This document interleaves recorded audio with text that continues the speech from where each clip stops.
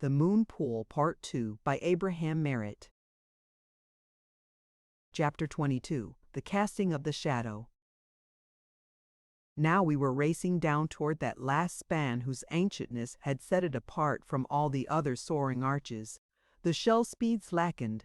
We approached warily. "We pass there?" asked O'Keefe. The Green Dwarf nodded, pointing to the right where the bridge ended in a broad platform held high upon two gigantic piers, between which ran a spur from the glistening road. Platform and bridge were swarming with men at arms. They crowded the parapets, looking down upon us curiously, but with no evidence of hostility. Rada drew a deep breath of relief. "We don't have to break our way through, then?" There was disappointment in the Irishman's voice. "No use, Larry." Smiling, Rader stopped the chorial just beneath the arch,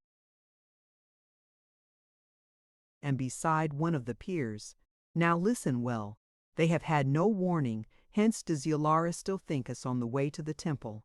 This is the gateway of the portal, and the gateway is closed by the shadow. Once I commanded here, and I know its laws. This must I do by craft persuade Serku, the keeper of the gateway, to lift the shadow, or raise it myself. And that will be hard, and it may well be that in the struggle life will be stripped of us all. Yet is it better to die fighting than to dance with the Shining One." He swept the shell around the pier, opened the wide plaza paved with the volcanic glass, but black as that down which we had sped from the chamber of the moon pool. It shone like a mirrored lakelet of jet. On each side of it arose what at first glance seemed towering bulwarks of the same ebon obsidian. At second revealed themselves as structures hewn and set in place by men, polished faces pierced by dozens of high, narrow windows.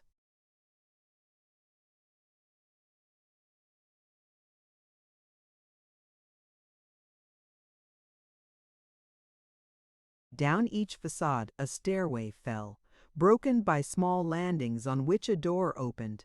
They dropped to a broad ledge of grayish stone, edging the lip of this midnight pool, and upon it also fell two wide flights from either side of the bridge platform. Along all four stairways the guards were ranged, and here and there against the ledge stood the shells in a curiously comforting resemblance to parked motors in our own world. The somber walls bulked high, curved and ended in two obelisked pillars from which, like a tremendous curtain, stretched a barrier of that tenebrous gloom which, though weightless as shadow itself, I now knew to be as impenetrable as the veil between life and death. In this murk, unlike all others I had seen, I sensed movement, a quivering, a tremor, constant and rhythmic, not to be seen, yet caught by some subtle sense, as though through it beat a swift pulse of black light. The Green Dwarf turned the chorial slowly to the edge at the right, crept cautiously on toward where, not more than 100 feet from the barrier, a low, wide entrance opened in the fort. Guarding its threshold stood two guards armed with broadswords, double-handed, terminating in a wide lunette mouthed with murderous fangs. These they raised in salute, and through the portal strode a dwarf huge as Rader, dressed as he and carrying only the poniard that was the badge of office of Maria's captainry. The Green Dwarf swept the shell expertly against the ledge, leaped out. "Greetings, Serku," he answered. "I was but looking for the Choria of Lakla." "Lakla!" exclaimed Serku. "Why, the handmaiden passed with her Akanai a while ago. Passed!" The astonishment of the Green Dwarf was so real that half was I myself.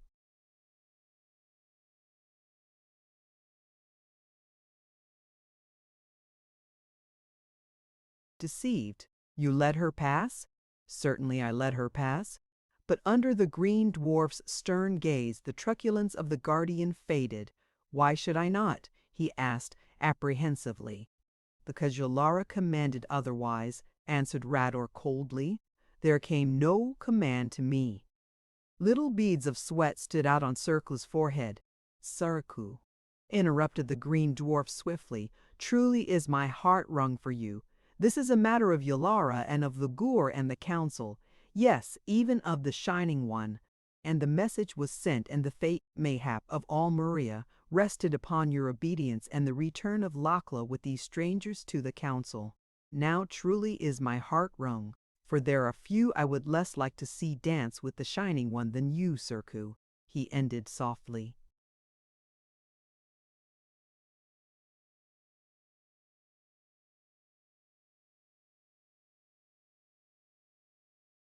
Livid now was the gateway's guardian, his great frame shaking. "Come with me and speak to Yalara," he pleaded. "There came no message. Tell her wait, Circa." There was a thrill as of inspiration in Radar's voice. "This Coriol is of the swiftest Lachlas, or of the slowest. With Lachla scarce a Vahed we can reach her before she enters the portal. Lift you the shadow, we will bring her back, and this will I do for you, Surku." Doubt tempered Surku's panic. "Why not go alone, Radar, leaving the strangers here with me?" he asked, and I thought not unreasonably. "Nay then." The green dwarf was brusque. "Lachla will not return unless I carry to her these men as evidence of our good faith. Come, we will speak to Yalara and—"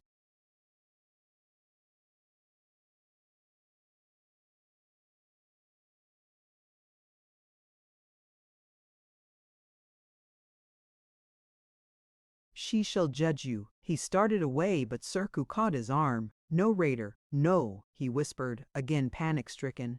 "Go you as you will, but bring her back. Speed, Raider."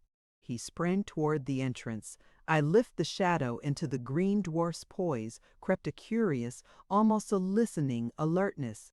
He leaped to Surku's side. "I go with you," I heard. "Some little I can tell you. They were gone." "Fine work," muttered Larry. "Nominated for a Citizen of Ireland when we get out of this, one Raider of—" The shadow trembled, shuddered into nothingness. The obelisk outpost that had held it framed a ribbon of roadway, high-banked with verdure, vanishing in green distances.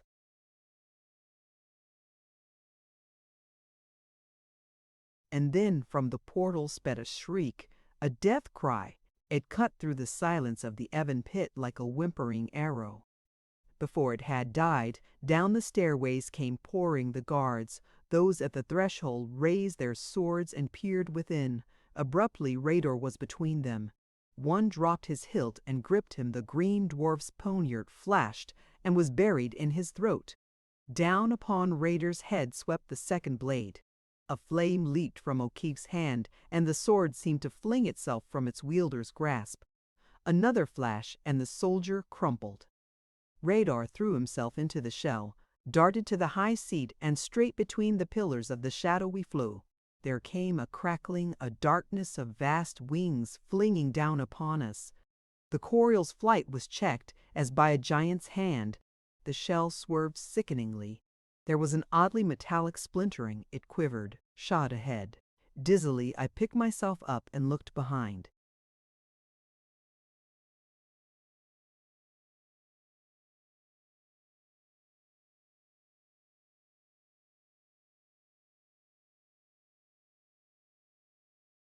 The shadow had fallen, but too late, a bare instant too late. And shrinking as we fled from it, still it seemed to strain like some bettered affright from Eblis, throbbing with wrath, seeking with every malign power it possessed to break its bonds and pursue. Not until long after were we to know that it had been the dying hand of Surku, groping out of oblivion, that had cast it after us as a fowler upon an escaping bird. "Snappy work, Raider." It was Larry speaking, but they cut the end off your bus all right. A full quarter of the hindward whirl was gone, sliced off cleanly. Rador noted it with anxious eyes. "That is bad," he said, "but not too bad perhaps. All depends upon how closely Ligor and his men can follow us." He raised a hand to O'Keefe in salute. "But to you, Larry, I owe my life. Not even the Keth could have been as swift to save me as that death flame of yours, friend." The Irishman waved an airy hand. "Surku." The green dwarf drew from his girdle the blood-stained poniard. "Surku, I was forced to slay." Even as he raised the shadow, the globe gave the alarm. Lugur follows with twice 10 times 10 of his best. He hesitated. Though we have escaped the shadow, it has taken toll of our swiftness. May we reach the portal before it closes upon Lakla, but if we do not, he paused again. Well, I know a way, but it is not one I am gay to follow, no. He snapped open the aperture that held the ball flaming within the dark crystal, peered at it anxiously. I crept to the torn end of the coil. The edges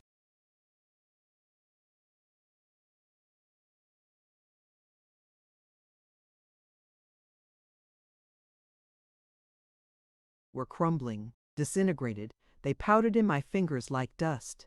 Mystified still, I crept back where Larry, sheer happiness pouring from him, was whistling softly and polishing up his automatic.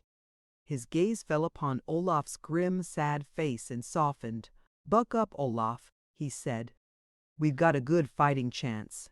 Once we link up with Locklander crowd, I'm betting that we get your wife, never doubt it. The baby?" He hesitated awkwardly. The Norseman's eyes filled. He stretched a hand to the O'Keefe. "The Indling, she is of the Dudode," he half whispered, "of the blessed dead. For her I have no fear, and for her vengeance will be given me. Ja! But my Helma, she is of the dead alive, like those we saw, whirling like leaves in the light of the shining devil, and I would that she too were of Dode, and at rest. I do not know how to fight the shining devil, no."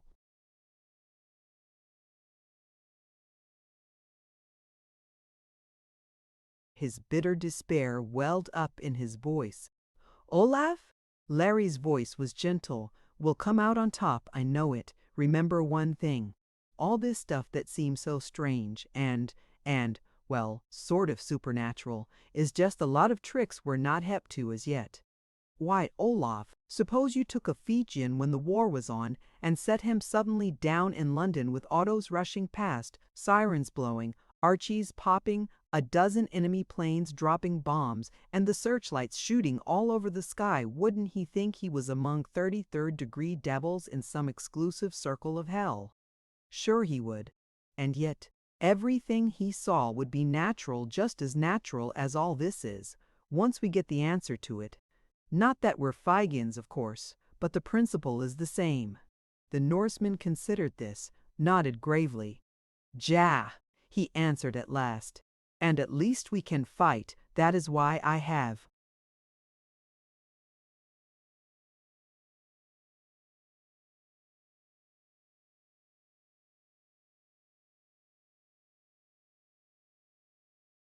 Turn to Thor of the battle's jaw, and one have I hopen for mine, Helma, the White Maiden. Since I have turned to the old gods, it has been made clear to me that I shall slay Lugur, and that the Hex, the evil witch Yolara, shall also die. But I would talk with the White Maiden. "All right," said Larry, "but just don't be afraid of what you don't understand. There's another thing," he hesitated, nervously. "There's another thing that may startle you a bit when we meet up with Lakla her frogs." "Like the frog woman we saw on the wall?" asked Olaf. "Yes," went on Larry, rapidly. "It's this way I figured that the frogs grow rather large where she lives, and they're a bit different too. Well, Lakla's got a lot of 'em trained. Carry spears and clubs and all that junk, just like trained seals or monkeys or so on in the circus, probably a custom of the place. Nothing queer about that, Olaf. Why, people have all kinds of pets, armadillos and snakes, and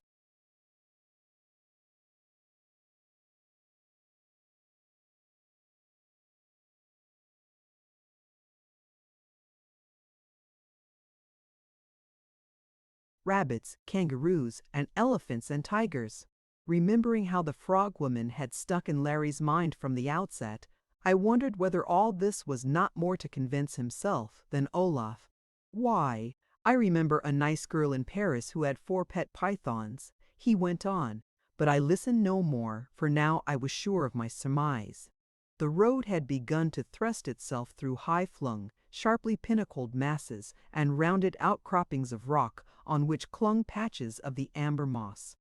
The trees had utterly vanished, and studding the moss-carpeted plains were only clumps of a willowy shrub from which hung, like grapes, clusters of white waxen blooms. The light, too, had changed. Gone were the dancing, sparkling atoms, and the silver had faded to a soft, almost ashen grayness. Ahead of us marched a rampart of coppery cliffs rising, like all these mountainous walls we had seen into the immensities of haze. Something long drifting in my subconsciousness turned to startled realization. The speed of the shell was slackening. The aperture containing the ionizing mechanism was still open. I glanced within. The whirling ball of fire was not dimmed, but its coruscations, instead of pouring down through the cylinder, swirled and eddied and shot back as though trying to re-enter their source. Radar nodded grimly. "The shadow takes its toll," he said. We topped a rise. Larry gripped my arm. "Look," he cried, and pointed. Far, far behind us, so far that the road was but a glistening thread, a score of shining points came speeding. "Luger and his men," said Radar. "Can't you step on her?" asked Larry.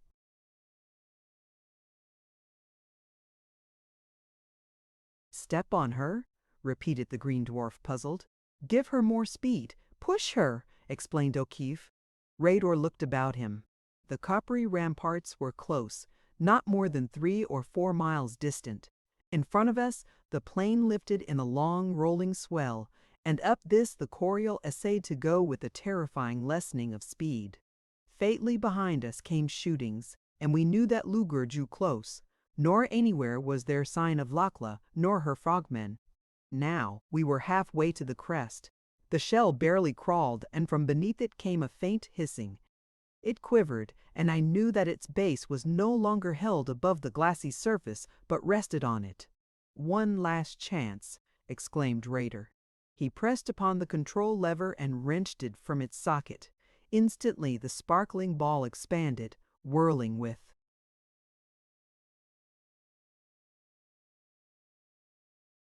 prodigious rapidity and sending a cascade of coruscations into the cylinder.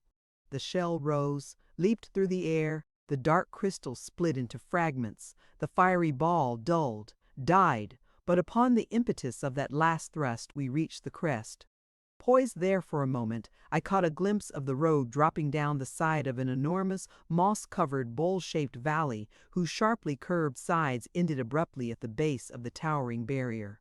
Then down the steep, powerless to guide or to check the shell, we plunged in a meteor rush, straight for the annihilating adamantine breasts of the cliffs.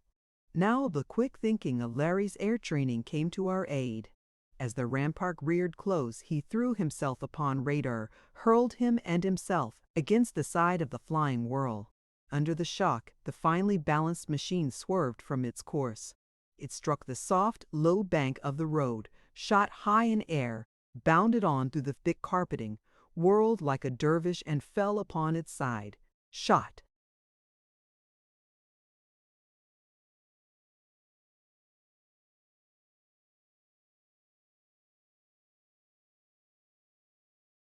From it we rolled for yards, but the moss saved broken bones or serious bruise. "Quick!" cried the Green Dwarf. He seized an arm, dragged me to my feet, began running to the cliff base not 100 feet away. Beside us raced O'Keefe and Olaf. At our left was the black road. It stopped abruptly, was cut off by a slab of polished crimson stone, 100 feet high, and as wide, set within the coppery face of the barrier. On each side of it stood pillars, cut from the living rock and immense, almost, as those which held the rainbow veil of the dweller. Across its face weaved unnameable carvings. But I had no time for more than a glance. The Green Dwarf gripped my arm again. "Quick!" he cried again. "The handmaiden has passed." At the right of the portal ran a low wall of shattered rock. Over this we raced like rabbits. Hidden behind it was a narrow path. Crouching, Radar in the lead, we sped along it. 300, 400 yards we raced in the path.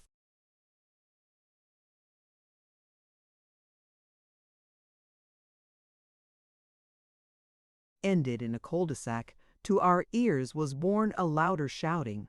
The first of the pursuing shells had swept over the lip of the great bowl, poised for a moment as we had, and then began a cautious descent. Within it, scanning the slopes, I saw Lugur. "A little closer and I'll get him," whispered Larry viciously. He raised his pistol. His hand was caught in a mighty grip. Rador, eyes blazing, stood beside him. "No!" rasped the green dwarf. He heaved a shoulder against one of the boulders that formed the pocket. It rocked aside, revealing a slit. "In!" ordered he, straining against the weight of the stone. O'Keefe slipped through, Olaf at his back, I following. With a lightning leap, the dwarf was beside me, the huge rock missing him by a hairbreadth as it swung into place.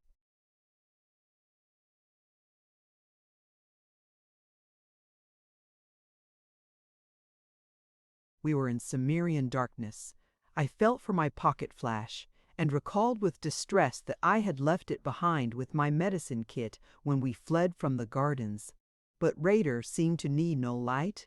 "Grip hands," he ordered. We crept, single file, holding to each other like children, through the black. At last the green dwarf paused. "Await me here," he whispered. "Do not move, and for your lives be silent." And he was gone.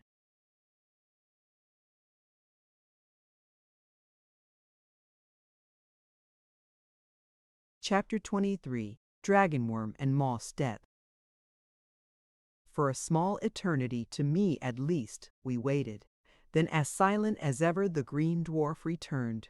"It is well," he said, some of the strain gone from his voice. "Grip hands again, and follow." "Wait a bit, Raider." This was Larry. "Does Luger know this side entrance? If he does, why not let Olaf and me go back to the opening and pick them off as they come in? We could hold a lot, and in the meantime you and Goodwin could go after Lakla for help. Luger knows the secret of the portal if he dare use it," answered the captain with a curious indirection. "And now that they have challenged the Silent Ones, I think he will dare. Also, he will find our tracks, and it may be that he knows this hidden way. Well, for God's sake." O'Keefe's appalled bewilderment was almost ludicrous. "If he knows all that, and you knew all that, why didn't you let me click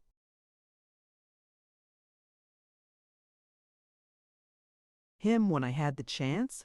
Laurie, the green dwarf, was oddly humble. "It seemed good to me too at first. And then I heard a command, heard it clearly, to stop you, that Luger die not now, lest a greater vengeance fail." "Command? From whom?" The Irishman's voice distilled out of the blackness the very essence of bewilderment. "I thought," Raider was whispering, "I thought it came from the Silent Ones." "Superstition," groaned O'Keefe in utter exasperation. "Always superstition. What can you do against it? Never mind, Raider." His sense of humor came to his aid. "It's too late now anyway. Where do we go from here, old dear?" He laughed.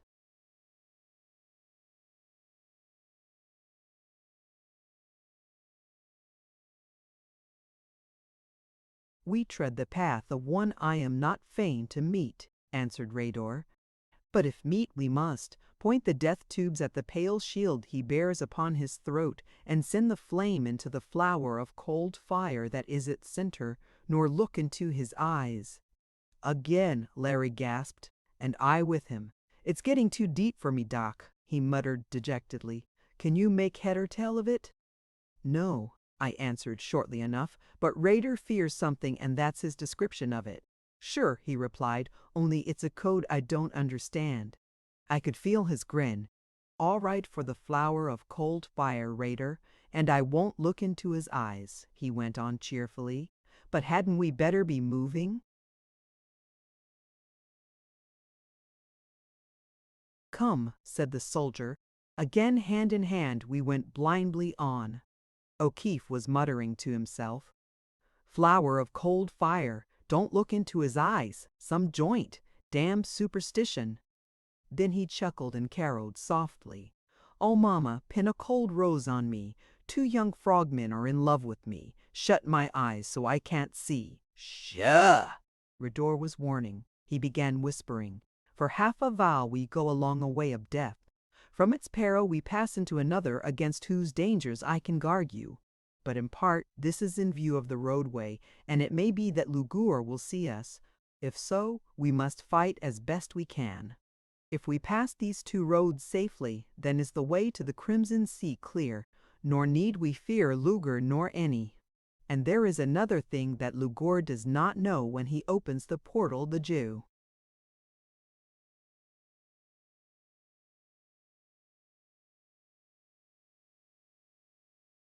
Silent ones will hear, and Lakla and the Akka will be swift to greet its opener. Rador, I asked, how know you all this? The handmaiden is my own sister's child, he answered quietly. O'Keefe drew a long breath. Uncle, he remarked casually in English, meet the man who's going to be your nephew. And thereafter he never addressed the green dwarf except by the avuncular title, which Rador, humorously enough, apparently conceived to be one of respectful endearment. For me, a light broke. Plain now was the reason for his foreknowledge of Laclaw's appearance at the feast where Larry had so narrowly escaped Yolara's spells. Plain.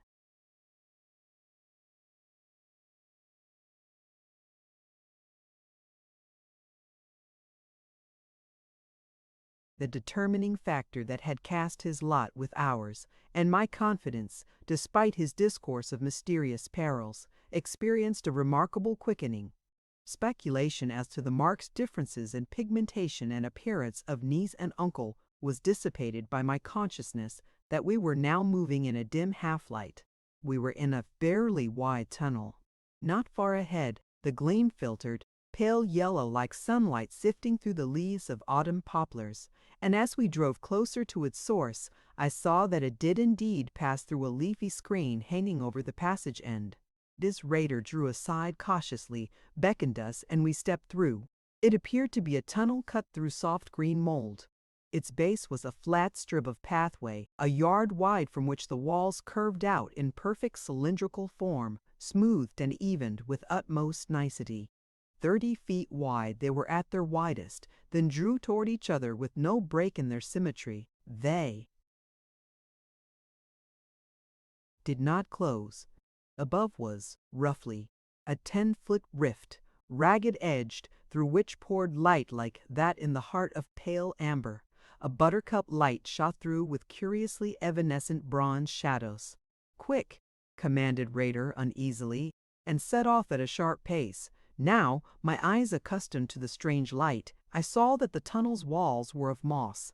In them I could trace fringe leaf and curly leaf, pressings of enormous bladder caps, Physcomitrium, immense splashes of what seemed to be the scarlet-crested cladonia, traceries of huge moss veils, crushings of teeth peristomaganact, sporicases brown and white, saffron and ivory, hot vermilions and cerulean blues, pressed into an astounding mosaic by some titanic force. Hurry! It was Rador calling. I had lagged behind. He quickened the pace to a half-run. We were climbing, panting. The amber light grew stronger, the rift above us wider. The tunnel curved. On the left a narrow cleft appeared. The green dwarf leaped toward it, thrust us within, pushed us ahead of him, up a steep rocky fissure well nigh, indeed, a chimney. Up and up this we scrambled until my lungs were bursting and I thought I could climb no more. The crevice ended. We crawled out and sank, even Rador, upon a little leaf-carpeted clearing circled by lacy tree ferns. Gasping, legs aching, we lay prone, relaxed, drawing back strength and breath. Rador was first to rise. Thrice he bent low as in homage, then "Give thanks to the Silent Ones, for their power has been over us," he exclaimed. Dimly I wondered what he meant. Something about the fern leaf at which I had been staring aroused me. I leaped to my feet and ran to its base. This was no fern, no, it was fern moss, the largest of its species I had ever found in tropic.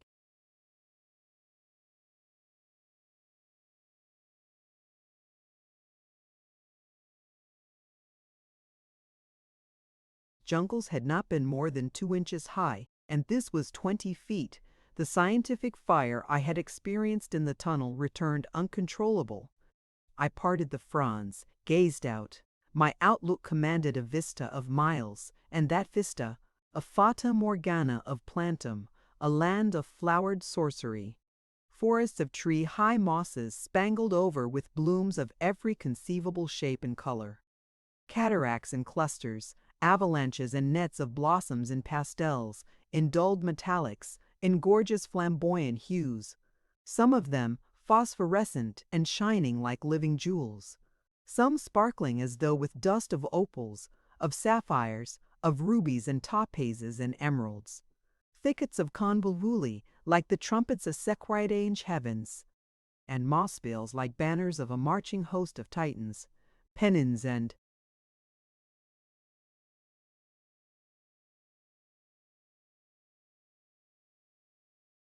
bannerets of the sunset, gonfalons of the Jinn, webs of fairy, oriflammes of elfland, springing up through that polychromatic flood myriads of pedicles, slender and straight as spears, or soaring in spirals, or curving with undulations, gracile as the white serpents of Tanit in ancient Carthaginian groves, and all surmounted by a fantasy of spore cases in shapes of minaret and turret, domes and spires and cones, caps of Phrygia and bishops, shapes, grotesque and unnameable shapes, delicate and lovely.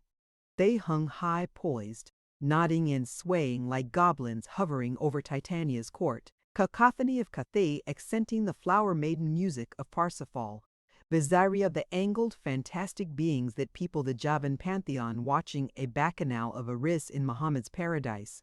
Down upon it all poured the amber light, dimmed in the distances by huge,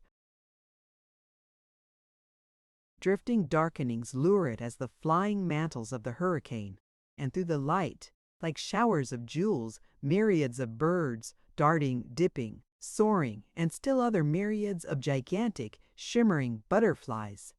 A sound came to us, reaching out like the first faint susurrus of the incoming tide. Sighing, sighing, growing stronger now its mournful whispering quivered all about us, shook us, then passing like a presence, died away in far distances. "The portal," said Rader. "Luger has entered." He too parted the fronds and peered back along our path. Peering with him, we saw the barrier through which we had come stretching verdure-covered walls for miles 3 or more away. Like a mole burrow in a garden stretched the trail of the tunnel. Here and there we could look down within the rift at its top. Far off in it I thought I saw the glint of spears. "They come," whispered Rador. "Quick, we must not meet them here." And then, "Holy St. Bridget," gasped Larry. From the rift in the tunnel's continuation, nigh a mile beyond the cleft to which we had fled, lifted a crown of horns of tentacles erect, alert, of mottled gold and crimson. Lifted higher, and from a monstrous scarlet head beneath them blazed 2 enormous obloid eyes, their depths wells of purplish phosphorescence. Higher still, noseless, earless, chinless, a livid, worm mouth, from which a slender scarlet tongue leaped like playing flames. Slowly it rose, its mighty neck cuirassed with gold and scarlet scales, from whose polished surfaces the amber light glinted like flakes of fire. And under this neck shimmered something like a palely luminous silvery shield, guarding it. The head of horror mounted, and in the shield's center, full 10 feet across, glowing, flickering,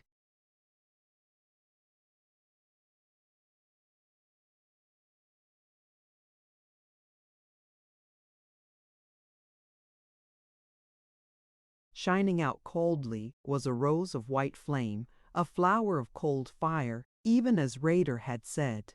Now swiftly the thing upreared, standing like a scaled tower 100 feet above the rift, its eyes scanning that movement I had seen along the course of its lair. There was a hissing, the crown of horns fell, whipped and writhed like the tentacles of an octopus. The towering length dropped back. "Quick!" gasped Rader. And through the fern moss, along the path, and down the other side of the steep we raced. Behind us for an instant There was a rushing as of a torrent, a far-away, faint, agonized, screaming silence.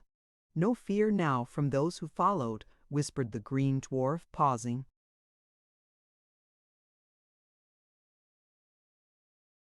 Sainted St. Patrick. O'Keefe gazed ruminatively at his automatic. "And he expected me to kill that with this. Well, as Fergus O'Connor said when they sent him out to slaughter a wild bull with a potato knife, you'll niver realize how I appreciate the confidence ye show in me." "What was it, Doc?" he asked. "The dragon worm," Raider said. "It was Helvete Orm, the hell worm," groaned Olaf. "There you go again," blazed Larry, but the green dwarf was hurrying down the path, and swiftly we followed, Larry muttering, Olaf mumbling behind me. The green dwarf was signaling us for caution. He pointed through a break in a grove of 50-foot cedar mosses. We were skirting the glassy road. Scanning it, we found no trace of Luger, and wondered whether he too had seen the worm.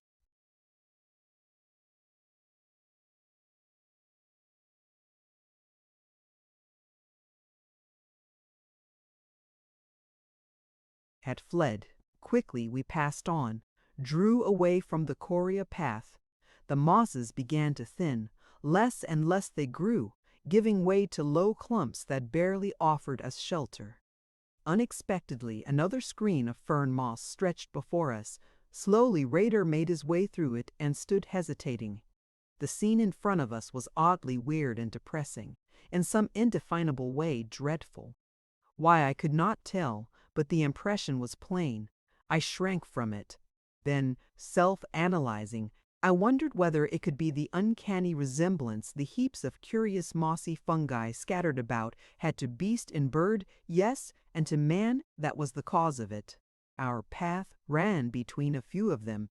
To the left they were thick. They were viridescent, almost metallic-hued verd antique. Curiously indeed were they like distorted images of dog and deer-like forms, of birds of dwarfs, and here and there the simulacra of the giant frogs. Spore cases, yellowish-green, as large as miters, and much resembling them in shape, protruded from the heaps. My repulsion grew into a distinct nausea.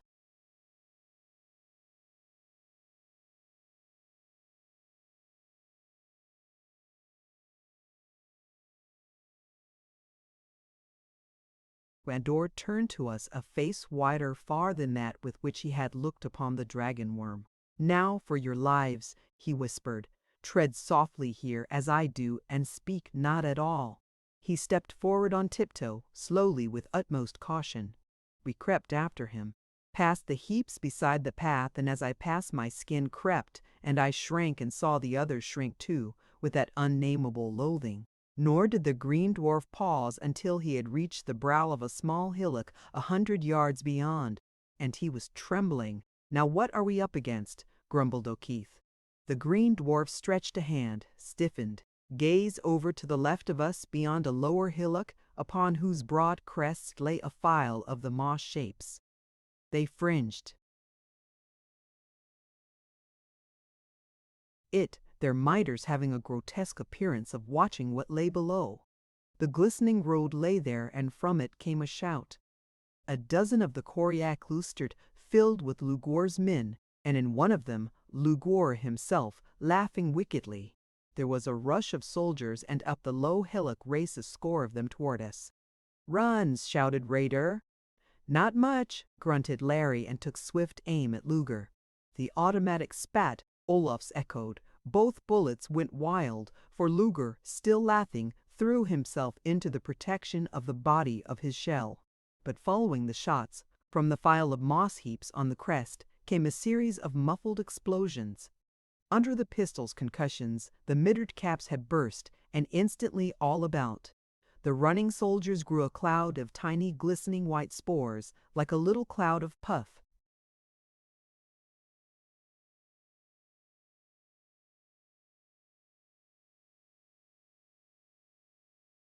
Ball dust many times magnified. Through this cloud I glimpsed their faces, stricken with agony. Some turned to fly, but before they could take a second step, stood rigid. The spore cloud drifted and eddied about them, rained down on their heads, and half-bare breasts covered their garments, and swiftly they began to change. Their features grew indistinct, merged. The glistening white spores that covered them turned to a pale yellow, grew greenish, spread and swelled, darkened. The eyes of one of the soldiers glinted for a moment and then were covered by the swift growth. Where but a few moments before had been men were only grotesque heaps, swiftly melting, swiftly rounding into the semblance of the mounds that lay behind us and already beginning to take on their gleam of ancient viridescence.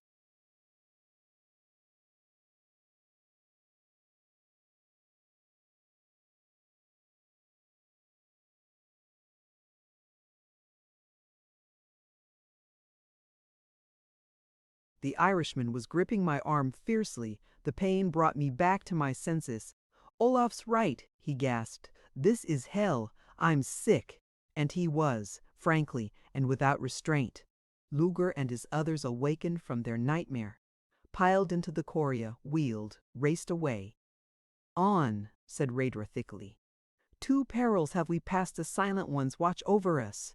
Soon we were again among the familiar, and so unfamiliar, moss giants. I knew what I had seen, and this time Larry could not call me superstitious. In the jungles of Borneo I had examined that other swiftly developing fungus which wreaks the vengeance of some of the hill tribes upon those who steal their women, gripping with its microscopic hooks into the flesh, sending quick, tiny rootlets through the skin down into the capillaries, sucking life and thriving in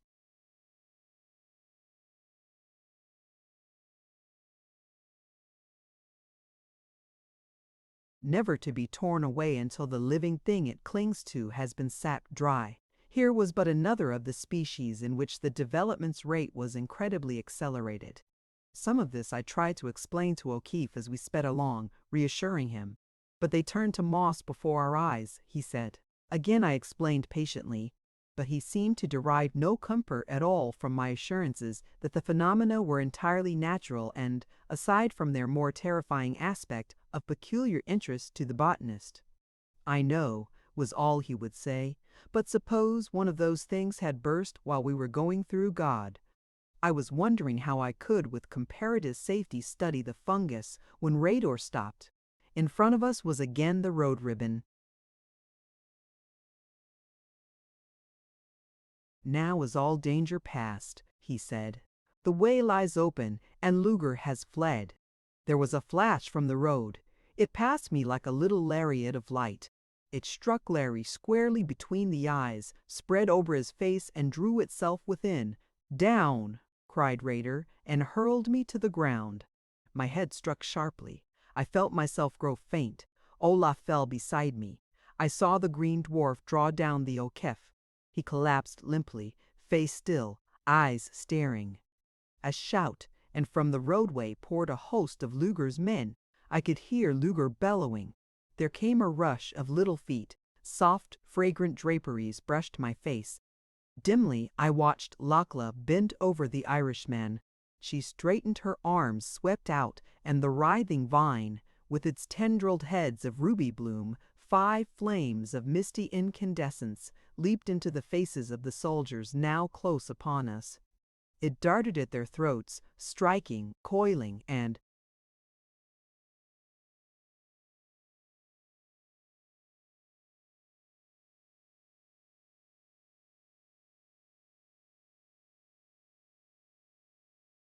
striking again, coiling and uncoiling with incredible rapidity and flying from leverage points of throats, of faces, of breasts like a spring, endowed with consciousness, volition, and hatred, and those it struck stood rigid as stone, with faces masks of inhuman fear and anguish, and those still unstricken fled.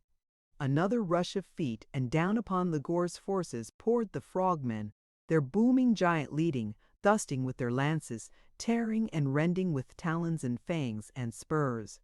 Against that onslaught the dwarfs could not stand. They raced for the shells. I heard Ligor shouting, menacingly, and then Lachlan's voice, pealing like a golden bugle of wrath. "Go, Luger," she cried. "Go that you and Yulara and your Shining One may die together. Death for you, Luger. Death for you all. Remember, Luger, death."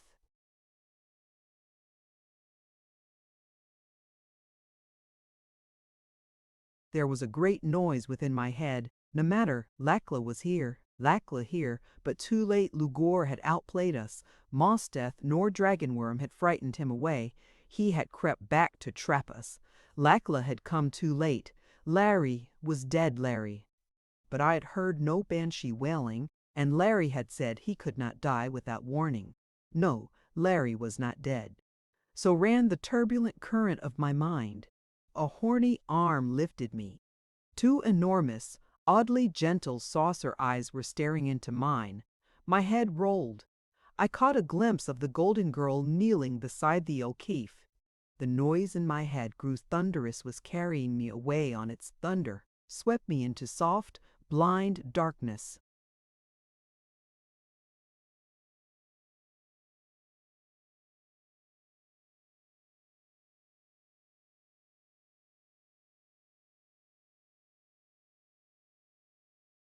Chapter 24, The Crimson Sea. I was in the heart of a rose pearl, swinging. No, I was in a rosy dawn cloud, pendulous in space. Consciousness flooded me. In reality, I was in the arms of one of the man-frogs, carrying me as though I were a babe, and we were passing through some place suffused with glow enough like heart of pearl or dawn cloud to justify my awakening vagaries. Just ahead walked Lakla in earnest talk with Raider, and content enough was I for a time to watch her. She had thrown off the metallic robes. Her thick braids of golden brown hair, with their flame glints of bronze, were twined in a high coronal meshed in silken net of green. Little clustering curls escaped from it, clinging to the nape of the proud white neck, shyly kissing it. From her shoulders fell a loose, sleeveless garment of shimmering green belted with a high golden girdle, skirt folds dropping barely below the knees. She had cast aside her buskins too, and the slender, high-arched feet were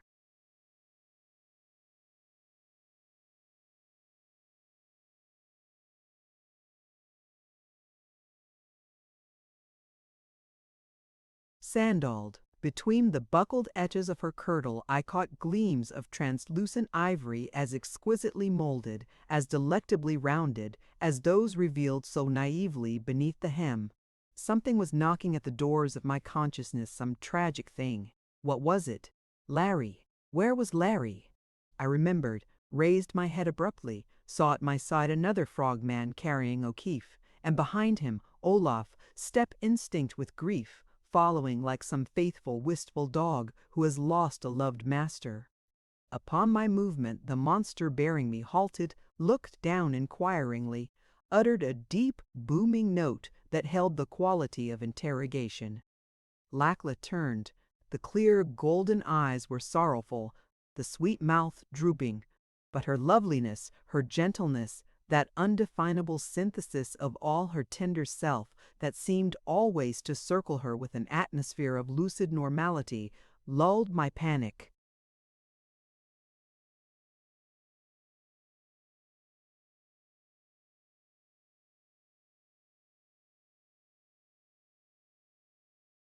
"Drink this," she commanded, holding a small vial to my lips. Its contents were aromatic, unfamiliar but astonishingly effective, for as soon as they passed my lips I felt a surge of strength. Consciousness was restored. "Larry!" I cried. "Is he dead?" Lakla shook her head. Her eyes were troubled.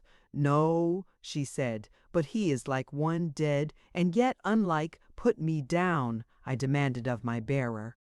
He tightened his hold, round eyes upon the golden girl. She spoke in sonorous, reverberating monosyllables, and I was set upon my feet. I leaped to the side of the Irishman. He lay limp, with a disquieting, abnormal sequacity, as though every muscle were utterly flaccid. The antithesis of the rigor mortis.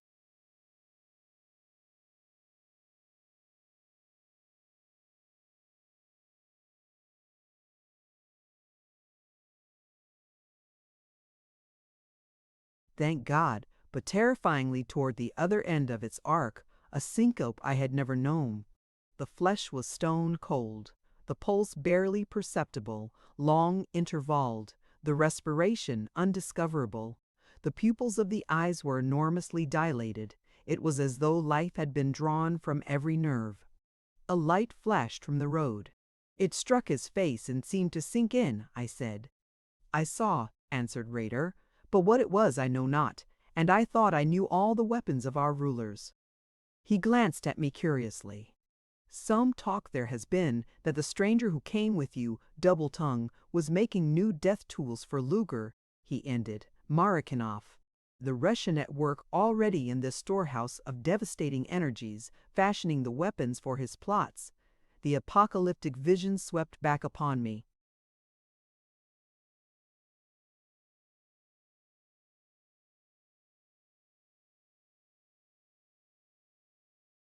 He is not dead. Lachlan's voice was poignant. He is not dead, and the three have wondrous healing. They can restore him if they will, and they will. For a moment, she was silent. Now their gods help Lugur and Yolara, she whispered. For come what may, whether the silent ones be strong or weak, if he dies, surely shall I fall upon them, and I will slay those two, yea, though I too perish. Yolara and Lugur shall both die. Olaf's eyes were burning, but Luger is mine to slay. That pity I had seen before in Lachlan's eyes when she looked upon the Norsemen banish the white wrath from them. She turned, half hurriedly, as though to escape his gaze. Walk with us, she said to me, unless you are still weak. I shook my head, gave a last look at O'Keefe. There was nothing I could do. I stepped beside her. She thrust a white arm into mine protectingly, the wonderfully molded hand with its long tapering fingers catching about my wrist. My heart glowed toward her. Your medicine is potent, handmaiden, I answered, and the touch of your hand would give me strength enough, even had I not drunk it, I added in Larry's best manner. Her eyes danced, trouble flying. Now, that was well spoken for such a man of wisdom as Rader tells me you are, she laughed. And a little pang shot through me. Could not a lover of science present a compliment without it always seeming to be as unusual as plucking a damask rose from a cabinet of fossils? Mustering my philosophy, I smiled back at her. Again I noted that broad, classic brow, with the little tendrils of shining bronze caressing it, the tilted, delicate, nut-brown brows that gave a curious touch of innocent diablerie to the lovely face, flower-like, pure, high-bred, a touch of roguishness, subtly alluring, sparkling over the medaniness that lay ever like a delicate, luminous suggestion beneath it. The long, black, curling lashes, the tender, rounded, bare-left breast. I have always liked you, Chi, she murmured, and I am glad you like my medicine as well as that you carry in the black box that you left behind, she added swiftly. How know you of that, Lachla? I gasped. Oft and oft I came to him there, and to you, while you lay sleeping. How call?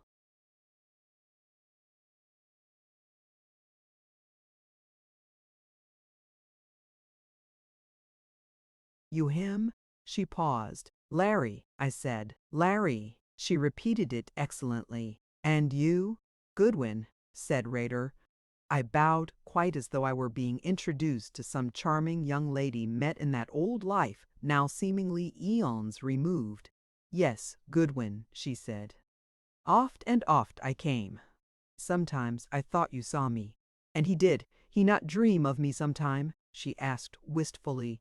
He did, I said, and watched for you. Then amazement grew vocal. But how came you, I asked. By a strange road, she whispered, to see that all was well with him and to...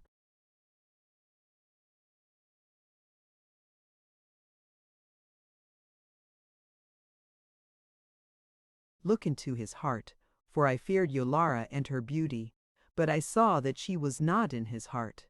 A blush burned over her, turning even the little bare breast rosy. It is a strange road, she went on hurriedly.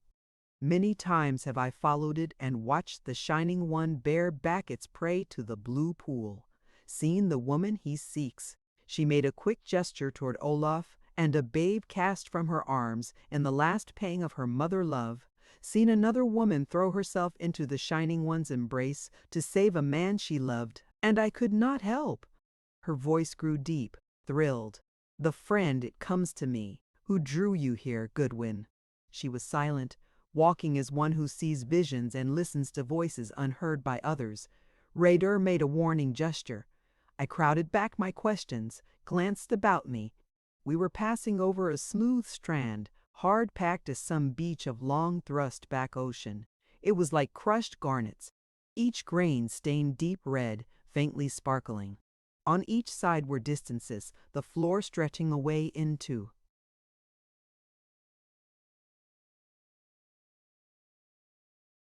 them, bare of vegetation, stretching on and on into infinitudes of rosy mist, even as did the space above. Flanking and behind us marched the giant batrachians, 50 of them at least, black scale and crimson scale, lustrous and gleaming in the rosaceous radiance, saucer eyes shining circles of phosphorescence green, purple, red, spurs clicking as they crouched along with a gait at once grotesque and formidable. Ahead, the mist deepened into a ruddier glow. Through it a long, dark line began to appear. The mouth, I thought of, the cavern space through which we were going. It was just before us. Over us we stood bathed in a flood of rubescence.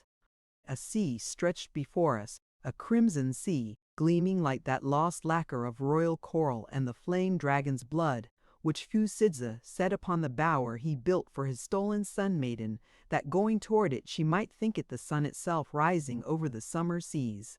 Unmoved by wave or ripple, it was placid as some.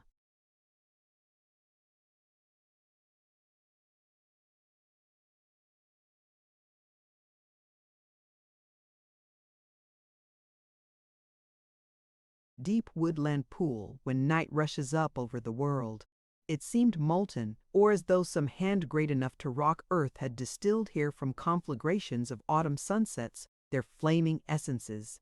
A fish broke through, large as a shark, blunt-headed, flashing bronze, ridged and mailed as though with serrated plates of armor. It leaped high, shaking from it a sparkling spray of rubies, dropped and shot up a geyser of fiery gems. Across my line of vision, moving stately over the sea, floated a half-globe, luminous, diaphanous, its iridescence melting into turquoise, thence to amethyst, to orange, to scarlet shot with rose, to vermilion, a translucent green, thence back into the iridescence. Behind it 4 others, and the least of them 10 feet in diameter, and the largest no less than 30. They drifted past like bubbles blown from froth of rainbows by pipes and mouths of Titans young. Then from the base of one arose a tangle of shimmering strands, long, slender whiplashes that played about and sank slowly again beneath the crimson surface. Aghast, for the fish had been a ganoid, that ancient, armored form that was perhaps the most intelligent of all life on our planet during the Devonian era, but which for age upon age had vanished, save for its fossils held in the embrace of the stone that once was their soft bottom beds, and the half-globes were, me to say, jellyfish, but of a size, luminosity, and color unheard of. Now, like Luckber mouth with pink palms, and sent a clarion note ringing out.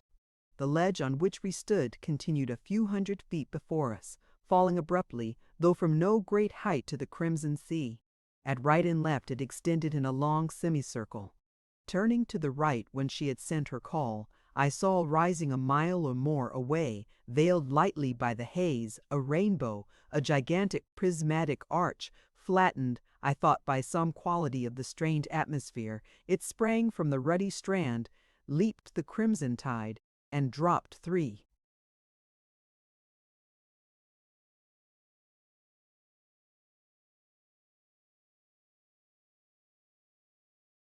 miles away upon a precipitous, jagged upthrust of rock frowning black from the lacquered depths, and surmounting a higher ledge beyond this upthrust a huge dome of dull gold, cyclopeny, striking eyes and mind with something unhumanly alien, baffling, sending the mind groping, as though across the deserts of space, from some far-flung star, should fall upon us linked sounds, coherent certainly, meaningful, surely, vaguely familiar, yet never to be translated into any symbol or thought of our own particular planet. The sea of crimson lacquer, with its floating moons of luminous color, this bow of prism stone leaping to the weird isle crowned by the anomalous aureate excrescence, the half-human batrachians, the elf land through which we had passed, with all its hidden wonders and terrors. I felt the foundations of my cherished knowledge shaking. Was this all a dream? Was this body of mine lying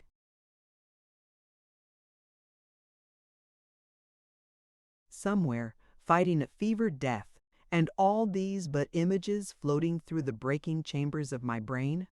My knees shook. Involuntarily I groaned. Lakla turned, looked at me anxiously, slipped a soft arm behind me, held me till the vertigo passed. "Patience," she said. "The bearers come. Soon you shall rest." I looked. Down toward us from the bow's end were leaping swiftly another score of the frogmen. Some bore litters, high-handled, not unlike palanquins, Asgard. Olaf stood beside me, eyes burning, pointing to the arch. Bifrost Bridge, sharp as sword edge, over which souls go to Valhalla. And she is a Valkyr, a sword maiden. Ja! I gripped the Norseman's hand. It was hot, and a pang of remorse shot through me. If this place had so shaken me, how must it have shaken Olaf? It was with relief that I watched him, at Lakla's gentle command, drop into one of the litters and lie back, eyes closed, as two of the monsters raised its yoke to their scaled shoulders. Nor was it without further relief that I myself lay back on the soft, velvety cushions of another. The cavalcade began to move. Lakla had ordered O'Keefe placed beside her, and she sat, knees crossed Orient fashion, leaning over the pale head on her lap, the white tapering fingers straying fondly through his hair. Presently I saw her reach up, slowly unwind the coronal of her tresses, shake them loose and let them fall like a veil over her and him. Her head bent low. I heard a soft sobbing. I turned away my gaze, lorn enough in my own heart, God knew.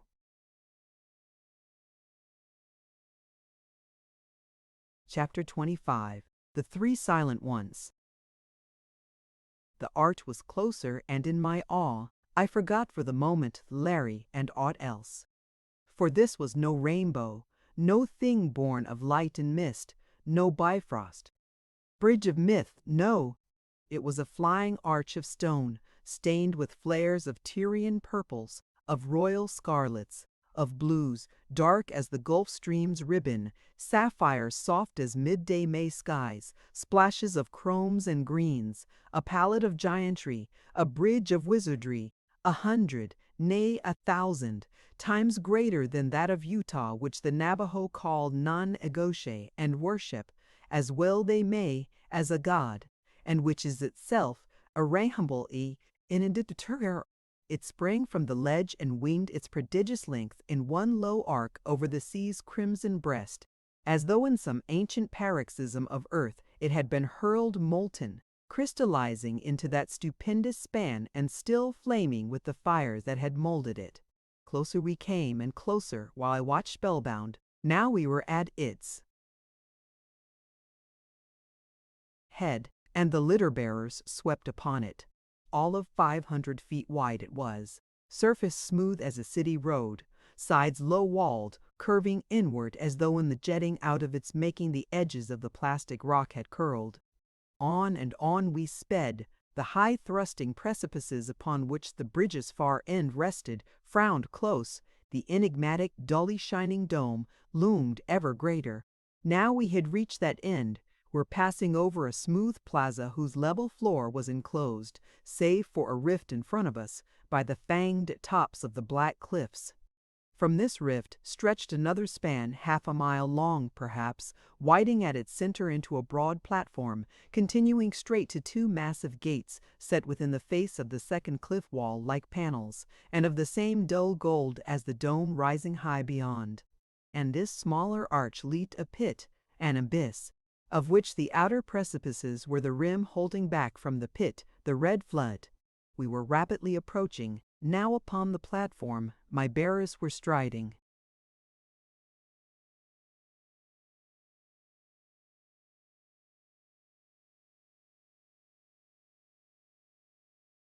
Closely along the side, I leaned far out. A giddiness seized me. I gazed down into depth upon vertiginous depth, an abyss indeed, an abyss dropping to world's base, like that in which the Babylonians believed writhed Talat, the serpent mother of chaos, a pit that struck down into earth's heart itself. Now what was that distance upon unfathomable distance below? A stupendous glowing like the green fire of life itself. What was it like? I had it.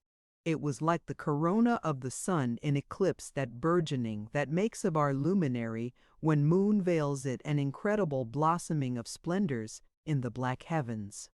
And strangely, it was like the dweller's beauty, when with its dazzling spiralings and writhings it raced amid its storm of crystal bell sounds. The abyss was behind us. We had paused at the golden portals. They swung inward. A wide corridor filled with soft light was before us, and on its threshold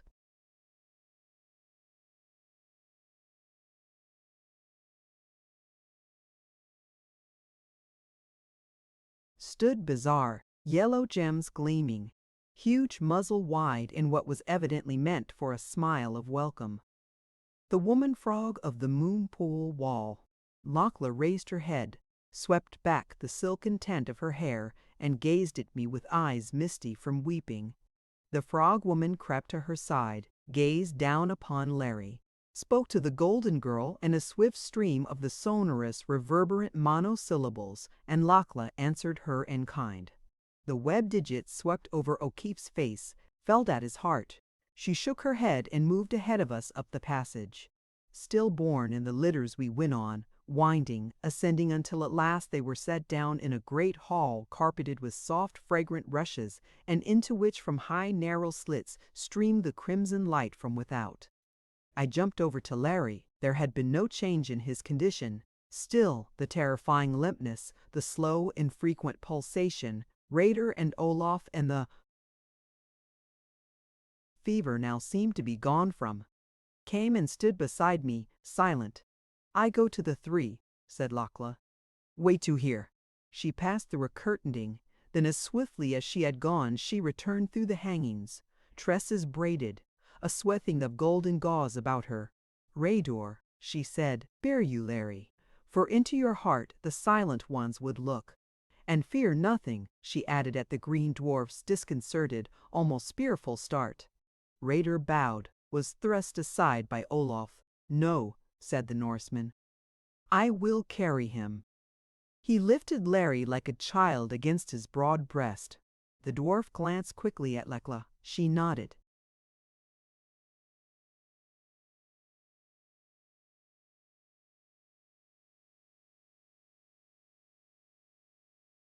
"Come," she commanded and held aside the folds. Of that journey I have few memories.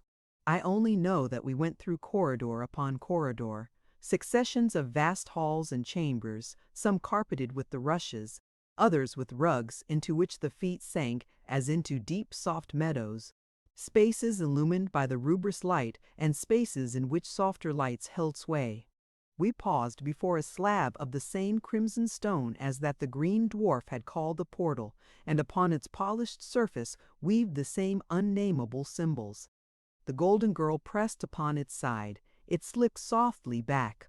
A torrent of opalescence gushed out of the opening, and as one in a dream I entered. We were, I knew, just under the dome, but for the moment, caught in the flood of radiance, I could see nothing. It was like being held within a fire opal, so brilliant, so flashing was it. I closed my eyes, opened them. The lambency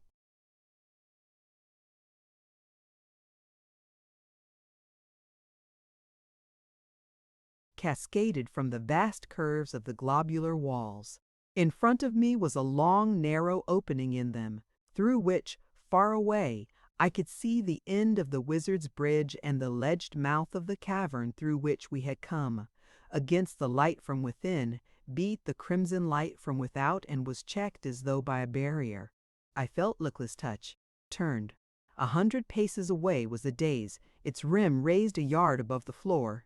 From the edge of this rim streamed upward a steady, coruscating mist of the opalescence, veined even as was that of the dweller's shining core, and shot with milky shadows like curdled moonlight. Up it stretched like a wall. Over it, from it, down upon me, gazed 3 faces, 2 clearly male, 1 a woman's. At the first I thought them statues, and then the eyes of them gave the lie to me, for the eyes were alive, terribly, and if I could admit the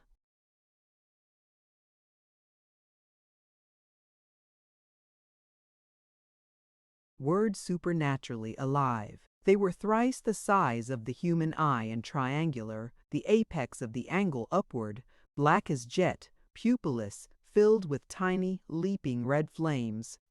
Over them were foreheads, not as ours, high and broad and visored, their sides drawn forward into a vertical ridge, a prominence, an upright wedge, somewhat like the visored heads of a few of the great lizards, and the heads, long narrowing at the back, were fully twice the size of mankind's. Upon the brows were caps, and with a fearful certainty I knew that they were not caps long, thick strands of gleaming yellow, feathered scales, thin as sequins, sharp, curving noses like the beaks of the giant condors, mouths thin, austere, long, powerful, pointed chins, the flesh of the faces white as the whitest marble, and reaving up to them, covering all their bodies, the shimmering, curdled, misty fires of opalescence.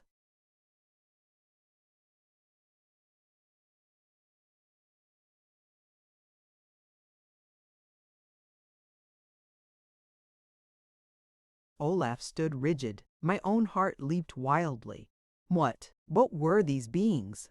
I forced myself to look again, and from their gaze streamed a current of reassurance, of goodwill, nay, of intense spiritual strength. I saw that they were not fierce, not ruthless, not inhuman, despite their strangeness. No, they were kindly, in some unmistakable way, benign and sorrowful. So sorrowful. I straightened, gazed back at them fearlessly.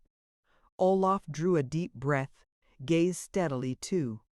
The hardness, the despair wiped from his face.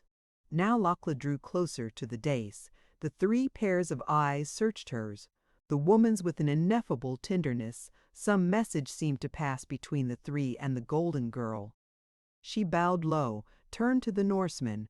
"Place Larry there," she said softly, "there at the feet of the silent ones." She pointed into the radiant mist. Olaf started, hesitated, stared from Lakla too.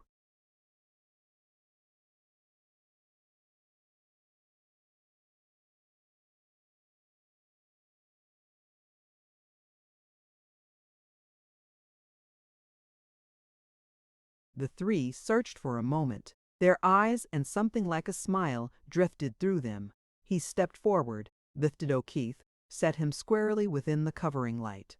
It wavered, rolled upward, swirled about the body, steadied again, and within it there was no sign of Larry. Again the mist wavered, shook, and seemed to climb higher, hiding the chins, the beaked noses, the brows of that incredible trinity. But before it ceased to climb, I thought the yellow feathered heads bent, sensed a movement, as though they lifted something. The mist fell, the eyes gleamed out again, inscrutable. And groping out of the radiance, pausing at the verge of the dais, leaping down from it, came Larry, laughing, filled with life, blinking as one who draws from darkness into sunshine.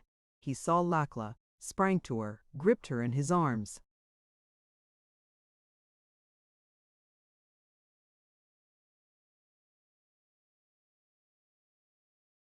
"Lakla," he cried, "Maverneen."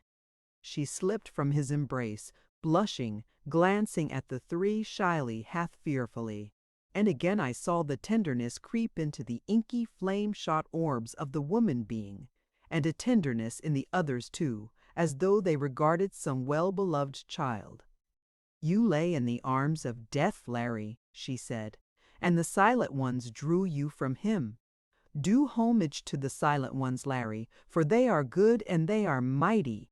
She turned his head with one of the long white hands, and he looked into the faces of the three, looked long, was shaken even as had been Olaf and myself, was swept by that same wave of power and of what can I call it? Holiness that streamed from them. Then for the first time I saw real awe mount into his face. Another moment he stared and dropped upon one knee and bowed his head before them as would a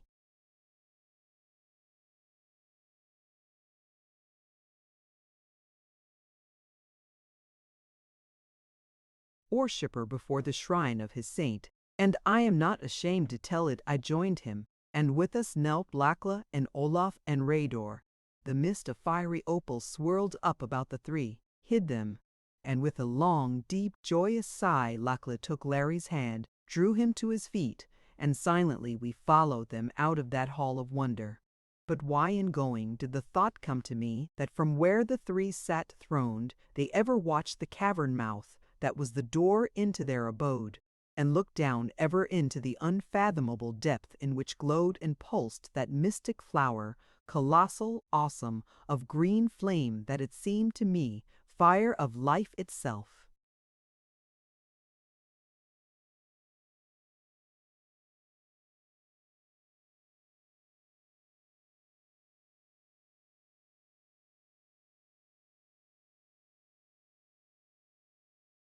Chapter 26. The Wooing of Lakla.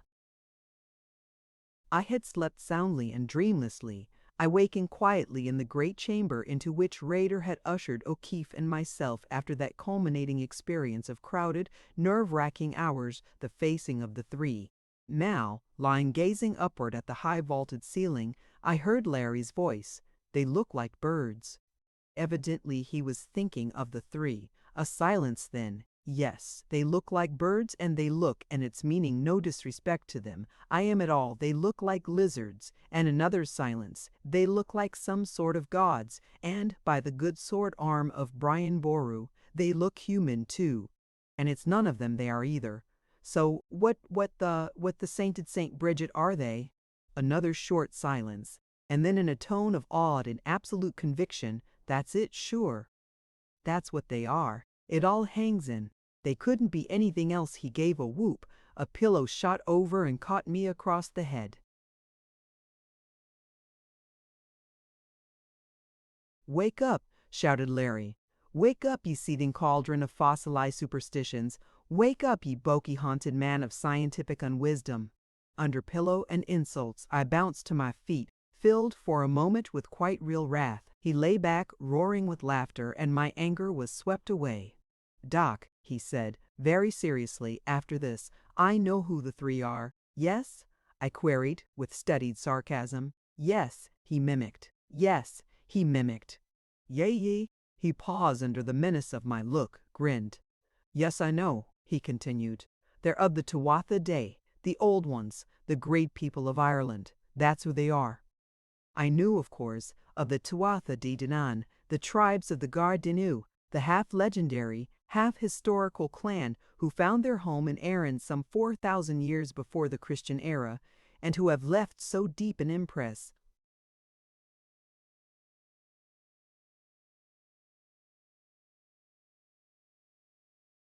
upon the Celtic mind and its myths.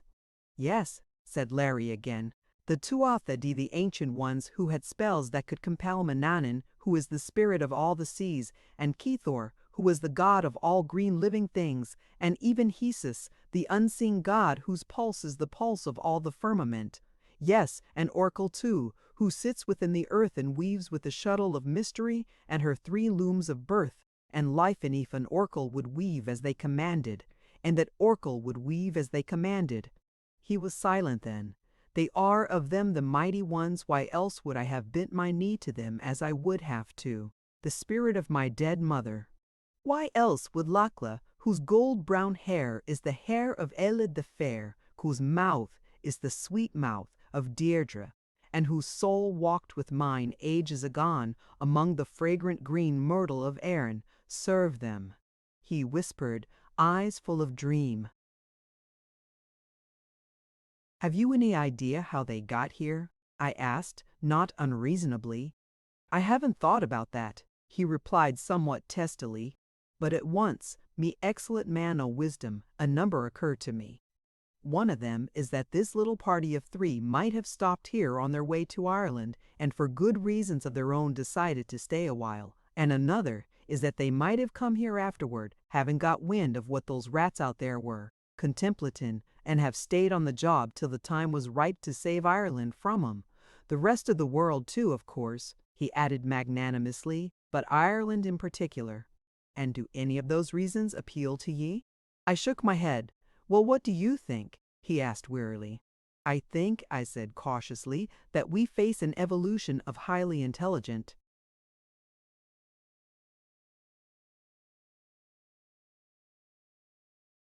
beings from ancestral sources radically removed from those through which mankind descended. These half-human, highly developed brachians they call the Akka prove that evolution in these caverned spaces has certainly pursued one different path than on Earth. The Englishman, Wells, wrote an imaginative and very entertaining book concerning an invasion of Earth by Martians, and he made his Martians enormously specialized cuttlefish. There was nothing inherently improbable in Wells's choice. Man is the ruling animal of Earth today solely by reason of a series of accidents. Under another series, spiders or ants or even elephants could have become the dominant race. I think, I said, even more cautiously, that the race to which the three belong never appeared on Earth's surface, that their development took place here unhindered through eons. And if this be true, the structure of their brains, and therefore all their reactions, must be different from ours. Hence their knowledge and command of energies unfamiliar to us, and hence also the question whether they may not have an entirely different sense of values, of justice, and that is rather terrifying, I concluded. Larry shook his head. That last sort of knocks your argument, Doc, he said. They had sense of justice enough to help me out, and certainly they know love, for I saw the way they looked at Laclala, and sorrow, for there was no mistaking that in their faces. No, he went on, I hold to my own idea. They're of the old people. The little leprechaun knew his way here, and I'll bet it was they who sent the word. And if the O'Keefe Bancy comes here, which saved the mark, I'll bet she'll drop in on the silent ones for a social visit before she and her clan get busy. Well, it'll make her feel more at home, the good old body. No, Doc, no, he concluded. I'm right. It all fits in too well to be wrong.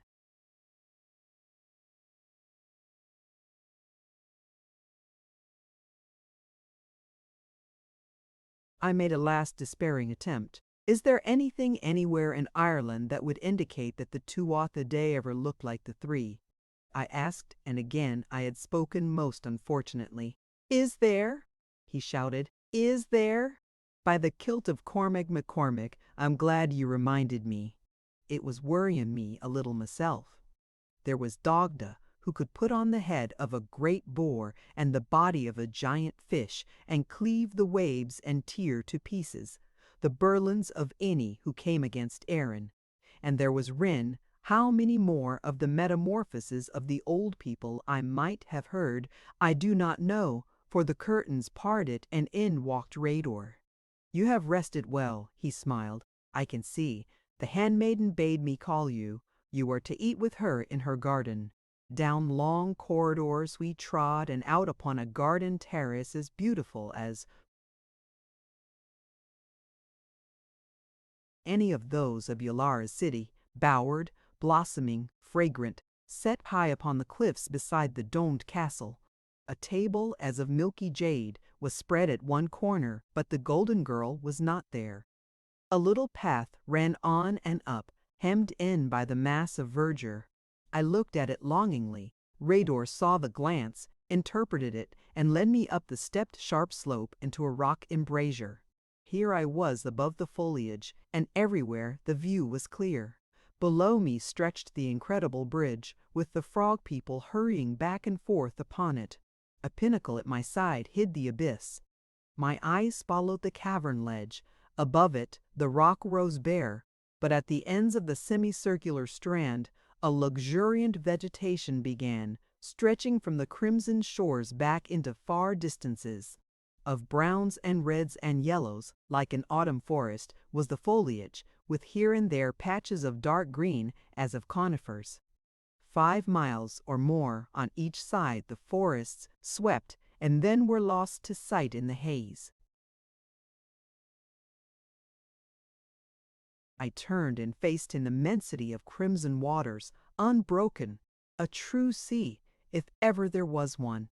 A breeze blew, the first real wind I had encountered in the hidden places. Under it the surface that had been as molten lacquer rippled and dimpled. Little waves broke with a spray of rose pearls and rubies. The giant medusae drifted stately, luminous kaleidoscopic elfin moons. Far down, peeping around a jutting tower of the cliff, I saw dipping with the motion of the waves a floating garden. The flowers, too, were luminous indeed, sparkling gleaming brilliance of scarlet and vermilions, lighter than the flood on which they lay, mauves and odd shades of reddish blue. They gleamed and shone like a little lake of jewels. Rador broke in upon my musings. "Lakla comes, let us go down."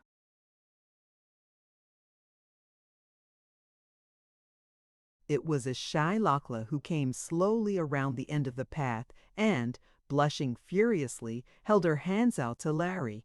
And the Irishman took them, placed them over his heart, kissed them with a tenderness that had been lacking in the half-mocking, half-fierce caresses he had given the priestess. She blushed deeper, holding out the tapering fingers, then pressed them to her own heart. "I like the touch of your lips, Larry," she whispered. "They warm me here." She pressed her heart again, and they send little sparkles of light through me. Her brows tilted perplexedly, accenting the nuance of diablerie, delicate and fascinating, that they cast upon the flower face. "Do you?" whispered the O'Keefe fervently. "Do you, Lakla?" He bent toward her. She caught the amused glance of Rador, drew herself aside half haughtily. "Rador," she said, "is it not time that you and the strong one, Olaf, were setting forth?" "Truly it is, handmaiden," he answered respectfully enough, yet with a current of laughter under his words. "But as you know, the strong one, Olaf, wished to see his friends here before we were gone, and he comes even now," he added, glancing down the pathway, along which came striding the Norseman. As he faced us, I saw that a transformation had been wrought in him. Gone was the pitiful seeking, and gone, too, the just as pitiful hope. The set face softened as he looked at the golden girl and bowed low to her. He thrust a hand to O'Keefe and to me. "There is to be battle," he said. "I'd go with Rador to call the armies of these frog people. As for me, Laclaw has spoken. There is no hope for mine, Helma, in life. But there is hope that we destroy the shining devil and give mine Helma peace. And with that I am well content, well content." He gripped our hands again. "We will fight," he muttered. "And I will have vengeance."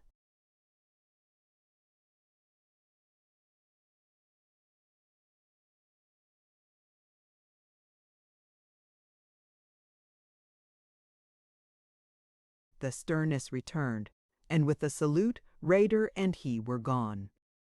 2 great tears rolled from the golden eyes of Lakla. "Not even the silent ones can heal those the shining one has taken," she said. He asked me, and it was better that I tell him. "It is part of the Three's punishment, but of that you will soon learn," she went on hurriedly. "Ask me no questions now of the silent ones. I thought it better for Olaf to go with Rador, to busy himself, to give his mind other than sorrow upon which to feed." Up the path came 5 of the frog women, bearing platters and ewers. Their bracelets and anklets of jewels were tinkling, their middles covered with short kirtles of woven cloth studded with the sparkling ornaments. And here let me say that if I've given the impression that the Aka are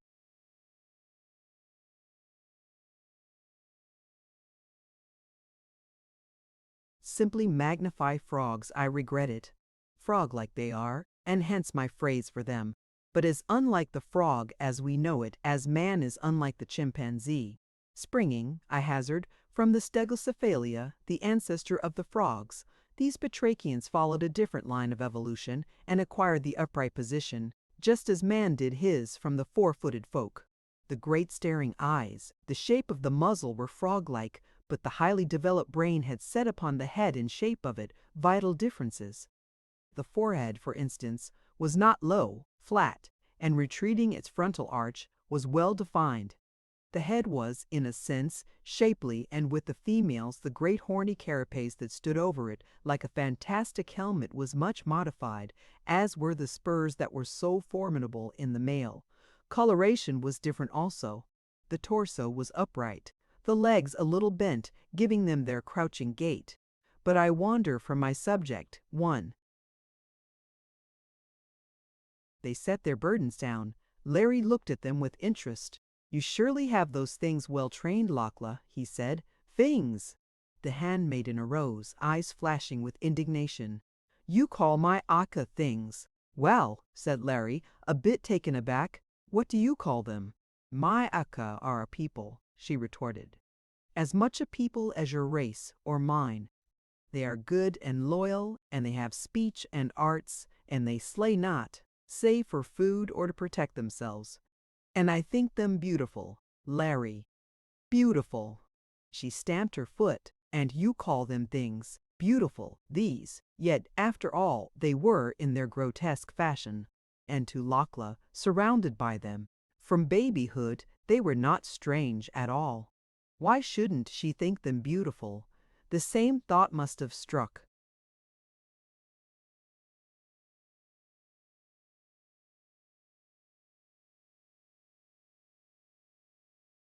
O'Keefe, for he flushed guiltily. "I think them beautiful too, Lachlan," he said remorsefully. "It's my not knowing your tongue too well that traps me. Truly, I think them beautiful. I'd tell them so, if I knew their talk." Lachlan dimpled. Laugh spoke to the attendants in that strange speech that was unquestionably a language. They bridled, looked at O'Keefe with fantastic coquetry, cracked and boomed softly among themselves. "They say they like you better than the men of Moria," laughed Lachlan. "Did I ever think I'd be swapping compliments with lady frogs?" he murmured to me. "Buck up, Larry. Keep your eyes on the captive Irish princess," he muttered to himself. "Rador goes to meet one of the Ladala who is slipping through with news." Said the Golden Girl as we addressed ourselves to the food. "Din, with Knack, he and Olaf go to muster the Akka, for there will be battle, and we must prepare. Knack," she added, "is he who went before me when you were dancing with Yolara. Larry." She stole a swift, mischievous glance at him. "He is headman of all the Akka." "Just what forces can we muster against them when they come, darlin'?" said Larry. "Darlin'." The Golden Girl had caught the caress of the word. "What's that?" "It's a little word that means Lachlan," he answered. "It does that, is, when I say it. When you say it, then it means Larry." "I like that word," mused Lachlan. "You can even say Larry darlin'," suggested O'Keefe.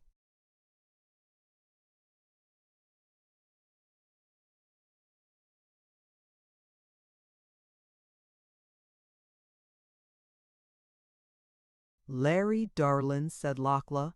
"When they come we shall have first of all my Akka." "Can they fight, Mavourneen?" interrupted Larry. "Can they fight, my Akka?" Again her eyes flashed. "They will fight to the last of them with the spears that give the swift rotting, covered, as they are, with the jelly of those Sadhu there." She pointed through a rift in the foliage across which, on the surface of the sea, was floating one of the moon globes, and now I know why Rador had warned Larry against a plunge there.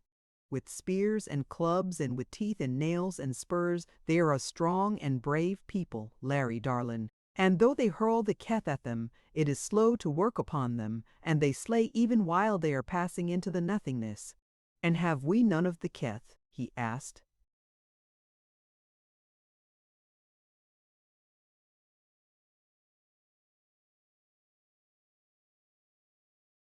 "No," she shook her head. "None of their weapons have we here, although it was the ancient ones who shaped them. But the three are of the ancient ones, I cried. Surely they can tell no, she said slowly. No, there is something you must know and soon, and then the silent ones say you will understand. You especially, Goodwin, who worship wisdom. Then, said Larry, we have the Aka, and we have the 4 men of us, and among us 3 guns and about 100 cartridges and about of 3, but what about the shining one? Fireworks? I do not know. Again the indecision that had been in her eyes when Yolara had launched her defiance crept back. The shining one is strong, and he has his slaves.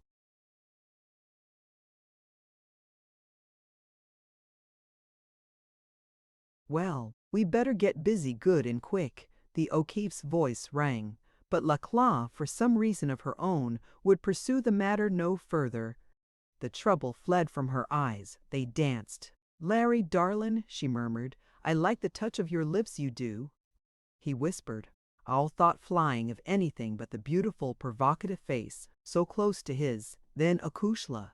You're going to get acquainted with him. Turn your head, Doc, he said. And I turned it.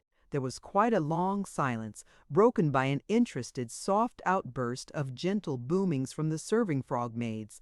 I stole a glance behind me. Lachlan's head lay on the Irishman's shoulder, the golden eyes misty sunpools of love and adoration, and the O'Keefe, a new look of power and strength upon his clear-cut features, was gazing down into them with that look which rises only from the heart touched, for the first time, with that true, all-powerful love which,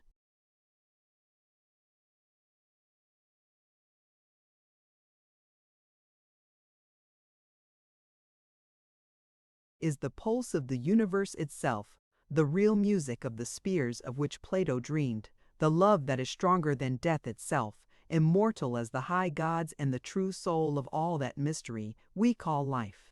Then Malakla raised her hands, pressed down Larry's head, kissed him between the eyes, drew herself with a trembling little laugh from his embrace. The future Mrs. Larry O'Keefe, Goodwin, said Larry to me a little unsteadily. I took their hands and Lakla kissed me. She turned to the booming, smiling frog maids, gave them some command, for they filed away down the path. Suddenly I felt, well, a little superfluous. If you don't mind, I said, I think I'll go up the path there again and look about.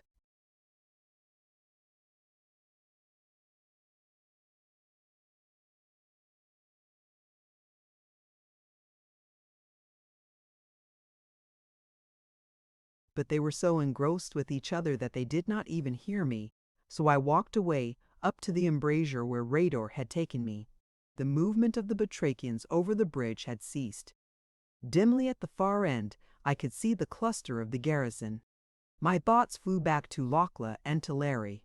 What was to be the end? If we won, if we were able to pass from this place, could she live in our world? A product of these caverns with their atmosphere and light, that seemed in some subtle way to be both food and drink, how would she react to the unfamiliar foods and air and light of outer earth? Further, here so far as I was able to discover, there were no malignant bacilli. What immunity could Laclas have then to those microscopic evils without, which only long ages of sickness and death have bought for us a modicum of protection? I began to be oppressed. Surely they had been long enough by themselves. I went down the path. I heard Larry.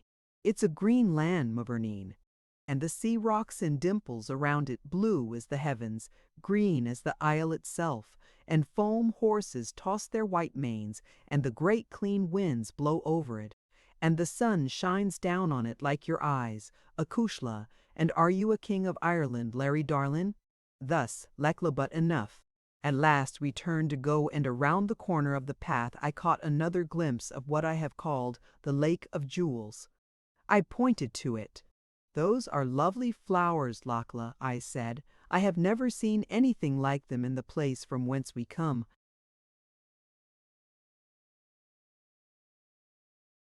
She followed my pointing finger, laughed. Come, she said, let me show you them. She ran down an intersecting way, we following, came out of it upon a little ledge close to the brink, 3 feet or more, I suppose, about it. The golden girl's voice rang out in a high-pitched, tremulous, throbbing call. The lake of jewels stirred as though a breeze had passed over it. Stirred, shook, and then began to move swiftly, a shimmering torrent of shining flowers down upon us. She called again. The movement became more rapid. The gem blooms streamed closer, wavering, shifting, winding at our very feet. Above them hovered a little radiant mist. The golden girl leaned over, called softly, and up from the sparkling mass shot a green vine whose heads were 5 flowers of flaming ruby shot up, flew into her hand and coiled about the white arm, its quintet of lambent blossoms regarding us.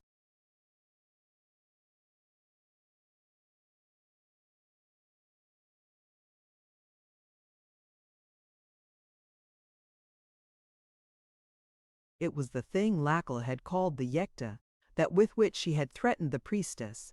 The thing that carried the dreadful death, and the golden girl was handling it like a rose. Larry swore I looked at the thing more closely.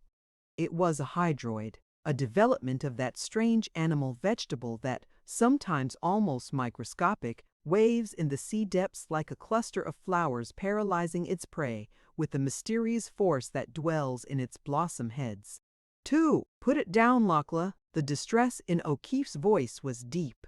Lachlan laughed mischievously, caught the real fear for her in his eyes, opened her hand, gave another faint call, and back it flew to its fellows. "Why, it wouldn't hurt me, Larry," she expostulated. "They know me. Put it down," he repeated hoarsely.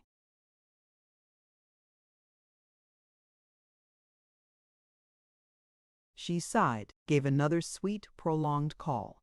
The lake of gems, rubies, and amethysts, mauves and scarlet-tinged blues wavered and shook even as it had before, and swept swiftly back to that place whence she had drawn them.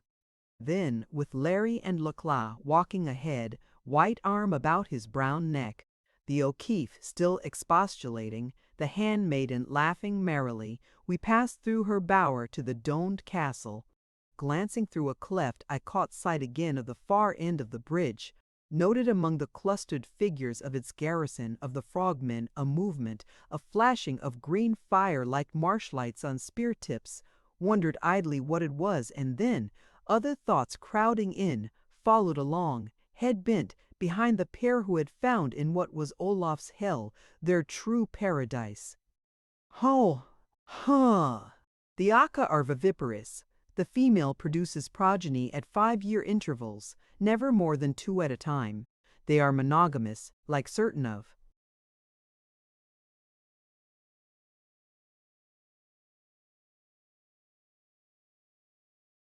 our own Renati. Pending my monograph upon what little I had time to learn of their interesting habits and customs, the curious will find instruction and entertainment in Brandes and Spinnekans Broodflikkeerde Schwanslüssenbad Rakje, p. 95, and Lillian V. Sampson's Unusual Modes of Breeding Among Anura, Amer, Nat. XXIV, 1900, WTG. The Yekta of the Crimson Sea are as extraordinary developments of hydroid forms as the giant Medusae, of which, of course, they are not too remote cousins.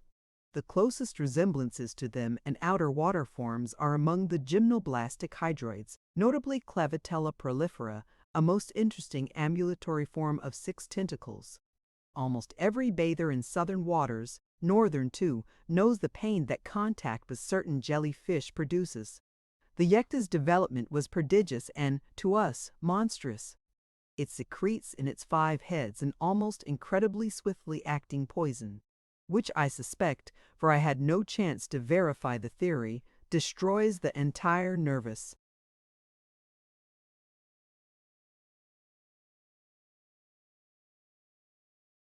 system to the accompaniment of truly infernal agony, carrying at the same time the illusion that the torment stretches through infinities of time. Both ether and nitrous oxide gas produce in the majority this sensation of time extension, without, of course, the pain symptom. What Lachlan called the Yekta kiss is, I imagine, about as close to the orthodox idea of hell as can be conceived. the secret of her control over them, I had no opportunity of learning in the rush of events that followed. Knowledge of the appalling effects of their touch came, she told me, from those few who had been kissed so lightly that they recovered. Certainly nothing, not even the Shining One, was dreaded by the Morians as these were W.ta. T.G. Ding point 4 knots, an eminence 4 mile.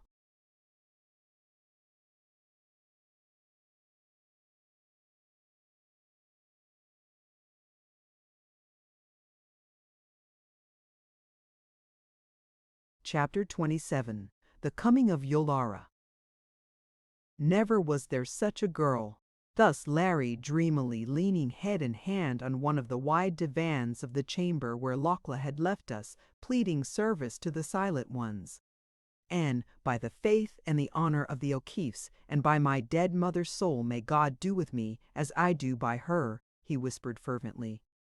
He relapsed into open-eyed dreaming. I walked about the room, examining it the first opportunity I had gained to inspect carefully any of the rooms in the abode of the three. It was octagonal, carpeted with the thick rugs that seemed almost as though woven of soft mineral wool, faintly shimmering, palest blue. I paced its diagonal. It was 50 yards. The ceiling was arched, and either of pale rose metal or metallic covering. It collected the light from the high, slitted windows and shed it, diffused, through the room.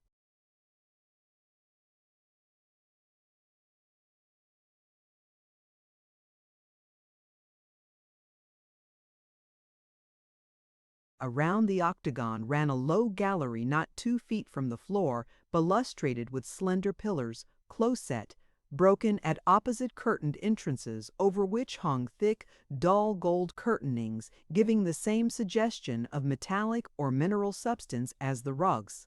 Set within each of the 8 sides, above the balcony, were colossal slabs of lapis lazuli, inset with graceful but unplaceable designs in scarlet and sapphire blue. There was the great divan on which mused Larry. 2 smaller ones, half a dozen low seats and chairs carved apparently of ivory and of dull soft gold. Most curious were tripods, strong pike-like legs of golden metal 4 feet high, holding small circles of the lapis with intaglios of one curious symbol, somewhat resembling the ideographs of the Chinese. There was no dust nowhere. In these cavern spaces had I found this constant companion of ours in the world overhead. My eyes caught a sparkle from a moe.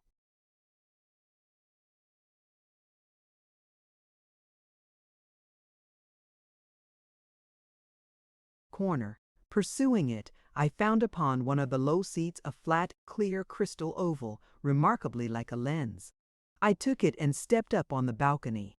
Standing on tiptoe, I found I commanded from the bottom of a window slit a view of the bridge approach. Scanning it, I could see no trace of the garrison there, nor of the green spear flashes. I placed the crystal to my eyes, and with a disconcerting abruptness, the cavern mouth leaped before me, apparently not 100 feet away. Decidedly, the crystal was a very excellent lens. But where were the guards? I peered closely. Nothing. But now against the aperture I saw a score or more of tiny dancing sparks. An optical illusion, I thought, and turned the crystal in another direction. There were no sparklings there. I turned it back again, and there they were. And what were they like? Realization came to me. They were like the little, dancing, radiant atoms that had played for a time about the emptiness where had stood Sorgar of the lower waters before he had been shaken into the nothingness. And that green light I had noticed the Keth. A cry on my lips, I turned to Larry, and the cry died as the heavy curtainings at the entrance on my right undulated, parted as though a body had slipped through, shook and parted again and again with the dreadful passing of unseen things. "Larry!" I cried. "Here, quick!" He leaped to his feet, gazed about wildly, and disappeared. Yes, vanished from my sight like the snuffed flame of a candle, or as though something moving with the speed of light itself had snatched him away.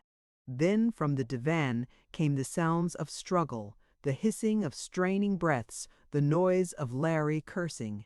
I leaped over the balustrade. Drawing my own pistol was caught in a pair of mighty arms.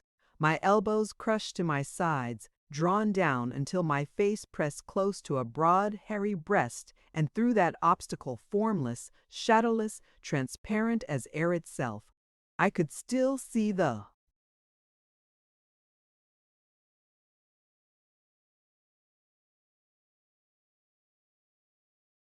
battle on the divan. Now there were two sharp reports. The struggle abruptly ceased.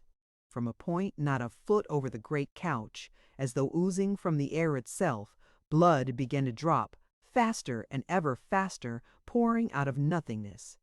And out of that same air, now a dozen feet away, leaped the face of Larry bodiless, poised 6 feet above the floor, blazing with rage, floating weirdly, uncannily, to a hideous degree, in vacancy. His hands flashed out armless. They wavered, appearing, disappearing swiftly, tearing something from him. Then there, feet hidden, stiff on legs that vanished at the ankles, striking out into vision with all the dizzy abruptness with which he had been stricken from sight, was the O'Keefe, a smoking pistol in hand. And ever that red stream trickled out of vacancy and spread over the couch.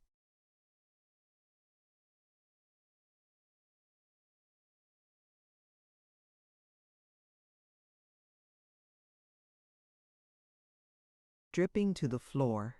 I made a mighty movement to escape, was held more firmly, and then close to the face of Larry, flashing out with that terrifying instantaneousness, even as had his, was the head of Yolara, as devilishly mocking as I had ever seen it, the cruelty shining through it like delicate white flames from hell, and beautiful.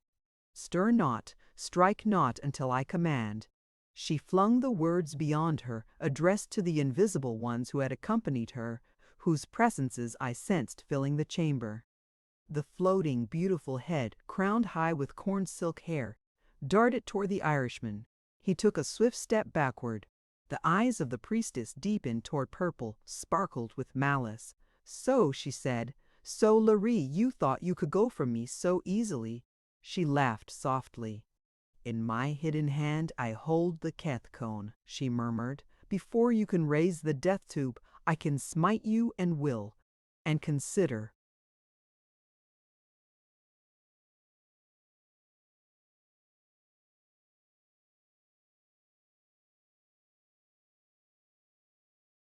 "Larry, if the handmaiden, the Choya, comes, I can vanish so."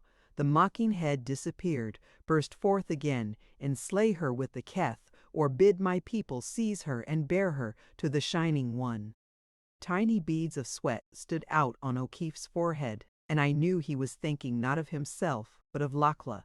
"What do you want with me, Yolara?" he asked hoarsely. "Nay," came the mocking voice. "Not Yolara to you. Laurie, call me by those sweet names you taught me. Honey of the wild bes, net of hearts." Again her laughter tinkled. "What do you want with me?" His voice was strained, the lips rigid. "Ah, you are afraid, Larry." There was diabolic jubilation in the words. "What should I want but that you return with me? Why else did I creep through?"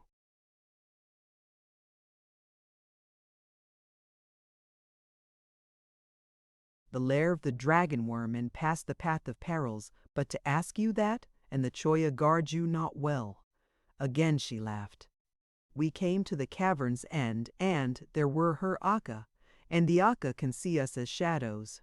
But it was my desire to surprise you with my coming, Larry." The voice was silken, and I feared that they would hasten to be first to bring you that message to delight in your joy. "And so, Larry, I loosed the Keth upon them, and gave them peace and rest within the nothingness, and the portal below was open almost in welcome." Once more the malignant silver pealing of her laughter. "What do you want with me?" There was wrath in his eyes, and plainly he strove for control. "Want," the silver voice hissed, grew calm. "Do not Sia and Siana grieve that the right I pledged them is but half done, and do they not desire it finished? And am I not beautiful, more beautiful than your Choya?" The fiendishness died from the eyes. They grew blue, wondrous. The veil of invisibility slipped down from the neck, the shoulders, half revealing the gleaming breasts. And weird, weird beyond all telling was that exquisite head and bust floating there in air, and beautiful, sinisterly beautiful beyond all telling too. So even might Lilith, the serpent woman, have shown herself tempting Adam. And perhaps, she said, perhaps I want you because I hate you, perhaps because I love you, or perhaps for Lugur, or perhaps for the Shining One, and if I go with you. He said it quietly. Then shall I spare the handmaiden, and who knows, take back my armies that even now gather at the portal, and let the silent ones rot in peace in there.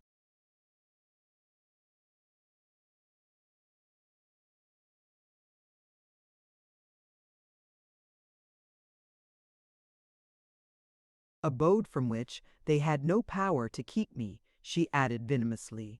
You will swear that, Yolara? Swear to go without harming the handmaiden? He asked eagerly. The little devils danced in her eyes.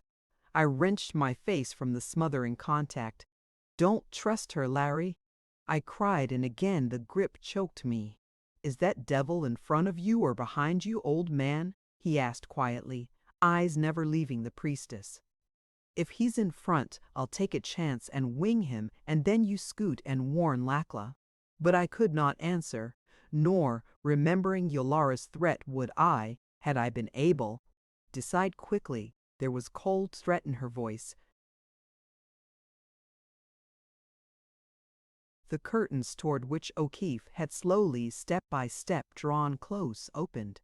They framed the handmaiden.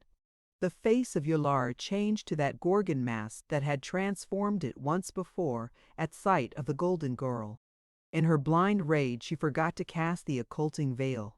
Her hand darted like a snake out of the folds, poising itself with the little silver cone aimed at Lakla. But before it was wholly poised, before the priestess could loose its force, the handmaiden was upon her. Swift as the lithe white wolf hound, she leaped, and one slender hand gripped Yolara's throat, the other the wrist that lifted the quivering death. White limbs wrapped about the hidden ones. I saw the golden head bend, the hand that held the keth swept up with a vicious jerk. Saw Lakla's teeth sink into the wrist, the blood spurt forth, and heard the priestess shriek. The cone fell, bounded toward me. With all my strength I wrenched free the hand that held my pistol, thrust it against the pressing breast, and fired.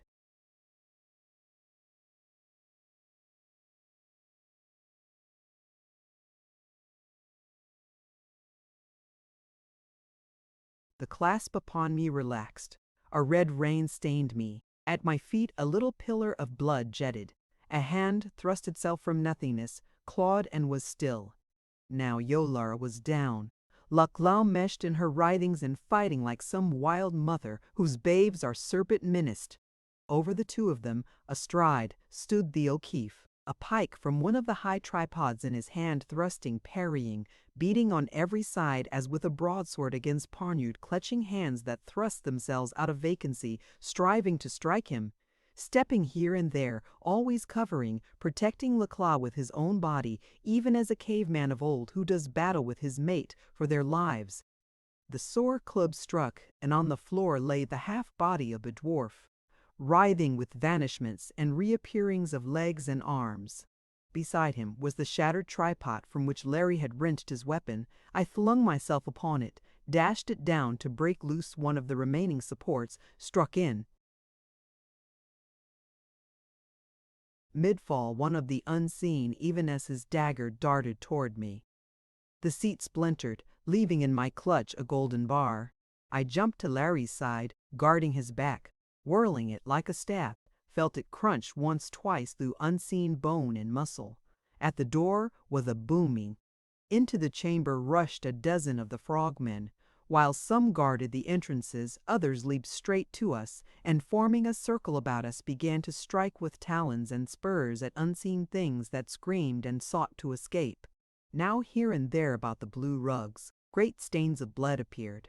Heads of dwarfs, torn arms and gashed bodies, half occulted, half revealed. And at last the priestess lay silent, vanquished, white body gleaming with that uncanny fragmentariness from her torn robes. Then O'Keefe reached down, drew the cloth from her. Shakily, Yolara rose to her feet. The handmaiden, face still blazing with wrath, stepped before her. With difficulty she steadied her voice.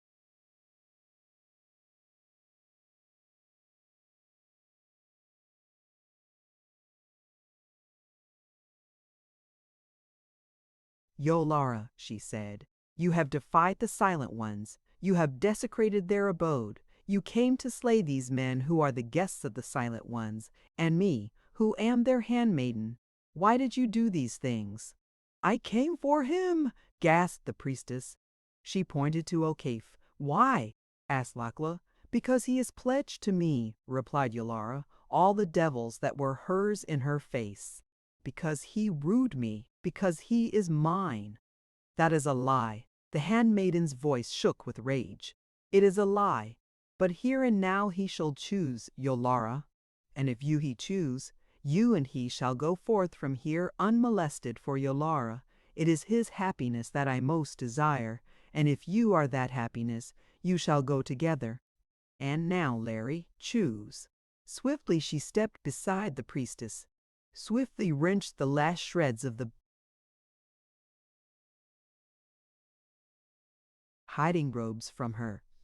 There they stood, Yolara with but the filmiest net of gauze about her wonderful body, gleaming flesh shining through it, serpent woman and wonderful too, beyond the dreams even of Phidias and hell, fire glowing from the purple eyes.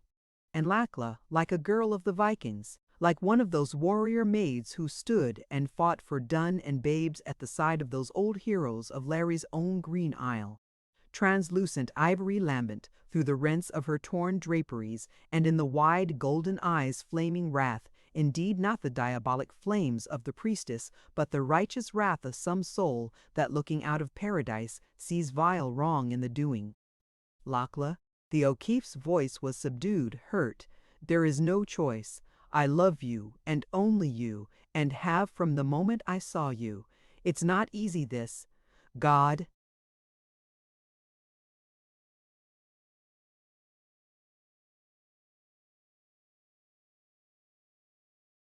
Goodwin, I feel like an utter cad, he flashed at me. There is no choice, Lakla, he ended, eyes steady upon hers. The priestess's face grew deadlier still. What will you do with me? She asked. Keep you, I said, as hostage. O'Keefe was silent. The golden girl shook her head. Would I like to? Her face grew dreaming. But the Silent Ones say no. They bid me let you go. Yolara, the Silent Ones, the priestess laughed. You, Lakla. You fear, perhaps, to let me tarry here too close. Storm gathered again in the handmaiden's eyes. She forced it back.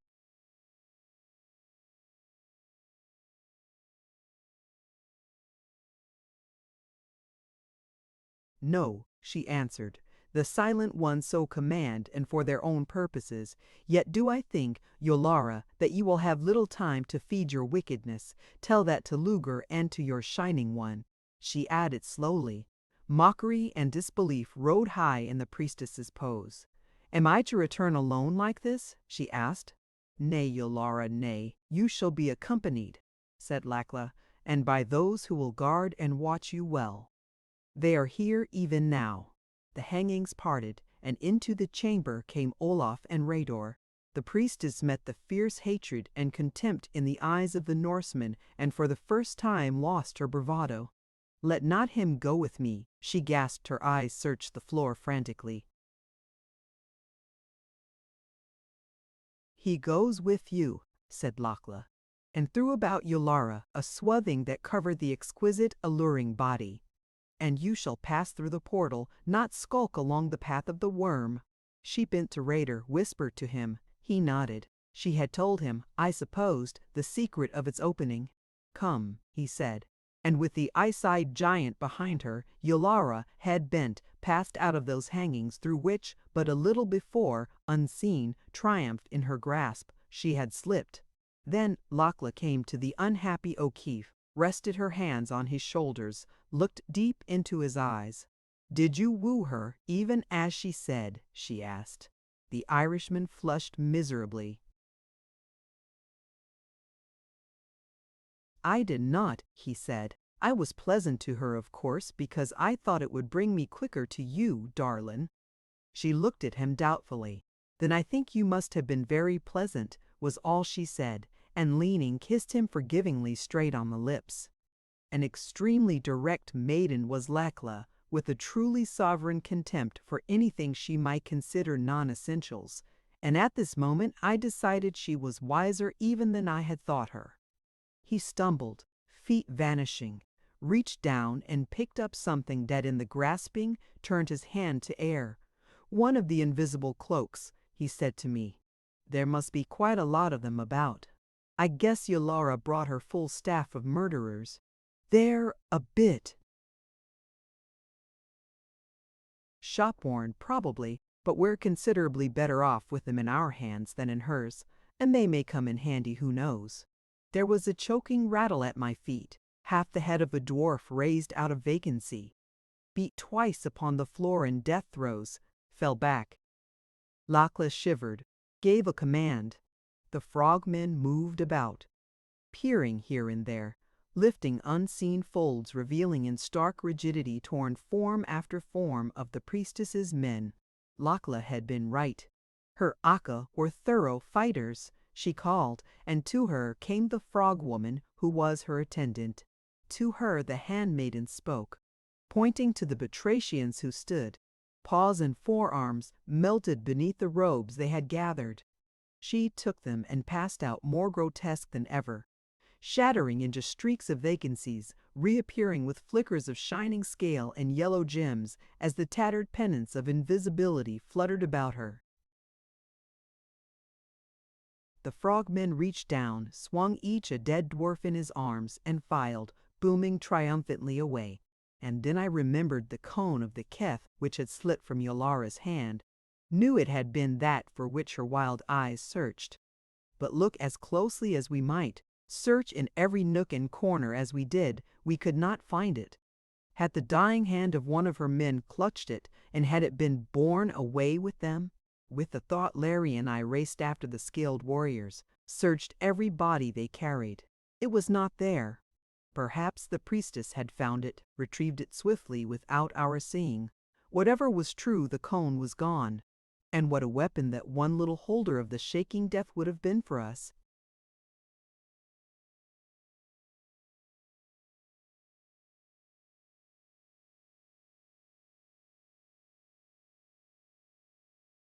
Chapter 28. In the Lair of the Dweller. It is with marked hesitation that I begin this chapter, because in it I must deal with an experience so contrary to every known law of physics as to seem impossible. Until this time, barring, of course, the mystery of the dweller, I had encountered nothing that was not susceptible of naturalistic explanation, nothing, in a word, outside the domain of science itself. Nothing that I would have felt hesitancy in reciting to my colleagues of the International Association of Science. Amazing, unfamiliar, advanced as many of the phenomena were, still they lay well within the limits of what we have mapped as the possible. In regions, it is true, still virgin to the mind of man, but toward which that mind is steadily advancing. But this, well, I confess that I have a theory that is naturalistic, but so abstruse, so difficult to make clear within the short confines of the space I have to give it, so dependent upon conceptions that even the highest trained scientific brains find difficult to grasp, that I despair.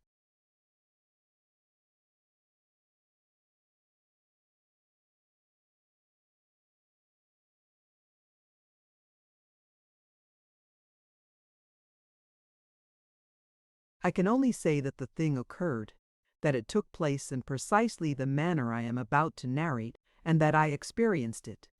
Yet, in justice to myself, I must open up some paths of preliminary approach toward the heart of the perplexity.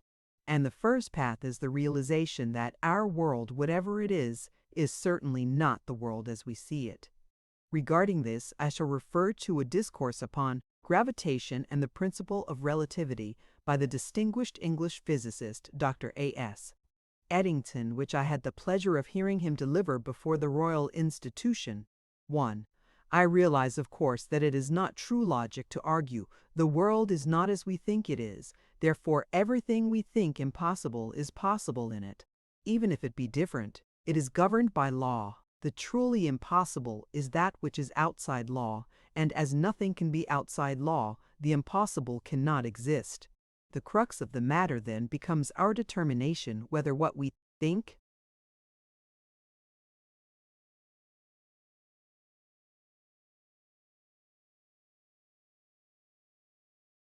is impossible may or may not be possible under laws still beyond our knowledge. I hope that you will pardon me for this somewhat academic digression, but I felt it was necessary, and it has, at least, put me more at ease. And now to resume. We had watched, Larry and I, the frogmen throw the bodies of Yolara's assassins into the crimson waters. As vultures swooped down upon the dying, there came sailing swiftly to where the dead men floated dozens of the luminous globes. Their slender, varicolored tentacles whipped out. The giant iridescent bubbles climbed over the cadavers, and as they touched them there was the swift dissolution, the melting away into putrescence of flesh and bone that I had witnessed when the dart touched fruit. That time I had saved Rador, and upon this the Medusae gorged, pulsing lambently, their wondrous colors shifting, changing, glowing stronger. Elfin moons now indeed, but satellites whose glimmering beauty was fed by death, alembics of enchantment whose glorious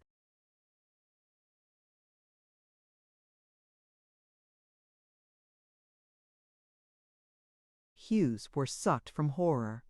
Sick, I turned away O'Keefe as pale as I, passed back into the corridor that had opened on the ledge from which we had watched, met Leclas hurrying toward us.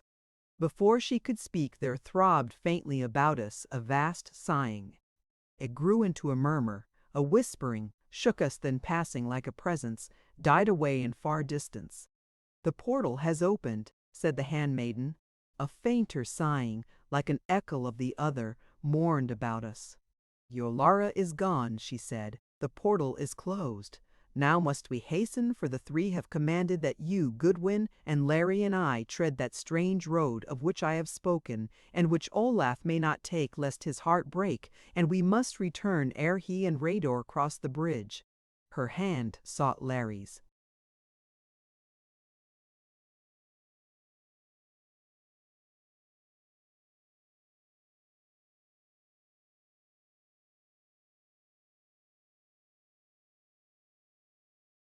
"Come," said Lachlan, and we walked on, down and down through hall after hall, flight upon flight of stairways. Deep, deep indeed, we must be beneath the domed castle. Leclas paused before a curved, smooth breast of the crimson stone, rounding gently into the passage. She pressed its side, it revolved, we entered, it closed behind us. The room, the hollow in which we stood, was faceted like a diamond, and like a cut brilliant, its sides glistened though dully. Its shape was a deep oval, and our path dropped down to a circular polished base, roughly 2 yards in diameter. Glancing behind me, I saw that in the closing of the entrance there had been left no trace of it save the steps that led from where that entrance had been, and as I looked these steps turned, leaving us isolated upon the circle, only the faceted walls about us, and in each of the gleaming faces the three of us reflected dimly. It was as though we were within a diamond egg whose been me.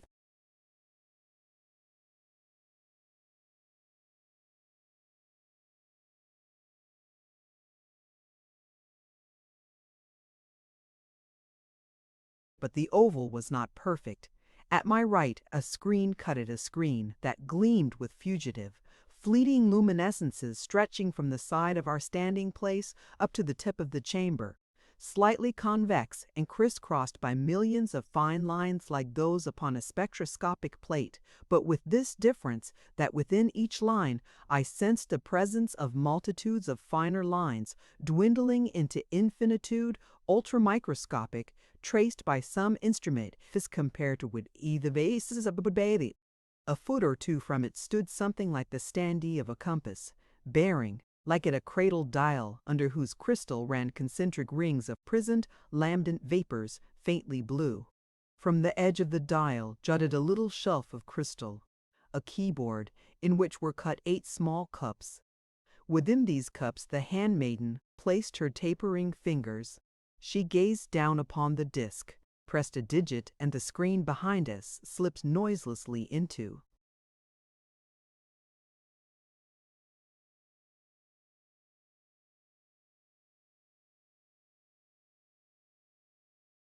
another angle. "Put your arm around my waist, Larry, darlin', and stand close," she murmured. "You, Goodwin, place your arm over my shoulder." Wondering, I did as she bade. She pressed other fingers upon the shelf's indentations.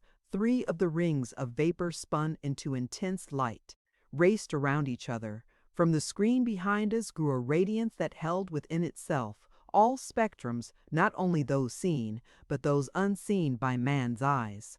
It waxed brilliant and ever more brilliant, all suffusing, passing through me as day streams through a window pane.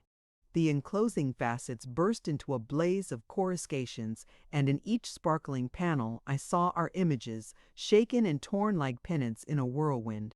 I turned to look, was stopped by the handmaiden's swift command, "Turn not on your life."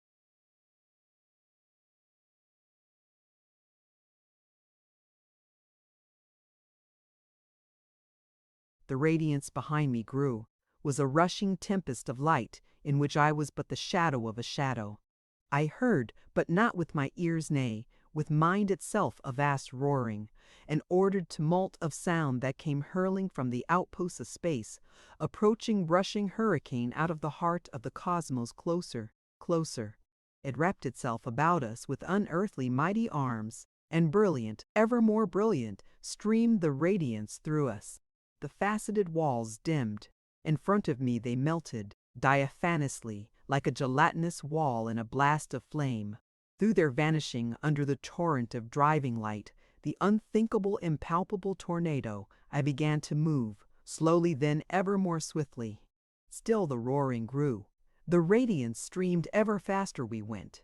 Cutting down through the length, the extension of me, dropped a wall of rock, foreshortened, clinched close.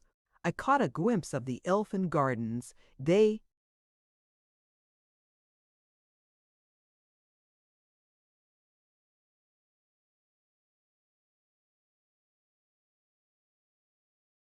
whirled, contracted, into a thin slice of color that was a part of me. Another wall of rock shrinking into a thin wedge through which I flew, and that at once took its place within me like a card slipped beside those others. Flashing around me, and from Lacroix and O'Keefe, were nimbuses of flickering scarlet flames, and always the steady hurling forward appallingly mechanical. Another barrier of rock, a gleam of white waters incorporating themselves into my drawing out, even as were the flowered moss lands, the slicing, rocky walls, still another rampart of cliff, dwindling instantly into the vertical plane of those others. Our flight checked. We seemed to hover within, then to sway onward slowly, cautiously. A mist danced ahead of me, a mist that grew steadily thinner. We stopped. Wavered, the mist cleared.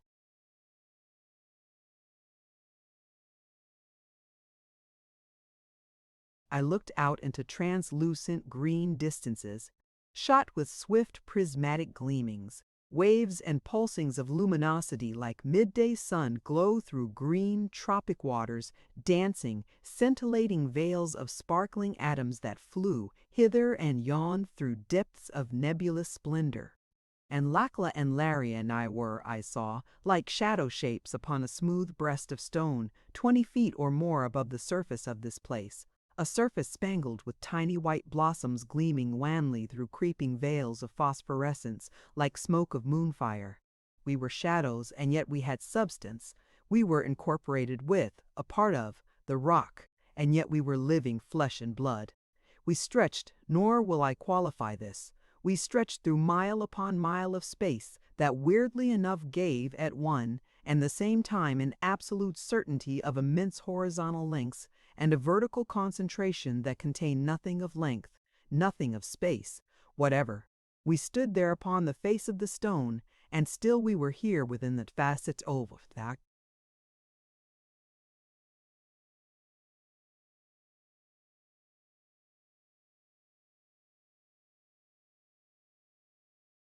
Before the screen of radiance, steady. It was Lachlan's voice, and not beside me there, but at my ear close before the screen. Steady, Goodwin, and see. The sparkling haze cleared. Enormous reaches stretched before me, shimmering up through them, and as though growing in some medium thicker than air, was mass upon mass of verdure fruiting trees, and trees laden with pale blossoms, arbors and bowers of pallid blooms, like that sea fruit of oblivion grapes of Lethe that cling to the tide, swept walls of the caverns of the Hebrides. Through them, beyond them, around and about them, drifted and eddied a horde great as that with which Tamerlane swept down upon Rome, vast as the myriads which Genghis Khan rolled upon the caliph's men and women and children clothed in tatters, half nude and wholly naked, slant-eyed Chinese, slow-eyed Malays, islanders black and brown and yellow, fierce-faced warriors of the Solomons with grizzled locks fantastically bedizened, Papuans, feline Chavans, Dyaks of hill and shore, hook-nosed Phoenicians, Romans, straight-browed Greeks, and Vikings centuries beyond their lives, scores of the black-haired Murians, white faces of our own Westerners, men and women and children, drifting, eddying, each stamped with that mingled horror and rapture, eyes filled with ecstasy and terror entwined, marked by God and devil, and embraced the seal of the Shining One with the died. The lute of the dweller, soul-sick I gazed. They lifted to us visages of dread. They swept down toward us, glaring upward a bank against which other and still other waves of faces rolled, were checked, paused, until as far as I could see, like billows piled upon an ever-growing barrier, they stretched beneath us staring. Now there was a movement far, far away, a concentrating of the lambency.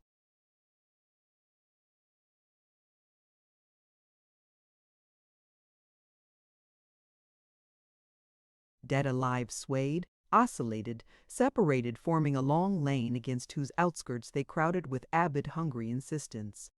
First only a luminous cloud, then a whirling pillar of splendors. Through the lane came the Shining One. As it passed, the dead alive swirled in its wake like leaves behind a whirlwind, eddying, twisting. And as the dweller raced by them, brushing them with its spiralings and tentacles, they shone forth with unearthly, awesome gleamings, like vessels of alabaster in which wicks flare suddenly. And when it had passed, they closed behind it, staring up at us once more. The dweller paused beneath us. Out of the drifting rook swam the body of Throckmorton. Throckmorton, my friend, to find whom I had gone to the pallid moon door, my friend whose call I had so laggardly followed. On his face was the dweller's dreadful stamp. The lips were bloodless. The eyes were wide, lucent, something like pale phosphorescence.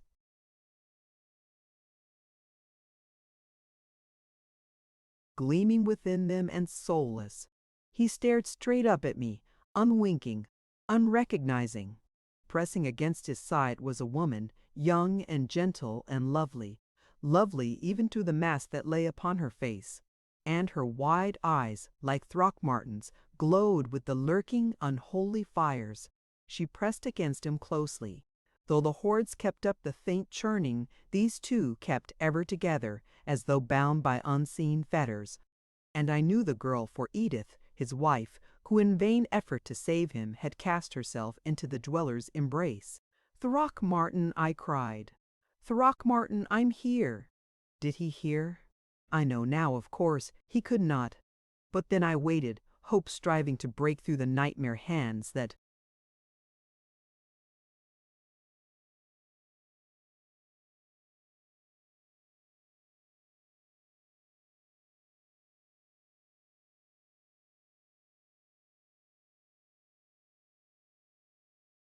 gripped my heart. Their wide eyes never left me.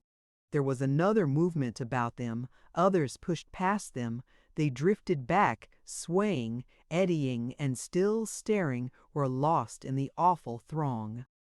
Vainly I strained my gaze to find them again, to force some sign of recognition, some awakening of the clean life we know. But they were gone. Try as I would, I could not see them, nor Stanton and the northern woman named Thora, who had been the first of that tragic party to be taken by the Dweller. Throckmorton? I cried again despairingly. My tears blinded me. I felt Laclaw's light touch. "Steady," she commanded, pitifully. "Steady, Goodwin. You cannot help them now. Steady and watch."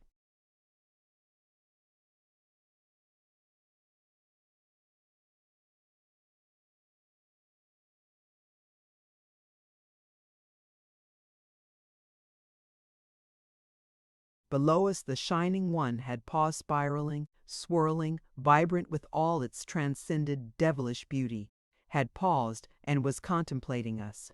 Now I could see clearly that nucleus, that core shot through with flashing veins of radiance, that ever-shifting shape of glory through the shroudings of shimmering, misty plumes, throbbing lacy opalescences, vaporous spiralings of prismatic phantom fires. Steady over it hung the 7 little moons of amethyst, of saffron, of emerald and azure and silver, of rose, of life and moon-white. They poised themselves like a diadem calm, serene, immobile, and down from them into the Dweller. Piercing plumes and swirls and spirals ran countless tiny strands, radiations, finer than the finest spun thread of spider's web, gleaming filaments through which seemed to run power from the 7 globes, like, yes, that was it, miniatures of the 7 torrents of moon flame that poured through the septichromatic high crystals in the moon plane, that poured through the septichromatic high crypt, swam out of the coruscating haze, the face, both of man and of woman. It was like some ancient androgynous deity of Etruscan fanes, long dust, and yet neither woman nor man, human and unhuman, seraphic and sinister, benign and malefic, and still no more of these 4 than is flame, which is beautiful whether it warms or devours, or wind, whether it feathers the trees or shatters them, or the wave, which is wondrous, whether it caresses or kills. Subtly, undefinably, it was of our world, and of one not ours. Its lineaments flowed from another sphere, took fleeting familiar form, and as swiftly withdrew whence they had come. Something amorphous, unearthly, as of unknown unheeding, unseen gods rushing through the depths of star-hung space, and still of our own earth, with the very soul of earth peering out from it, caught within it, and in some unholy way debased. It had eyes that were now only shadows darkening within its luminosity.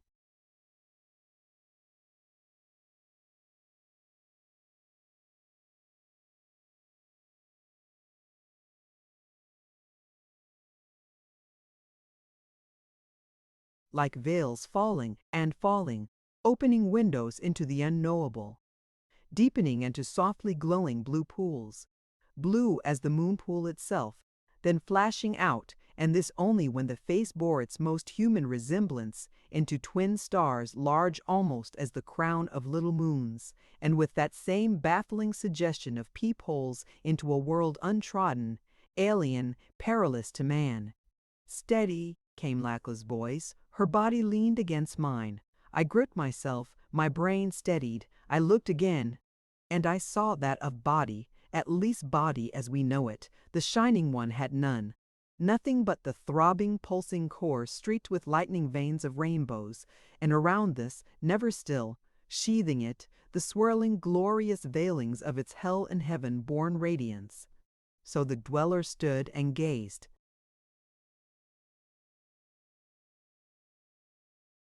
Then up toward us swept a reaching, questing spiral. Under my hand, Lachlan's shoulder quivered, dead alive, and their master vanished. I danced, flickered within the rock, felt the swift sense of shrinking, of withdrawal. Slice upon slice the carded walls of stone, of silvery waters, of elfin gardens, slipped from me as cards are withdrawn from a pack, one by one, slipped, wheeled, flattened, and lengthened out as I passed through them, and they passed from me. Gasping, shaken, weak, I stood within the faceted oval chamber, arms still about the handmaiden's white shoulder, Larry's hand still clutching her girdle. The roaring, impalpable gale from the cosmos was retreating to the outposts of space, was still. The intense, streaming, flooding radiance lessened, died. "Now have you beheld," said Lachlan, "and well you trod the road, and now shall."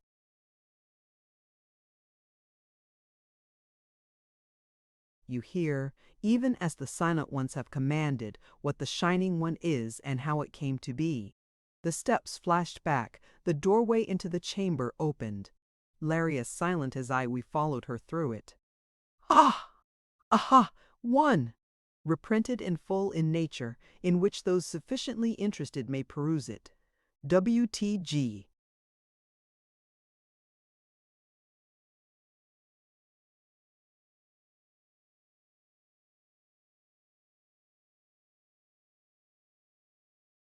Chapter 29. The Shaping of the Shining. We reached what I knew to be Lachlan's own boudoir, if I may so call it. Smaller than any of the other chambers of the domed castle in which we had been, its intimacy was revealed not only by its faint fragrance, but by its high mirrors of polished silver and various oddly wrought articles of the feminine toilet that lay here and there, things I afterward knew to be the work of the artisans of the Aka, and no mean metalworkers were they.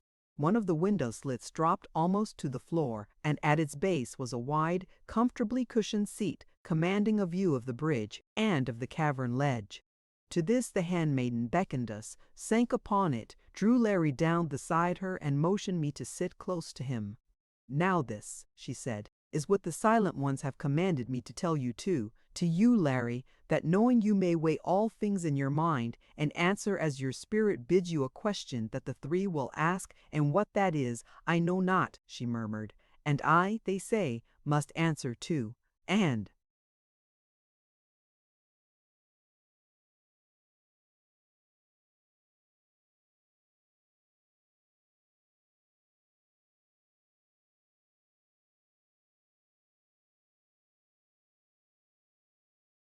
It frightens me.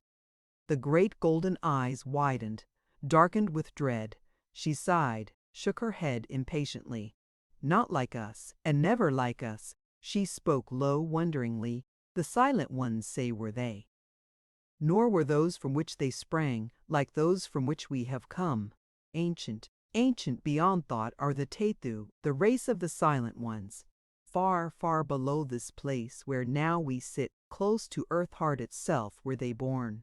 And there they dwelt for time upon time, Layo upon Layopan, Layo with others, not like them, some of which have vanished time upon time agone, others that still dwell below in their cradle. It is hard," she hesitated, "hard to tell this that slips through my mind, because I know so little that even as the three told it to me, it passed from me for lack of place to stand upon," she went on, quaintly. Something there was.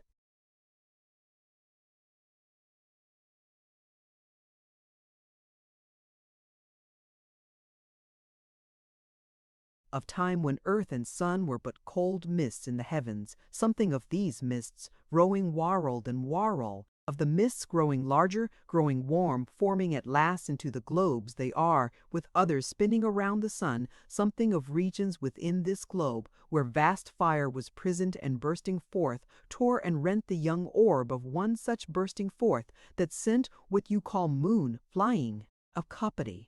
As hite, even book half be all bit eve. She appealed to me. I nodded, for what she had related so fragmentarily was in reality an excellent approach to the Chamberlain-Moulton theory of a coalescing nebula contracting into the sun and its planets.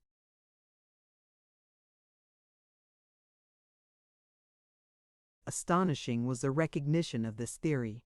Even more so was the reference to the life particles, the idea of Oranius, the great sweet, by deriving power of light and, encountering favorable environment here, developing through the vast ages into man and every other living thing we know. 1.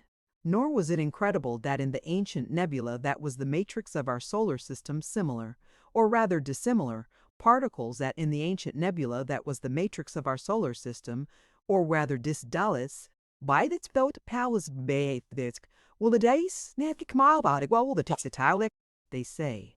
The handmaiden's voice was sure. They say that in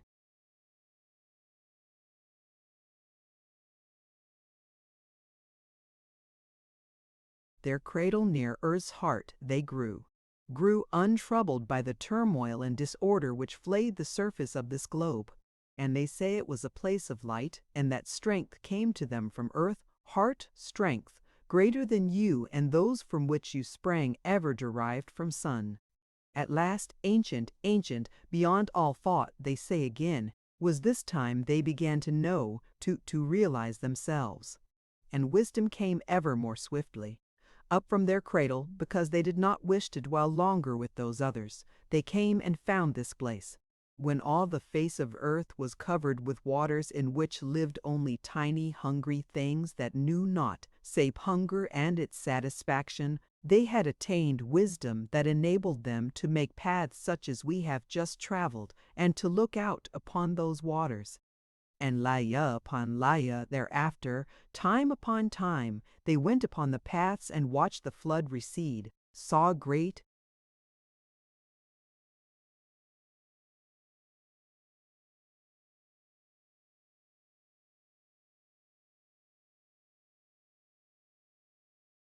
bare flats of steaming ooze appear on which crawled and splashed larger things which had grown from the tiny hungry ones, watched the flats rise higher and higher and green life begin to clothe them, saw mountains uplift and vanish.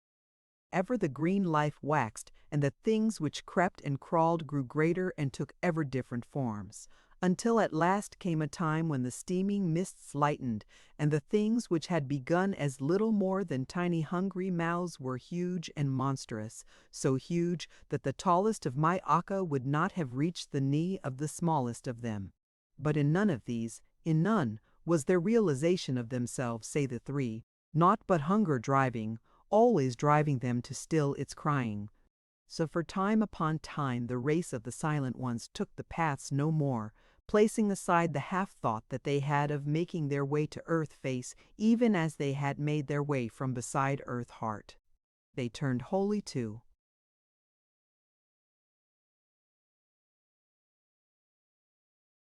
the seeking of wisdom, and after other time on time they attained that which killed even the faintest shadow of the half-thought.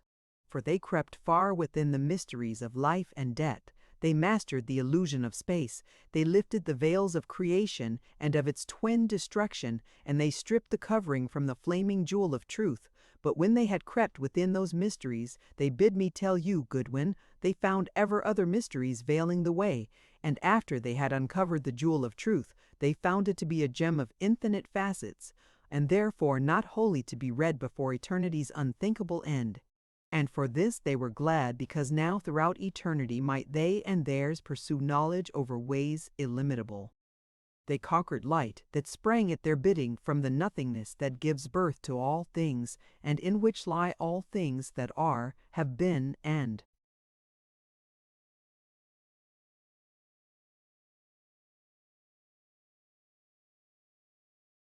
shall be, light that streamed through their bodies, cleansing them of all dross, light that was food and drink, light that carried their vision afar or bore to them images out of space, opening many windows through which they gazed down upon life upon thousands of the rushing worlds, light that was the flame of life itself, and in which they bathed, ever renewing their own.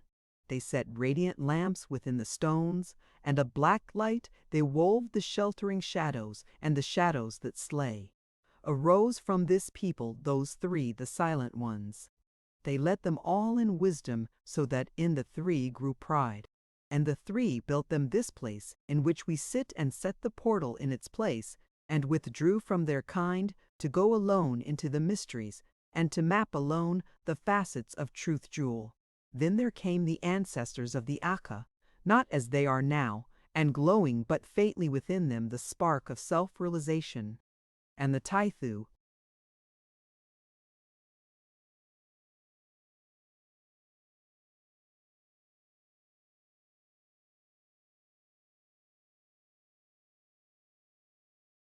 seeing this spark, did not slay them.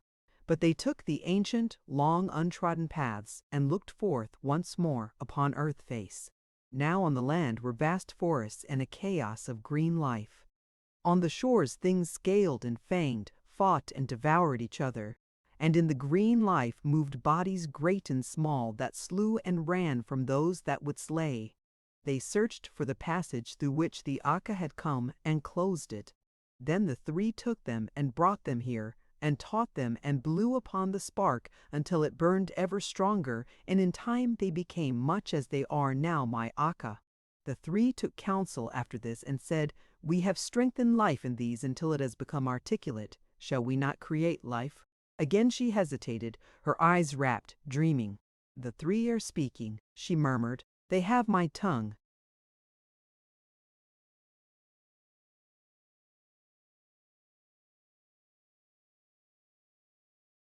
And certainly with an ease and rapidity, as though she were but a voice through which minds far more facile, more powerful poured their thoughts, she spoke. "Yeah." The golden voice was vibrant. "We said that what we would create should be of the spirit of life itself, speaking to us with the tongues of the far-flung stars, of the winds, of the waters, and of all upon and within these. Upon that universal matrix of matter, that mother of all things that you name the ether, we labored. Think not that her wondrous fertility is limited by what ye see on earth, or what has been on earth from its beginning. Infinite, infinite are the forms the mother bears, and countless are the energies that are part of her. By our wisdom we had fashioned many windows out of our abode, and through them we stared into the faces of myriads of worlds, and upon them all were the children of ether, even as the worlds themselves were her children. Watching we learned, and learning we formed that ye term the dweller, which,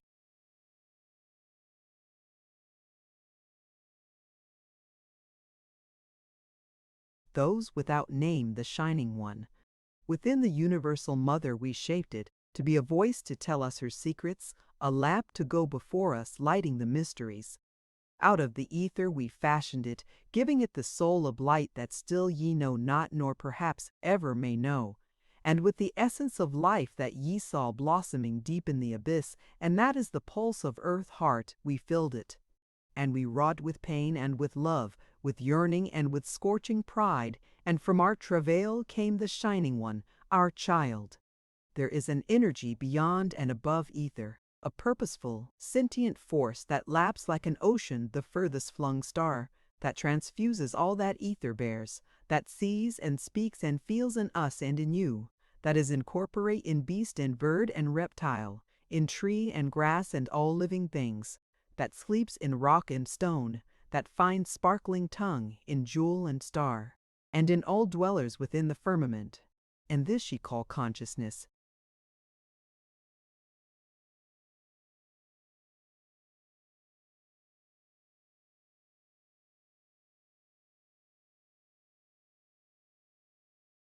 We crowned the Shining One with the 7 orbs of light, which are the channels between it and the sentience we sought to make articulate, the portals through which flow its currents, and so flowing become choate, vocal, self-realizant within our child.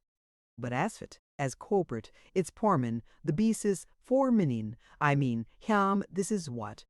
Is poured forth into it through the 7 orbs, or to withhold that knowledge itself, and in forging it from the immortal energies we had endowed it with their indifference, open to all consciousness, held within it, the pole of utter joy, and the pole of utter woe, with are the arc that lies between all the ecstasies.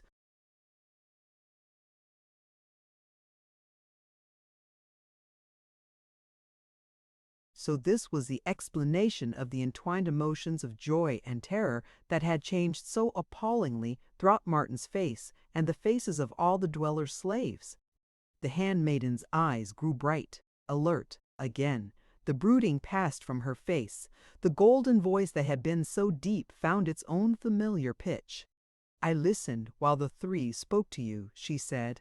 Now the shaping of the Shining One had been a long, long travail, and time had flown over the outer world, Leia upon Leia. For a space the Shining One was content to dwell here, to be fed with the foods of light, to open the eyes of the three to mystery upon mystery, and to read for them facet after facet of the gem of truth. Yet, as the tides of consciousness flowed through it, they left behind shadowings and echoes of their burdens, and the Shining One grew stronger, always stronger of itself within itself. Its will strengthened, and now not always was it the will of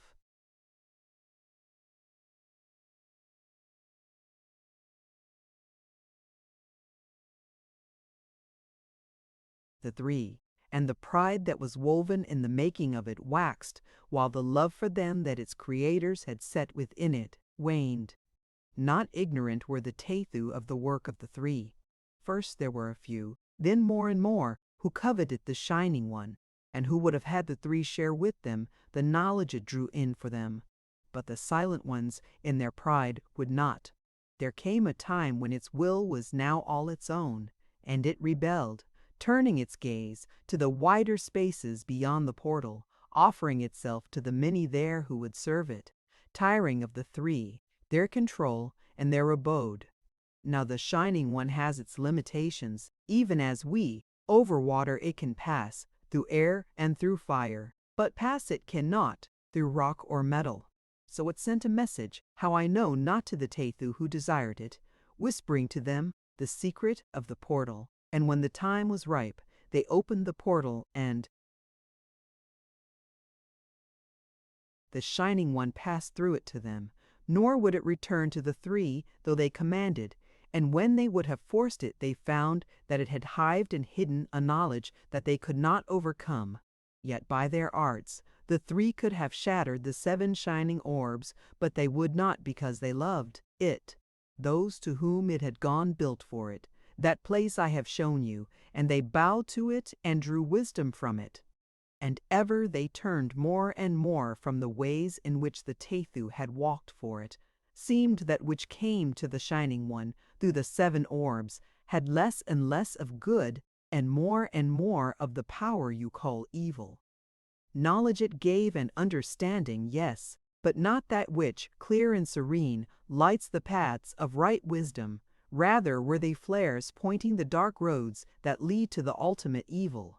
Not all of the race of the three followed the counsel of the Shining One. There were many who would have none of it nor of its power. So were the Tethu split, and to this place where there had been none came hatred, fear, and suspicion. Those who pursued the ancient ways went to the three, and pleaded with them to destroy their work, and they would not, for still they loved it. Stronger grew the dweller, and less did it lay before its worshippers, for now so they had become the fruits of its knowledge. And it grew restless, turning its gaze upon earth face, even as it had turned it from the three. It whispered to the Tethu to take again the paths and look out upon the world. Lo! Above them was a great fertile land on which dwelt an unfamiliar race, skilled in arts, seeking and finding wisdom mankind. Mighty builders were they, vast were their cities and huge their temples of stone. They called their lands Moria, and they worshipped a god Thanaroa, whom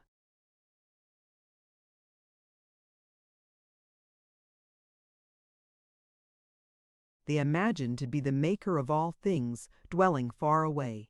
They worshipped as closer gods, not indifferent, but to be prayed to and to be propitiated, the moon and the sun. 2 kings they had, each with his council and his court. One was high priest to the moon, and the other high priest to the sun.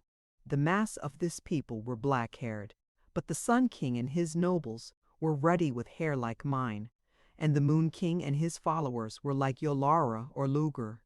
And this, the three say, Goodwin, came about because for time upon time the law had been that whenever a ruddy-haired or ashen-tressed child was born of the black-haired, it became dedicated at once to either sun god or moon god, later wedding and bearing children only to their own kind, until at last from the black-haired came no more of the light-locked ones, but the ruddy ones, being stronger, still arose from them. 1. Professor Svante August Arrhenius, in his Worlds in the Making, the conception that life is universally diffused, constantly emitted from all habitable worlds in the form of spores which traverse space for years and ages, the majority being ultimately destroyed by the heat of some blazing star, but some few finding a resting place on globes which have reached the habitable stage. WTG. Chapter 30. The Building of the Moon Pool. She paused, running her long fingers through her own bronze-flecked ringlets. Selective breeding this with a vengeance, I thought, an ancient experiment in heredity which of course would in time result in the stamping out of the tendency to depart from type that lies in all organisms, resulting obviously at last in 3 fixed forms of black-haired, ruddy-haired, and silver-haired, but this, with a shock of realization it came to me, was also an accurate description of the dark-polled Ladletal, their fair hair Hurug. How questions began to stream through my mind, silenced by the handmaiden's voice. Above, far, far above the abode of the Shining One, she said, was their greatest temple, holding the shrines both of sun and moon. All about it were other temples, hidden behind mighty walls, each enclosing its own space and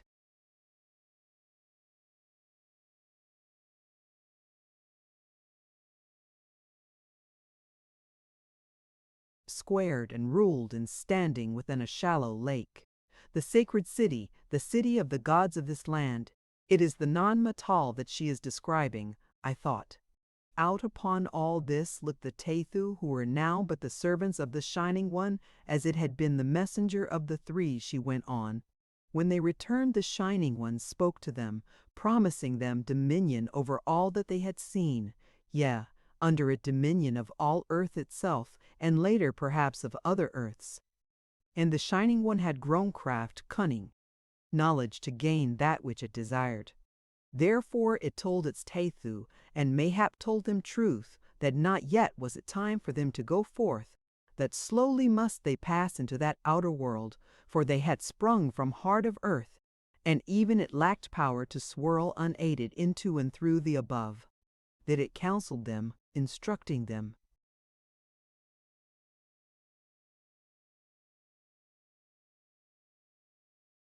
what to do.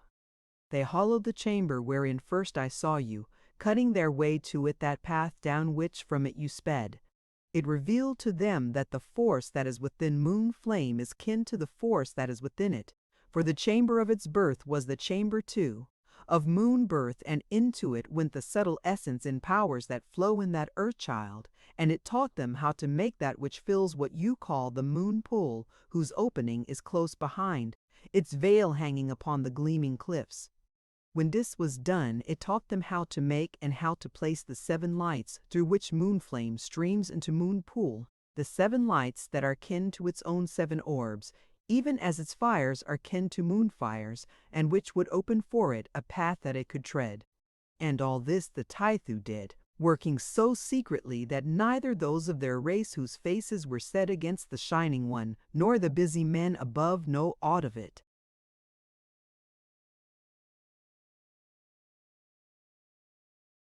When it was done, they moved up the path, clustering within the moon pool chamber. Moon flames streamed through the 7 globes, poured down upon the pool. They saw mists arise, embrace, and become one with the moon flame, and then up through moon pool, shaping itself within the mists of light, whirling radiant, the Shining One. Almost free, almost loosed upon the world it coveted. Again it counseled them, and they pierced the passage whose portal you found first, set the fires within its stones, and revealing themselves to the Moon King and his priests, spake to them even as the Shining One had instructed. Now was the Moon King filled with fear when he looked upon the Tethu, shrouded with protecting mists of light in moon pool chamber, and heard their words. Yet, being crafty, he thought of the power that would be his if he heeded, and how quickly the strength of the Sun King would dwindle. So he and his made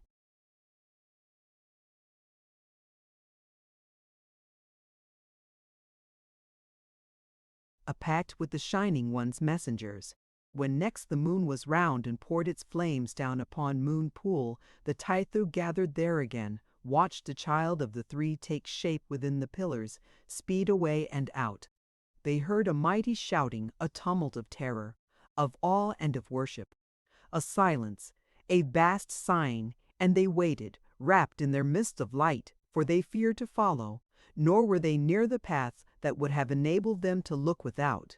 Another tumult, and back came this shining one, murmuring with joy, pulsing, triumphant, and clasped within its vapors a man and woman, ruddy-haired, golden-eyed, in whose faces rapture and horror lay side by side, gloriously, hideously. And still holding them, it danced above the moon pool and sank. Now must I be brief. Lat after lat, the shining one went forth, returning with its sacrifices, and stronger after each it grew, and gayer and more cruel. Ever when it passed with its prey toward the pool, the Tathu who watched felt a swift, strong intoxication, a drunkenness of spirit streaming from it to them. And the Shining One forgot what it had promised them of dominion, and in this new evil delight they too forgot. The outer land was torn with hatred and open strife.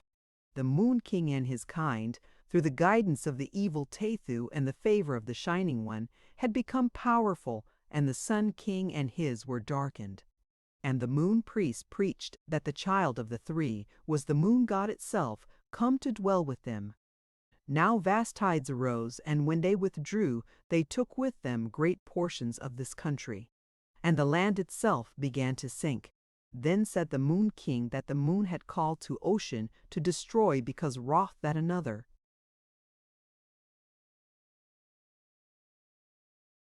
Then he was worshipped. The people believed, and there was slaughter. When it was over, there was no more a Sun King, nor any of the ruddy-haired folk. Slain were they, slain down to the babe at breast. But still the tides swept higher, still dwindled the land. As it shrank, multitudes of the fleeing people were led through Moon Pool chamber and carried here. They were what now are called the Ladala, and they were given place and set to work, and they thrived. Came many of the fair-haired, and they were given dwellings. They sat beside the evil Tathu. They became drunk even as they with the dancing of the Shining One. They learned not all, only a little part, but little enough of their arts. And ever the Shining One danced more gaily out there within the black amphitheater, grew ever stronger, and ever the hordes of its slaves behind the veil increased. Nor did the Taithu who clung to the old ways check this, they could not. By the sinking of the land above, their own spaces were imperiled. All of their strength and all of their wisdom it took to keep this land from perishing. Nor had they help from those others mad for the poison of the Shining One, and they had no time to deal with them, nor the Urg race with whom they had foregathered. At last came a slow, vast flood. It rolled even to the bases of the walled islets of the city of the gods, and within these now were all that were left of my people on earth face. I am of those people. She paused, looking at me proudly, one of the daughters of the Sun King whose seed is still alive in the Ladala. As Larry opened his mouth to speak, she waved a silencing hand. This tide did not recede, she went on. And after a time, the remnant, the Moon King leading them, joined those who had already fled below. The rocks.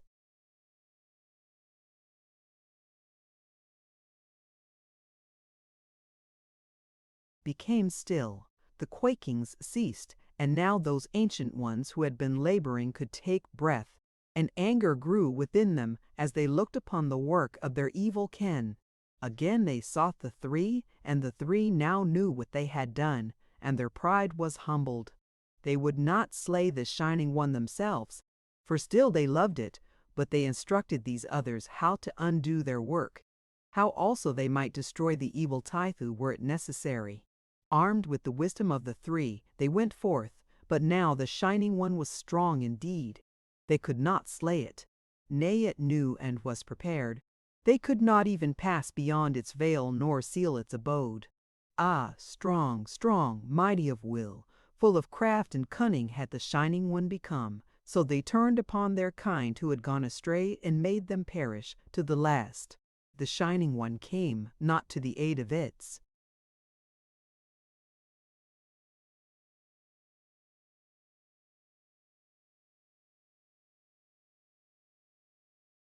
servants, though they called, for within its will was the thought that they were of no further use to it, that it would rest a while and dance with them who had so little of the power and wisdom of its Tethu, and therefore no reins upon it. And while this was happening, black-haired and fair-haired ran and hid and were but shaking vessels of terror. The Ancient Ones took counsel.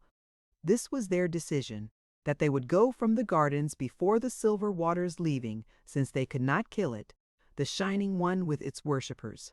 They sealed the mouth of the passage that leads to the moon pool chamber, and they changed the face of the cliff, so that none might tell where it had been. But the passage itself they left open, having foreknowledge, I think, of a thing that was to come to pass in the far future. Perhaps it was your journey here, my Larry and Goodwin. Verily I think so. And they destroyed all the ways, save that which we three trod to the dweller's abode.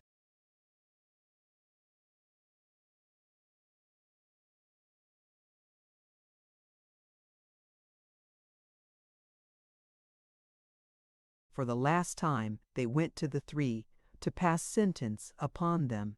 This was the doom, that here they should remain, alone among the Akka, served by them, until that time dawned when they would have will to destroy the evil they had created and even now loved, nor might they seek death, nor follow their judges until this had come to pass. This was the doom they put upon the three, for the wickedness that had sprung from their pride, and they strengthened it with their arts that it might not be broken. Then they passed to a far land they had chosen, where the Shining One could not go, beyond the black precipices of Dole, a green land, Ireland, interrupted Larry with conviction.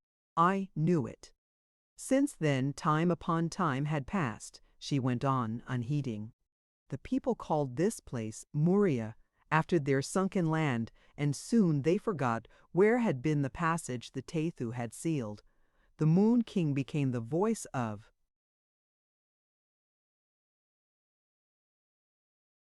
the dweller, and always with the voice is a woman of the Moon King's kin who is its priestess. And many have been the journeys upward of the Shining One, through the moon pool, returning with still others in its coils. And now again has it grown restless, longing for the wider spaces. It has spoken to Yolara and to Luger, even as it did to the dead Tethu, promising them dominion. And it has grown stronger, drawing to itself power to go far on the moonstream where it will. Thus was it able to seize your friend Goodwin and Olaf's wife, and Babe, and many more. Yolara and Lugur plan to open way to Earthbase, to depart with their court, and under the Shining One grasp the world. And this is the tale the Silent Ones bade me tell you, and it is done.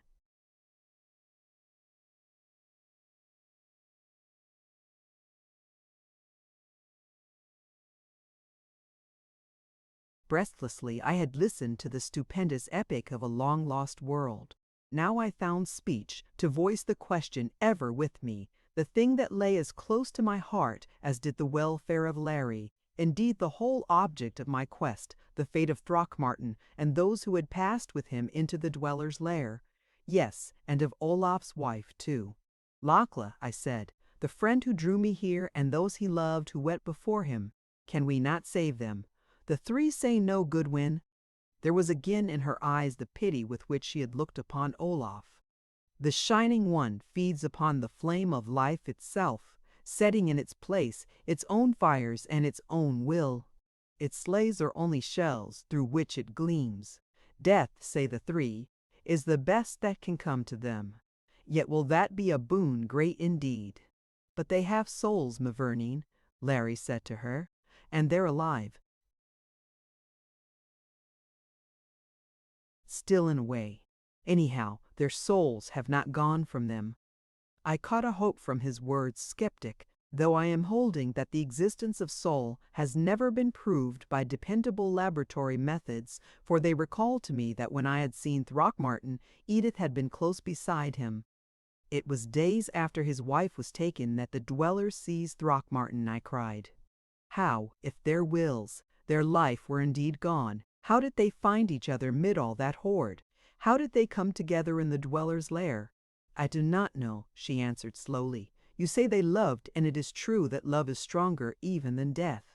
One thing I don't understand, this was Larry again, is why a girl like you keeps coming out of the black-haired crowd so frequently, and one might say, so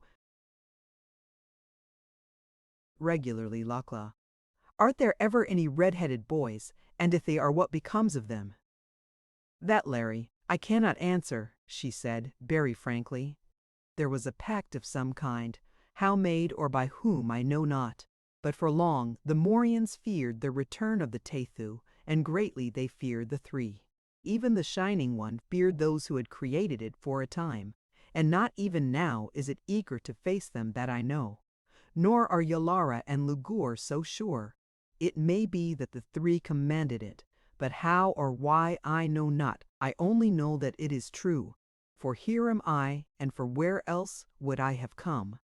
From Ireland, said Larry O'Keefe promptly. And that's where you're going, for 'tis no place for a girl like you to have been brought up, Laclaw. What with people like frogs, and a half-god three-quarters devil, and red oceans, and the only Irish things yourself, and the silent ones up there, bless their hearts. It's no place.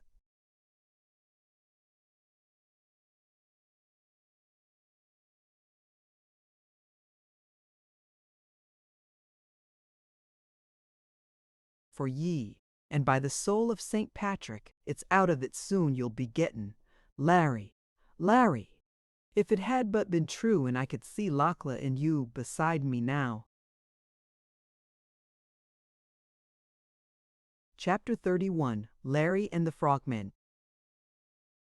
Long had been her tale in the telling, and too long, perhaps, have I been in the repeating, but not every day are the mists rolled away to reveal undreamed secrets of earth youth, and I have set it down here, adding nothing, taking nothing from it, translating liberally, it is true, but constantly striving, while putting it into idea forms and phraseology, to be readily understood by my readers, to keep accurately to the spirit.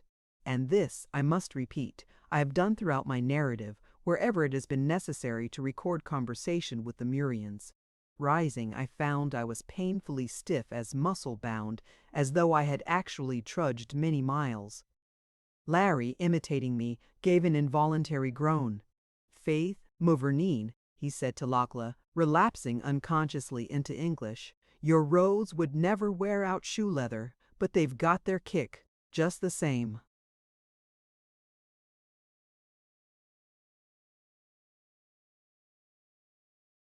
She understood our plight, if not his words, gave a soft little cry of mingled pity and self-reproach, forced us back upon the cushions. "Oh, but I'm sorry," mourned Lachlan, leaning over us. "I had forgotten for those new to it, the way is a weary one, indeed." She ran to the doorway, whistled a clear, high note down the passage. Through the hangings came two of the frogmen. She spoke to them rapidly.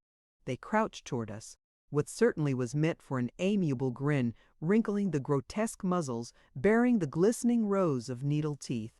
And while I watched them with the fascination that they never lost for me, the monsters calmly swung one arm around our knees, lifted us up like babies, and as calmly started to walk away with us.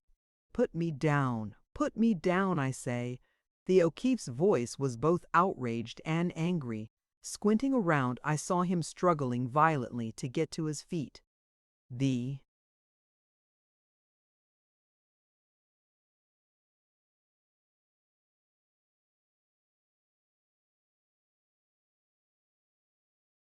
Akka only held him tighter, booming comfortingly, peering down into his flushed face inquiringly. "But, Larry darlin'," Lachlan's tones were, well, maternally surprised. "You're stiff and sore, and Croc can carry you quite easily." "I won't be carried," sputtered the O'Keefe. Damn it, Goodwin, there are such things as the unities even here, and for a lieutenant of the Royal Air Force to be picked up and carted around like a bundle of rags. It's not discipline. Put me down, ye o' Maudhon, or I'll poke ye in the snout. He shouted to his bearer, who only boomed gently and stared at the handmaiden, plainly for further instructions. But Larry dear, Lachlan was plainly distressed.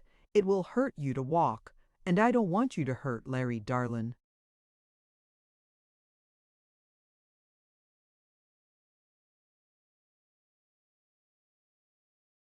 Holy shade of St. Patrick, moaned Larry. Again he made a mighty effort to tear himself from the frogman's grip, gave up with a groan. Listen, Alana, he said plaintively. When we get to Ireland, you and we won't have anybody to pick us up and carry us about every time we get a bit tired. And it's getting me in bad habits you are. Oh yes we will, Larry, cried the handmaiden, because many, oh many of my Aka will go with us. Will you tell this boob to put me down? Critted the now thoroughly aroused O'Keefe. I couldn't help laughing. He glared at me. Boo-oo, ob, exclaimed Lekla. Yes, boo-oo-ob, said O'Keefe, and I have no desire to explain the word in my present position, light of my soul.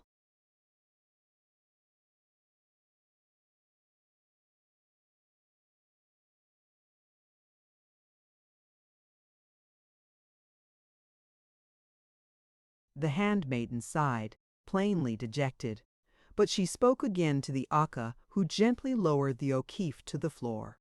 I don't understand, she said hopelessly. If you want to walk, why of course you shall, Larry. She turned to me. Do you? She asked. I do not, I said firmly. Well then, murmured Lachlan, go you, Larry and Goodwin, with Cray and Gulk, and let them minister to you. After, sleep a little, for not soon will Raider and Olaf return. And let me feel your lips before you go, Larry darlin'. She covered his eyes caressingly with her soft little palms, pushed him away. Now go, said Lachlan, and rest.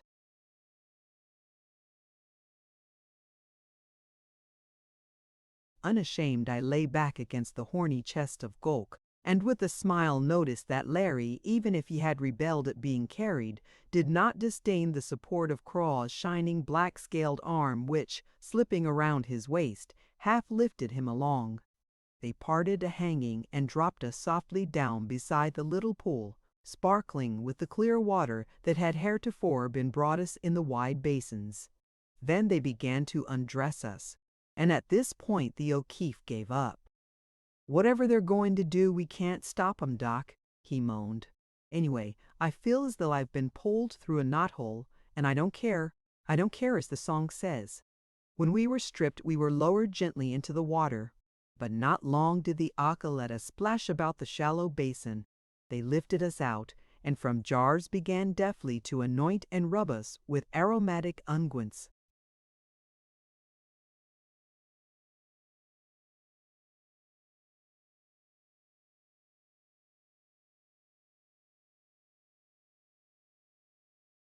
I think that in all the medley of grotesque, of tragic, of baffling, strange, and perilous experiences in that underground world, none was more bizarre than this balloting.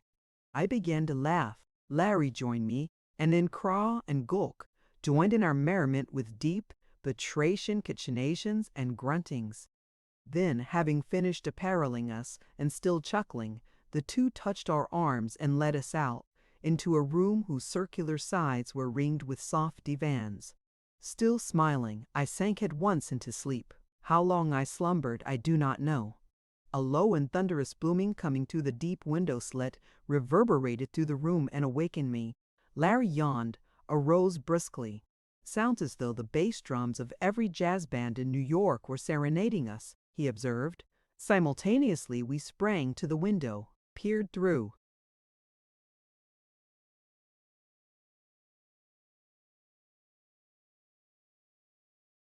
We were a little above the level of the bridge, and its full length was plain before us.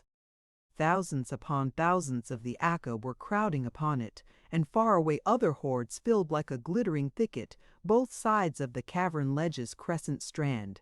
On black scale and orange scale the crimson might fell, picking them off in little flickering points.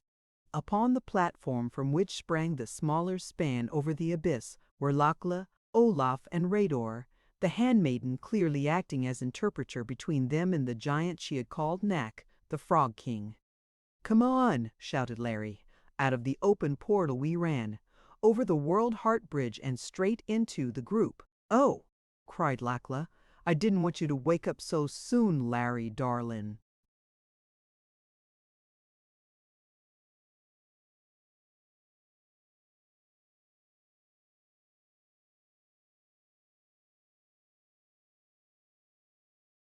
"See here, Mavourneen." Indignation thrilled in the Irishman's voice. "I'm not going to be done up with baby ribbons and laid away in a cradle for safe keeping while a fight is on. Don't think it. Why didn't you call me? You needed rest." There was indomitable determination in the handmaiden's tones, the eternal maternal shining defiant from her eyes. "You were tired and you hurt. You shouldn't have got up." "Needed the rest," groaned Larry. "Look here, Lakwa. What do you think I am?" "You're all I have," said that maiden firmly, "and I'm going to take care of you, Larry, darlin'. Don't you ever think anything else." "Well, pulse of my heart, considering my delicate health and general fragility, would it hurt me, do you think, to be told what's going on?" he asked. "Not at all, Larry," answered the handmaiden serenely. "Yolara went through."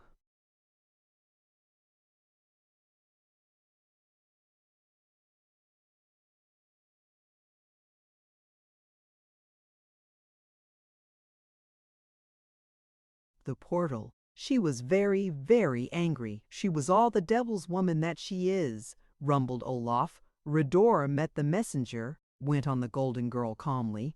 "The Ladela are ready to rise when Lugor and Yolara lead their hosts against us. They will strike at those left behind.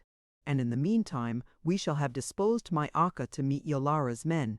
And on that disposal we must all take counsel, you, Larry, and Raider, Olaf and Goodwin and Nak, the ruler of the Akka." "Did the messenger give any idea when Yolara expects to make her little call?" asked Larry. "Yes," she answered. "They prepare, and we may expect them in." She gave the equivalent of about 36 hours of our time. "But Lakla," I said, the doubt that I had long been holding finding voice.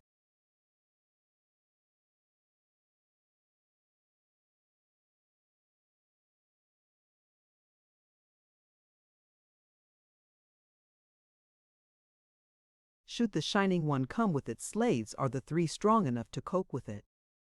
There was troubled doubt in her own eyes. "I do not know," she said at last, frankly. "You have heard their story. What they promise is that they will help. I do not know any more than do you, Goodwin." I looked up at the dome beneath which I knew the dread Trinity stared forth, even down upon us. And despite the awe, the assurance I had felt when I stood before them, I too doubted. "Well," said Larry, "you and I, Uncle," he turned to Raider, "and Olaf here had better decide just what part of the battle we'll lead." "Lead?" The handmaiden was appalled. "You lead, Larry. Why you are to stay."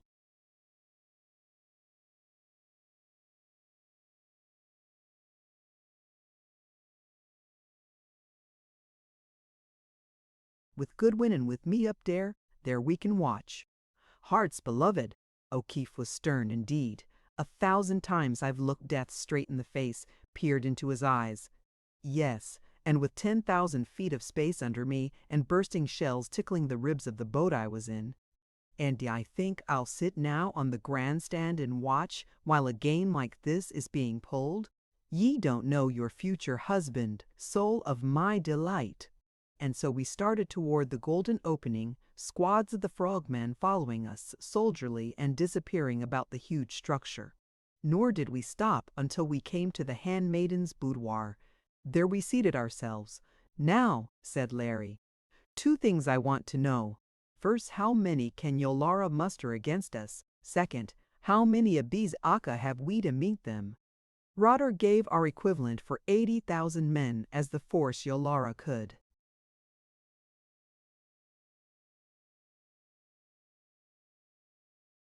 Muster without stripping her city. Against this force it appeared we could count, roughly, upon 200,000 of the Aka. "And there's some fighters," exclaimed Larry. "Hell, with odds like that, what you're worrying about, it's over before it's begun." "But Larry," objected Rador to this, "you forget that the nobles will have the keth and other things.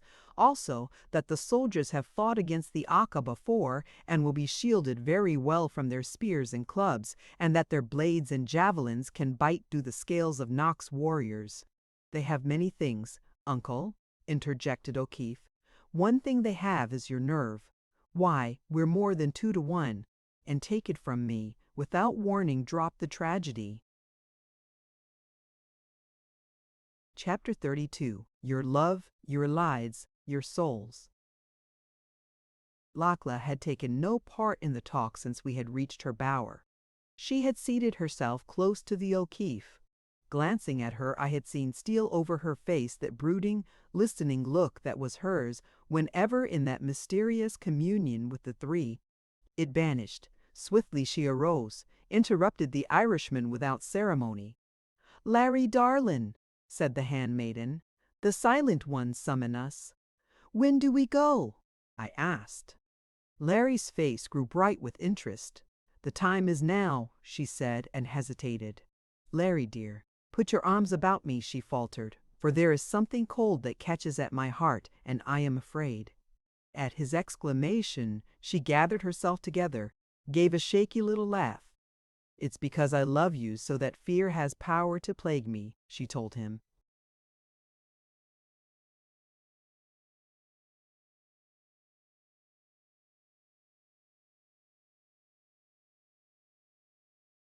Without another word, he bent and kissed her. In silence we passed on, his arms still about her girdled waist, golden head and black close together. Soon we stood before the crimson slab that was the door to the sanctuary of the Silent Ones. She poised uncertainly before it, then with a defiant arching of the proud little head that sent all the bronze-flecked curls flying, she pressed. It slipped aside, and once more the opalescence gushed out, flooding all about us. Dazzled as before, I followed through the lambent cascades pouring from the high carved walls, paused, and my eyes clearing, looked up straight into the faces of the three. The angled orbs centered upon the handmaiden, softened as I had seen them do when first we had faced them. She smiled up, seemed to listen. "Come closer," she commanded, "close to the feet of the Silent Ones." We moved, pausing at the very base of the dais. The sparkling mists thinned. The great heads bent slightly over us. Through the veils I caught a glimpse of huge,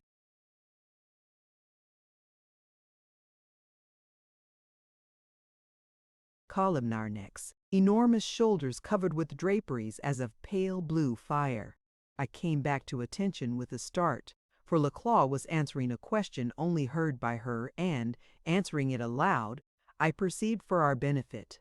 For whatever was the mode of communication between those whose handmaiden she was and her, it was clearly independent of speech. "He has been told," she said, "even as you commanded." Did I see a shadow of pain flit across the flickering eyes? Wondering, I glanced at Lacla's face, and there was a dawn of foreboding and bewilderment. For a little she held her listening attitude, then the gaze of the three left her, focused upon the O'Keefe. Thus speak the Silent Ones through Laclaw, their handmaiden. The golden voice was like low trumpet notes. At the threshold of doom is that world of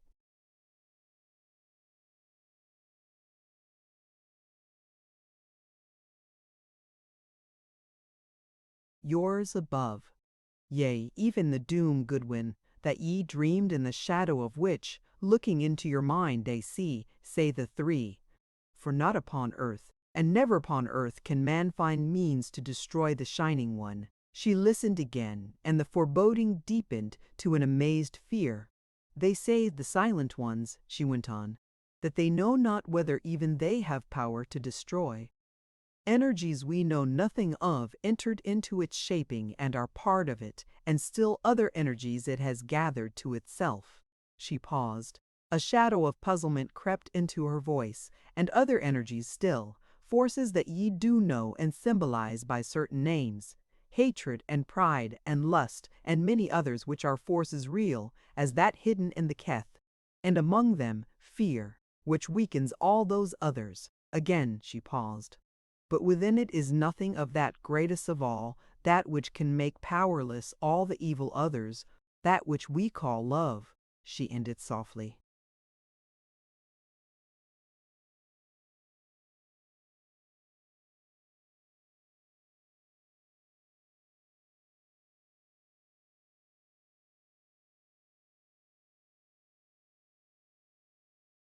I'd like to be the one to put a little more fear in the beast, whispered Larry to me, grimly in our own English. The three weird heads bent, ever so slightly, and I gasped, and Larry grew a little white as Laquaba nodded. They say, Larry, she said, that there you touch one side of the heart of the matter, for it is through the way of fear the Silent Ones hope to strike at the very life of the Shining One. The visage Larry turned to me was eloquent of wonder, and mine reflected it, for what really were this, three, to whom our minds were but open pages, so easily read? Not long could we conjecture. Lukla broke the little silence. This, they say, is what is to happen. First will come upon us Luger and Yolara with all their host. Because of fear, the Shining One will lurk behind within its lair. For despite all, the dweller does dread the three, and only them. With this host, the voice and the priestess will strive to conquer. And if they do, then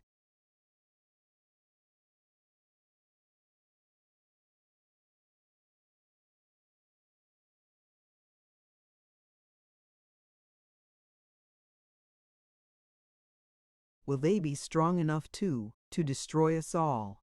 For if they take the abode they banish from the dweller, all fear and sound the end of the three.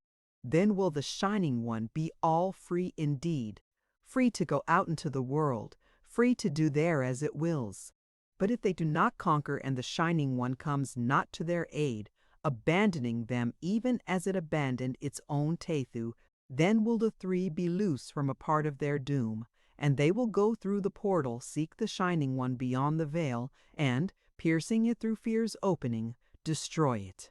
That's quite clear, murmured the O'Keefe in my ear. Weaken the morale, then smash. I've seen it happen a dozen times in Europe. While they've got their nerve, there's not a thing you can do. Get their nerve, and not a thing can they do. And yet in both cases they're the same men.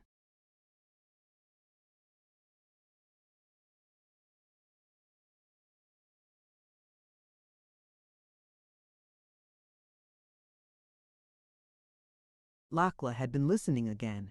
She turned, thrust out hands to Larry, a wild hope in her eyes, and yet a hope half-shamed. "They say," she cried, "that they give us choice. Remembering that your world doom hangs in the balance, we have choice to stay and help fight Yalara's armies, and they say they look not lightly on that help. Or choice to go, and if so be you choose the latter, then will they show another way that leads into your world." A flush had crept over the O'Keefe's face as she was speaking. He took her hands and looked long into the golden eyes. Glancing up, I saw the Trinity were watching them intently, imperturbably. "What do you say, Mavourneen?" asked Larry gently. The handmaiden hung her head, trembled.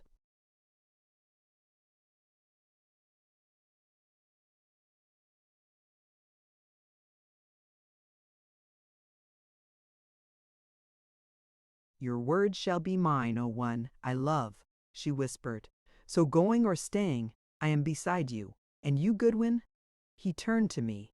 I shrugged my shoulders. After all, I had no one to care. "It's up to you, Larry," I remarked, deliberately choosing his own phraseology. The O'Keefe straightened, squared his shoulders, gazed straight into the flame-flickering eyes. "We stick," he said briefly. Shamefacedly, I recall now that at the time I thought this colloquialism not only irreverent, but in somewhat bad taste. I am glad to say I was alone in that bit of weakness." The face that Lachlan turned to Larry was radiant with love, and although the shamed hope had vanished from the sweet eyes, they were shining.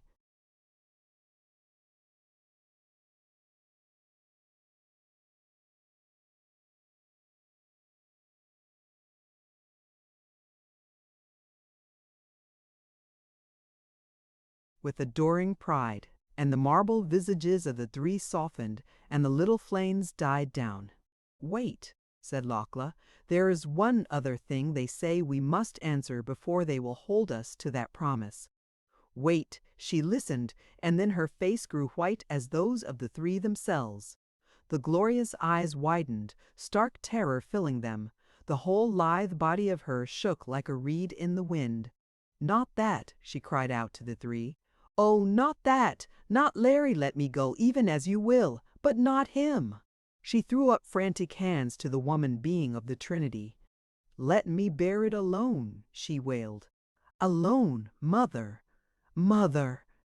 The three bent their heads toward her, their faces pitiful, and from the eyes of the woman one rolled tears. Larry leaped to Lachlan's side.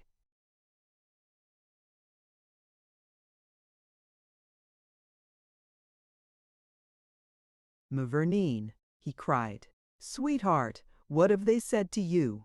He glared up at the silent ones, his hand twitching toward the high-hung pistol holster. The handmaiden swung to him, threw white arms around his neck, held her head upon his heart until her sobbing ceased. "This they say, the silent ones," she gasped, and then all the courage of her came back. "Oh, heart of mine!" She whispered to Larry, gazing deep into his eyes, his anxious face cupped between her white palms. "This they say, that should the Shining One come to succor Yolara and the Goor, should it conquer its fear and do this, then is there but one way left, to destroy it and to save your world." She swayed. He gripped her tightly.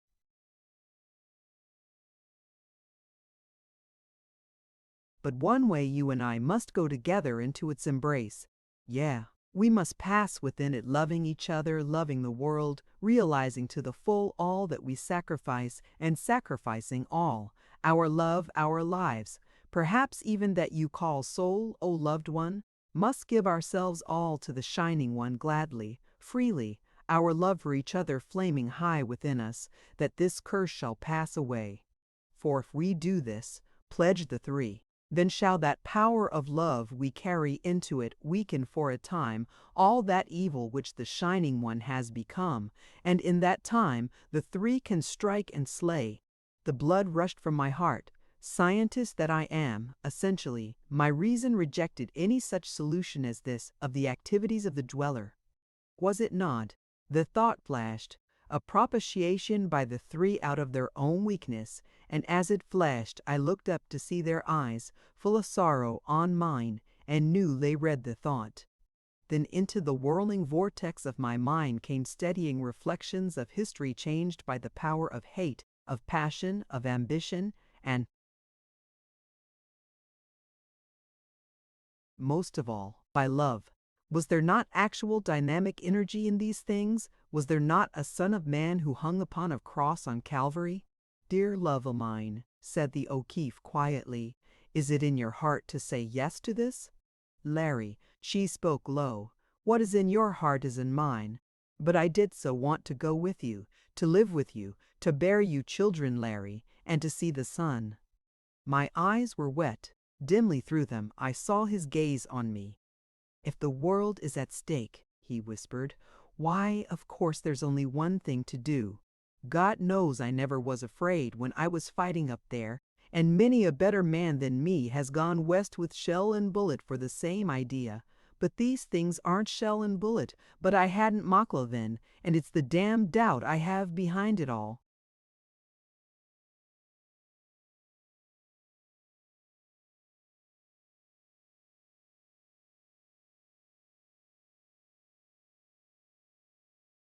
He turned to the three, and did I in their poise sense a rigidity and anxiety that sat upon them as alienly as would divinity upon men.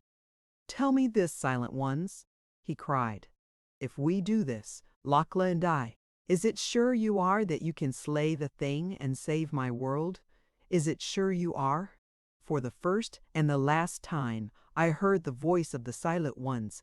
It was the man being at the right who spoke. We're sure, the tones rolled out, like deepest organ notes, shaking, vibrating, assailing the ears as strangely as their appearance struck the eyes. Another moment the O'Keefe stared at them. Once more he squared his shoulders, lifted Lachlan's chin, and smiled into her eyes.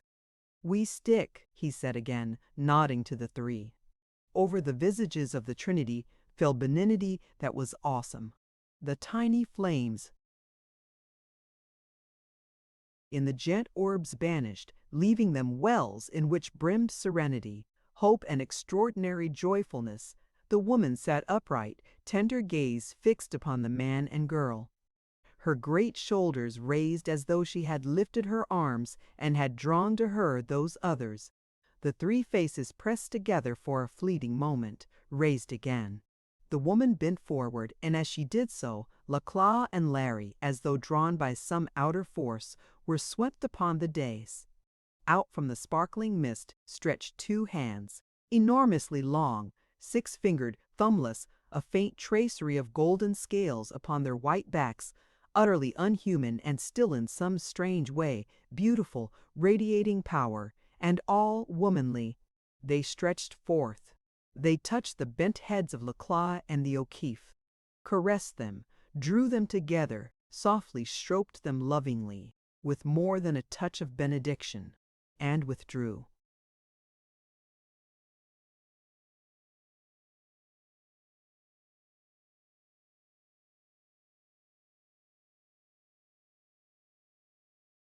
The sparkling mists rolled up once more, hiding the silent ones. As silently as once before we passed out of the place of light, beyond the crimson stone, back to the handmaiden's chamber. Only once on our way did Larry speak. "Cheer up, darlin'," he said to her. "It's a long way yet before the finish.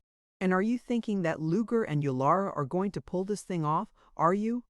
The handmaiden only looked at him, eyes love and sorrow-filled. "They are," said Larry. "They are. Like hell they are."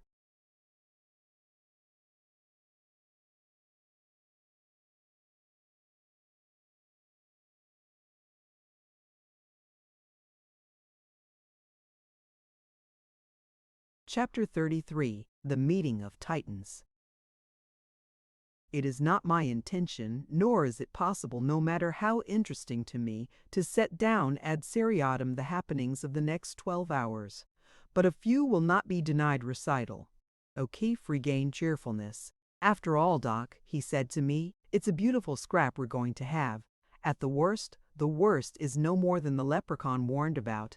I would have told the Taitha D about the Banshee raid he promised me, but I was a bit taken off my feet at the time. The old girl and all the clan'll be along," said the little green man, "and I bet the three will be damn glad of it, take it from me." Lachlan, shining-eyed and half fearful too. "I have other tidings that I am afraid will please you little, Larry darlin'. The silent ones say that you must not go into battle yourself. You must stay here with me and with Goodwin. For if the Shining One does come, then must we be here to meet it. And you might not be, you know, Larry, if you fight," she said, looking shyly up at him from under the long lashes. The O'Keefe's jaw dropped. "That's about the hardest yet," he answered slowly. "Still I see their point. The lamb corralled for the altar has no right to stray out among the lions," he added grimly. "Don't worry, sweet," he told her. "As long as I've sat in the game, I'll stick to the rules." Olaf took fierce joy in the coming fray. "The Norns spin close to the end of this web," he rumbled. "Ha! And the threads of Luger and the Hex Woman are between their fingers for the breaking. Thor will be with me, and I have fashioned me a hammer in glory of Thor." In his hand was an enormous mace of black metal, fully 5 feet long, crowned with a massive head.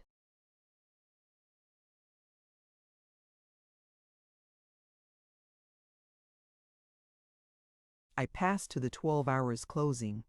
At the end of the Coria Road, where the giant fernland met the edge of the cavern's ruby floor, hundreds of the Aka were stationed in ambush, armed with their spears tipped with the rotting death and their nail-studded, metal-headed clubs.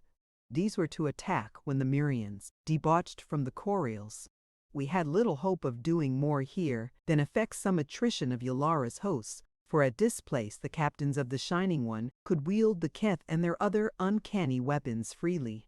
We had learned, too, that every forge and artisan had been put to work to make an armor Marakanov had devised to withstand the natural battle equipment of the Frog people, and both Larry and I had a disquieting faith in the Russians' ingenuity. At any rate, the numbers against us would be lessened. Next, under the direction of the Frog King, levies commanded by subsidiary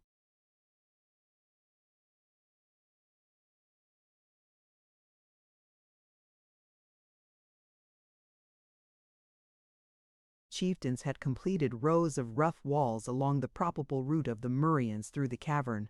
These afforded the Aka a fair protection, behind which they could hurl their darts and spears. Curiously enough, they had never developed the bow as a weapon. At the opening of the cavern, a strong barricade stretched almost to the two ends of the crescent strand. Almost, I say, because there had not been time to build it entirely across the mouth, and from edge to edge of the Titanic bridge, from where it sprang outward at the shore of the Crimson Sea to 100 feet away from the golden door of the abode, barrier after barrier was piled.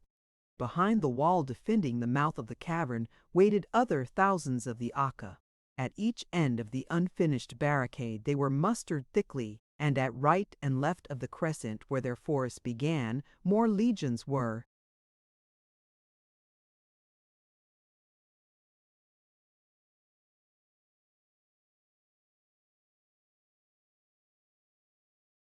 assembled to make way up to the ledge as opportunity offered. Rank upon rank they manned the bridge barriers. They swarmed over the pinnacles and in the hollows of the island's ragged outer lip. The domed castle was a hive of them, if I may mix my metaphors, and the rocks and gardens that surrounded the abode glittered with them. "Now," said the handmaiden, "there's nothing else we can do save wait." She led us out through her bower and up the little path that ran to the embrasure. Through the quiet came a sound, a sighing, a half-mournful whispering that beat about us and fled away. "They come!" cried Lachla, the light of battle in her eyes. Larry drew her to him, raised her in his arms, kissed her.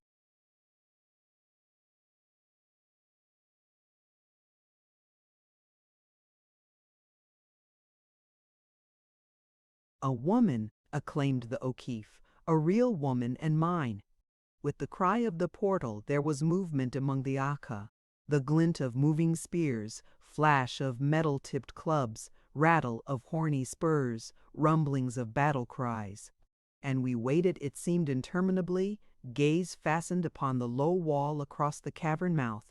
Suddenly I remembered the crystal through which I had peered when the hidden assassins had crept upon us. Mentioning it to Lachla, she gave a little cry of vexation, a command to her attendant, and not long that faithful if unusual lady had returned with a tray of the glasses. Raising mine, I saw the lines furthest away leap into sudden activity. Spurred warrior after warrior leaped upon the barricade and over it.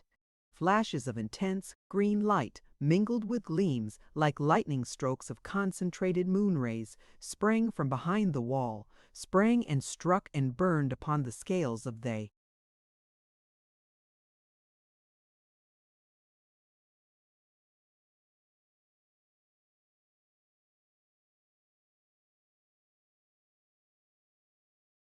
"Batrachians, they come," whispered Lachla. At the far ends of the crescent a terrific milling had begun. Here it was, plain the Aka were holding. Faintly, for the distance was great, I could see fresh force upon force rush up and take the places of those who had fallen. Over each of these ends and along the whole line of the barricade, a mist of dancing, diamonded atoms began to rise, sparking, coruscating points of diamond dust that darted and danced. What had once been Lachla's guardians dancing now in the nothingness. God, but it's hard to stay here like this. groaned the O'Keefe.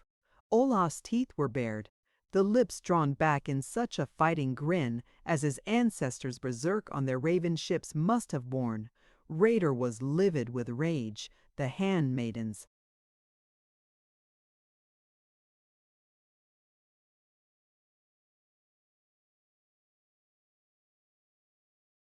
nostrils flaring wide, all her wrathful soul in her eyes. Suddenly, while we looked, the rocky wall which the Aka had built at the cavern mouth was not. It vanished, as though an unseen, unbelievably gigantic hand had with the lightning speed swept it away. And with it vanished, too, long lines of the great amphibians close behind it. Then down upon the ledge, dropping into the crimson sea, sending up geysers of ruby spray, dashing on the bridge, crushing the frogmen, fell a shower of stone, mingled with distorted shapes and fragments, whose scales still flashed meteoric as they hurled from above. That which makes things fall upward, hissed Olaf. That which I saw in the garden of Luger. The fiendish agency of destruction which Marakanov had revealed to Larry. The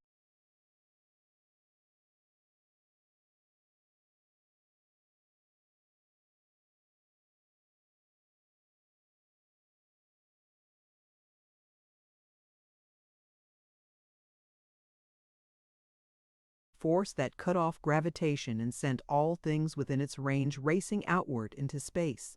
And now over the debris upon the ledge, striking with long sword and daggers, here and there a captain flashing the green ray, moving on in ordered squares, came the soldiers of the Shining One.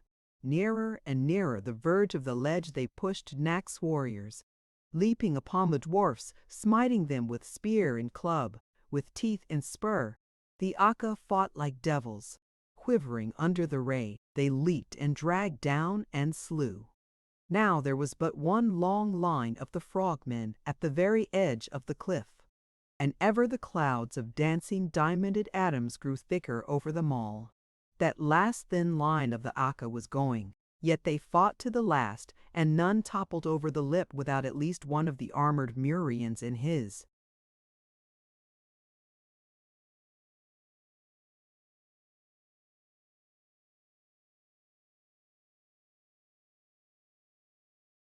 arms. My gaze dropped to the foot of the cliffs. Stretched along their length was a wide ribbon of beauty, a shimmering multitude of gleaming, pulsing, prismatic moons. Glowing, glowing ever brighter, ever more wondrous, the gigantic Medusae globes, feasting on dwarf and frogman alike. Across the waters faintly came a triumphant shouting from Luger's and Yolara's men. Was the ruddy light of the place lessening, growing paler, changing to a faint rose? There was an exclamation from Larry. Something like hope relaxed the drawn muscles of his face. He pointed to the aureate dome wherein sat the three, and then I saw, out of it, through the long transverse slit through which the Silent Ones kept,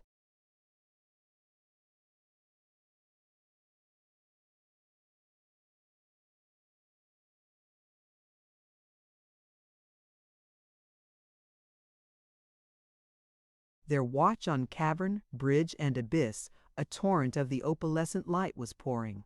It cascaded like a waterfall, and as it flowed it spread whirling out, in columns and eddies, clouds and wisps of misty curdled coruscations. It hung like a veil over all the islands, filtering everywhere, driving back the crimson light as though possessed of impenetrable substance, and still it cast not the faintest shadowing upon our vision. Good God! Breathed Larry. Look! The radiance was marching down the colossal bridge. It moved swiftly, in some unthinkable way intelligently. It swept the Aka, and closer, ever closer, it swept toward the approach upon which Yolara's men had now gained foothold. From their ranks came flash after flash of the green ray aimed at the abode. But as the light sped and struck the opalescence, it was blotted out. The shimmering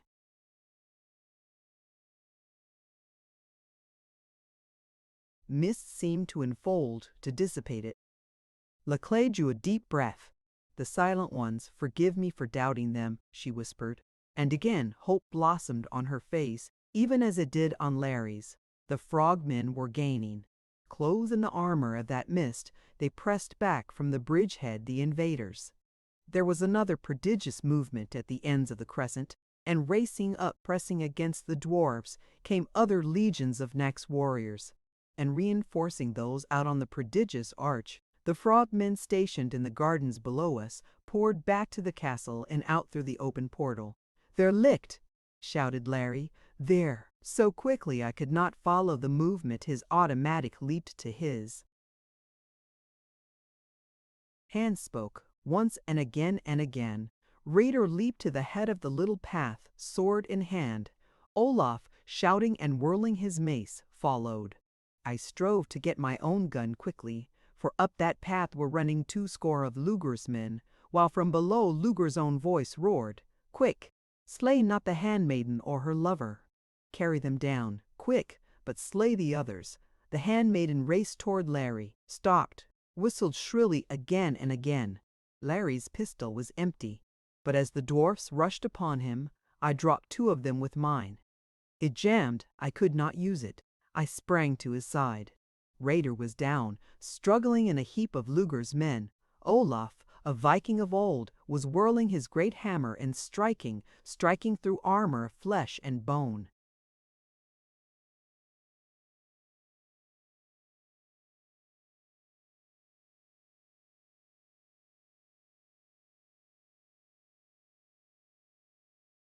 Larry was down, Lakla flew to him, but the Norseman, now streaming blood from a dozen wounds, caught a glimpse of her coming, turned, thrust out a mighty hand, sent her reeling back, and then with his hammer cracked the skulls of those trying to drag the O'Keefe down the path.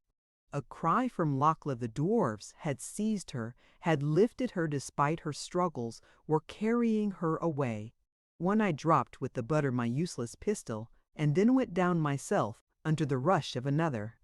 Through the clamor I heard a booming of the Akka, closer, closer, then through it the bellow of Luger. I made a mighty effort, swung a hand up, and sunk my fingers in the throat of the soldier striving to kill me. Writhing over him, my fingers touched a poniard. I thrust it deep, staggered to my feet. The O'Keefe, shielding Lakla, was battling with the long sword against a half-dozen of the soldiers. I started toward him, was struck, and under the impact,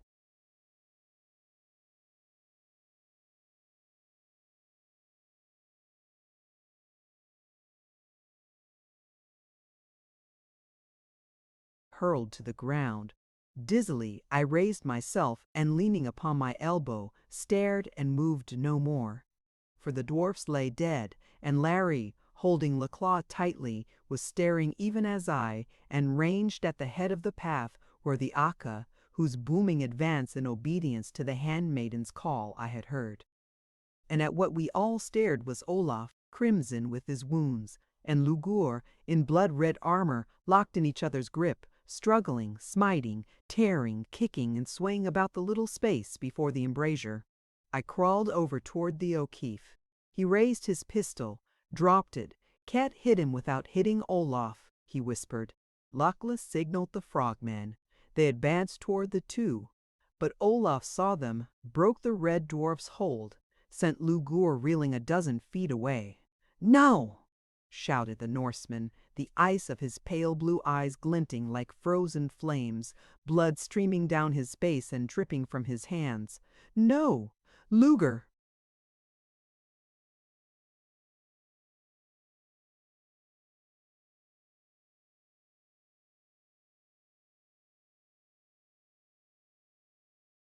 "Is mine.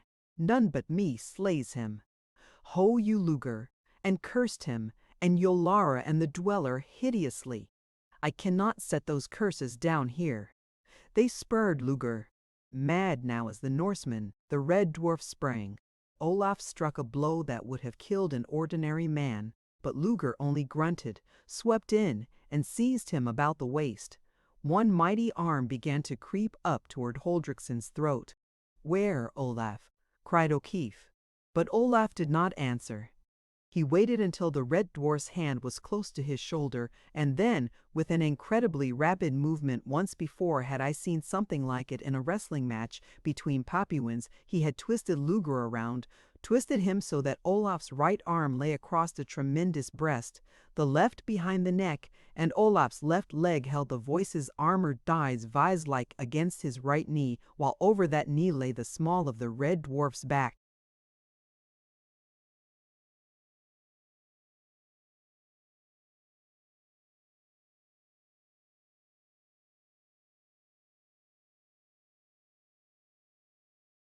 For a second or two, the Norseman looked down upon his enemy, motionless in that paralyzing grip, and then slowly he began to break him. Lakla gave a little cry, made a motion toward the two, but Larry drew her head down against his breast, hiding her eyes, then fastened his own upon the pair, white-faced, stern. Slowly, ever so slowly, proceeded Olaf. Twice Luger moaned. At the end he screamed horribly. There was a cracking sound, as if a stout stick snapped. Huldriksen stooped silently. He picked up the limp body of the voice, not yet dead, for the eyes rolled, the lips strove to speak, lifted it, walked to the parapet, swung it twice over his head, and cast it down to the red waters.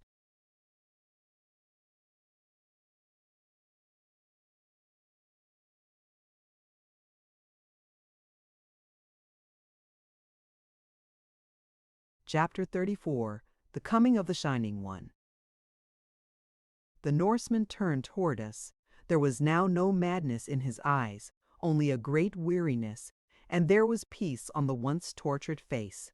"Helma," he whispered, "I go a little before. Soon you will come to me and the Endling who will await you, Helma, mein Liebe." Blood gushed from his mouth. He swayed, fell, and thus died Olaf Huldriksen. We looked down upon him, nor did Lakla, nor Larry, nor I try to hide our tears. And as we stood, the Akka brought to us that other mighty fighter, Rador, but in him there was life, and we attended to him there as best we could. Then Lakla spoke. "We will bear him into the castle, where we may give him greater care," she said. "For lo, the hosts of Yalara have been beaten back, and on the bridge comes Nak."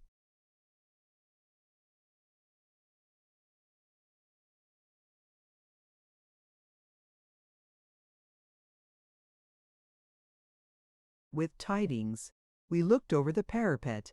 It was even as she had said. Neither on ledge nor bridge was there trace of living men of Muria.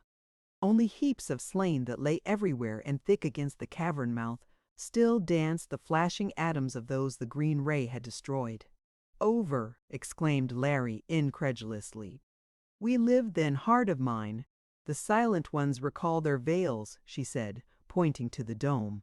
Back through the slitted opening the radiance was streaming, withdrawing from sea and island, marching back over the bridge with that same ordered, intelligent motion. Behind it the red light pressed, like skirmishers on the heels of a retreating army.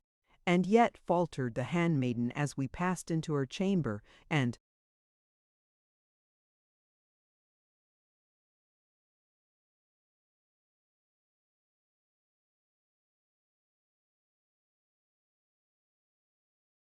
doubtful were the eyes she turned upon the O'Keefe.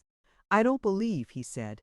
"There's a kick left in them. What was that sound beating into the chamber faintly, so faintly?" My heart gave a great throb and seemed to stop for an eternity.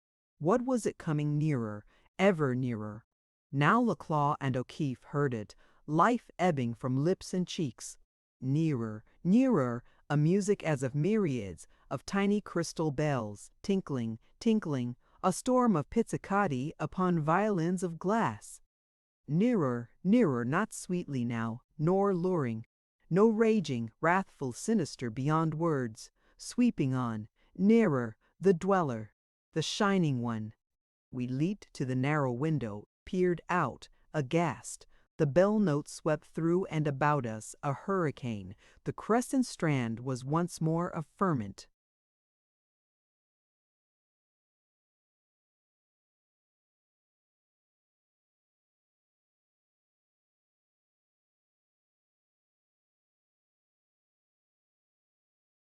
Back were the Aka being swept, as though by brooms, tottering on the edge of the ledge, falling into the waters.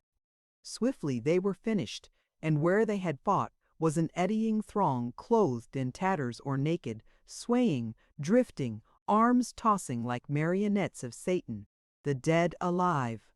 The slaves of the dweller, they swayed and tossed, and then, like water racing through an open dam, they swept upon the bridgehead. On and on they pushed, like the bore of a mighty tide. The frogmen strove against them, clubbing, spearing, tearing them. But even those worst smitten seemed not to fall. On they pushed, driving forward, irresistible, a battering ram of flesh and bone. They clove the masses of the Aka, pressing them to the sides of the bridge and over. Through the open gates they forced them, for there was no room for the frogmen to stand against that implacable tide.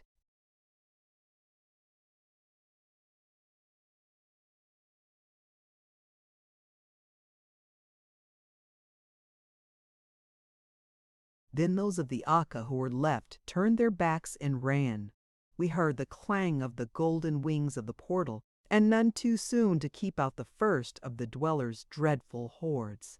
Now upon the cavern ledge and over the whole length of the bridge there were none but the dead alive, men and women, black-polled Ladala, slow-eyed Malays, slant-eyed Chinese, men of every race that sailed the seas milling, turning, swaying, like leaves caught in a sluggish current. The bell notes became sharper, more insistent. At the cavern mouth a radiance began to grow, a gleaming from which the atoms of diamond dust seemed to try to flee. As the radiance grew and the crystal notes rang nearer, every head of that hideous multitude turned stiffly, slowly toward the right, looking toward the far bridge end, their eyes fixed and glaring, every face an inhuman mask of rapture and of horror.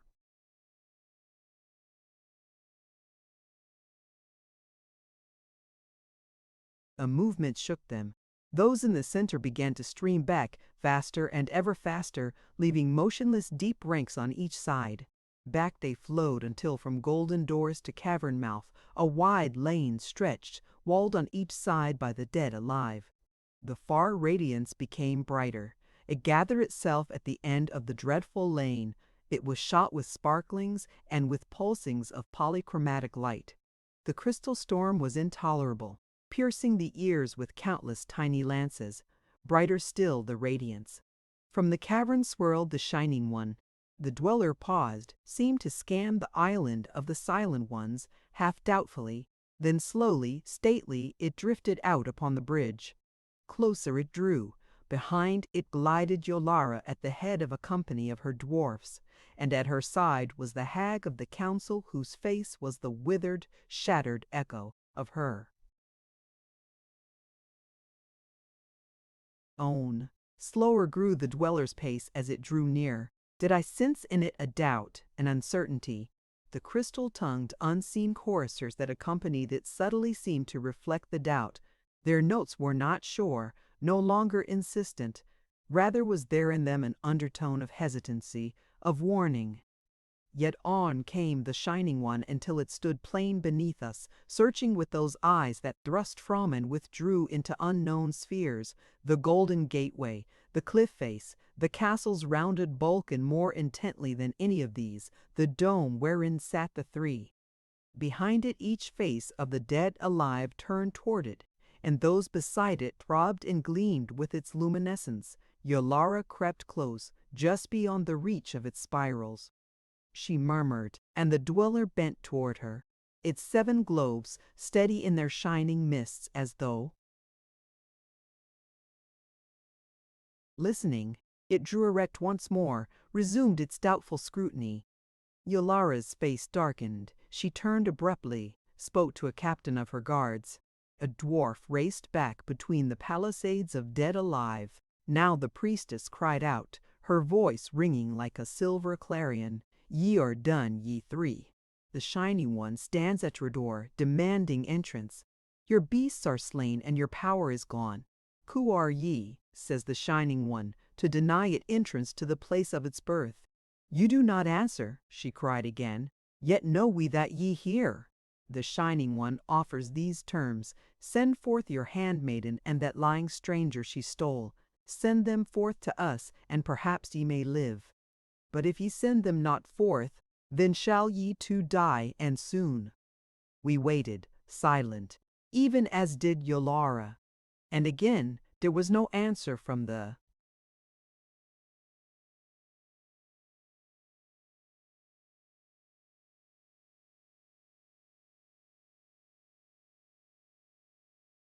3. The priestess laughed. The blue eyes flashed. It is ended, she cried. If you will not open, needs must we open for you. Over the bridge was marching a long double file of the dwarfs. They bore a smoothed and handled tree trunk, whose head was knobbed with a huge ball of metal. Past the priestess, past the Shining One, they carried it, 50 of them to each side of the ram, and behind them stepped Marikinoff. Larry awoke to life. Now, thank God, he rasped, I can get that devil anyway. He drew his pistol, took careful aim. Even as he pressed the trigger, there rang through the abode a tremendous clanging. The ram was battering at the gates.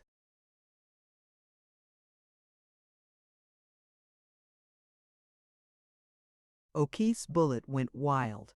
The Russian must have heard the shot. Perhaps the missile was closer than we knew. He made a swift leap behind the guards, was lost to sight. Once more the thunderous clanging rang through the castle. Lakla drew herself erect. Down upon her dropped the listening aloofness. Gravely she bowed her head. It is time, O love of mine. She turned to O'Keefe. The silent ones say that the way of fear is closed, but the way of love is open. They call upon us to redeem our promise. For 100 heartbeats they clung to each other, breast to breast and lip to lip. The clangor was increasing, the great trunk swinging harder and faster upon the metal gates. Now Lakla gently loosed the arms of the O'Keefe.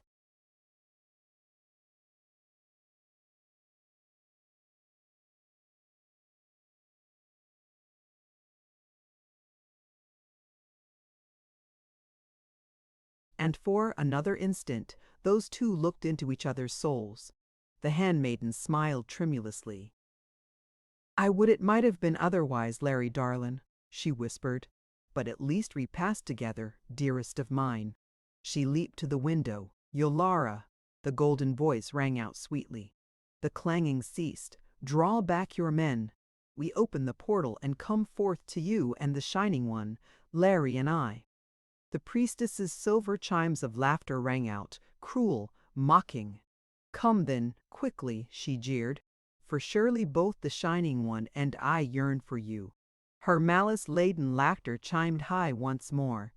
Keep us not lonely long, the priestess mocked.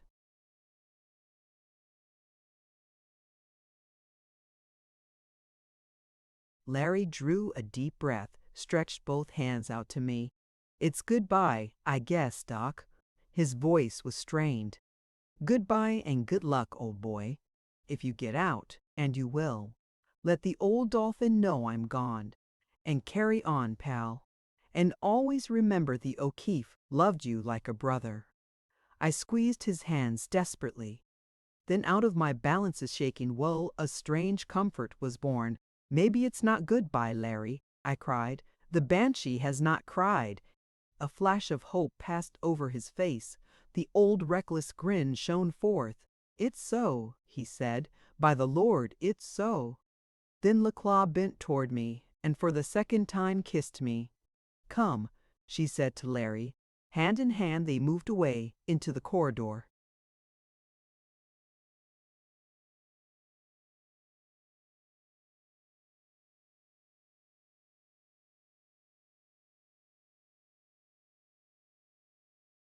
That led to the door outside of which waited the Shining One and its priestess. And unseen by them, wrapped as they were within their love and sacrifice, I crept softly behind. For I had determined that if enter the dweller's embrace, they should not go alone. They paused before the golden portals. The handmaiden pressed its opening lever. The massive leaves rolled back. Heads high, proudly, serenely, they passed through and out upon the hither span. I followed. On each side of us stood the dweller slaves, faces turned rigidly toward their master. 100 feet away the Shining One pulsed and spiraled at its evilly glorious lambency of sparkling plumes. Unhesitating, always with that same high serenity, Latla and the O'Keefe.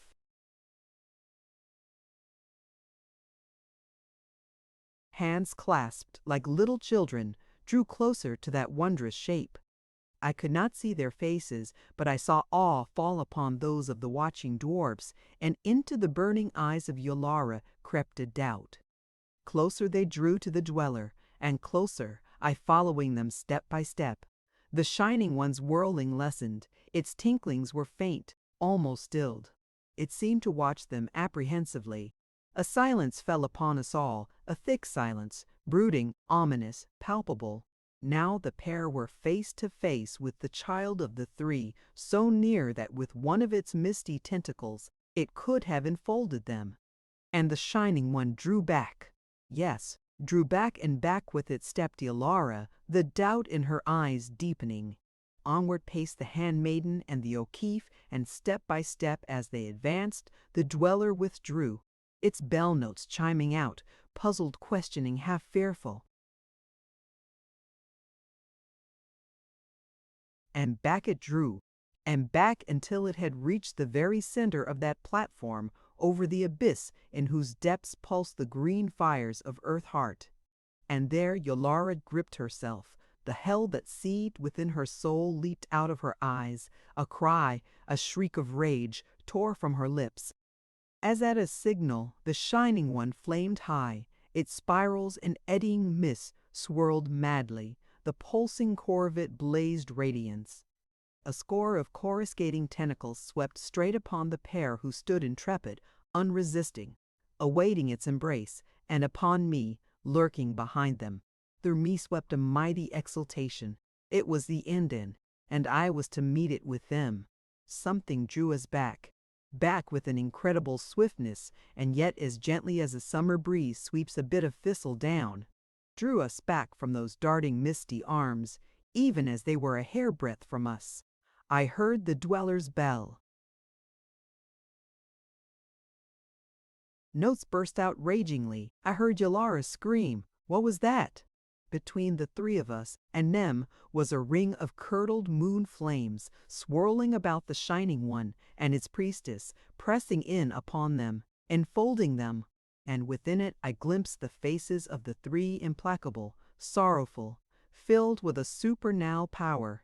Sparks and flashes of white flame darted from the ring, penetrating the radiant swathings of the dweller, striking through its pulsing nucleus, piercing its 7 crowning orbs.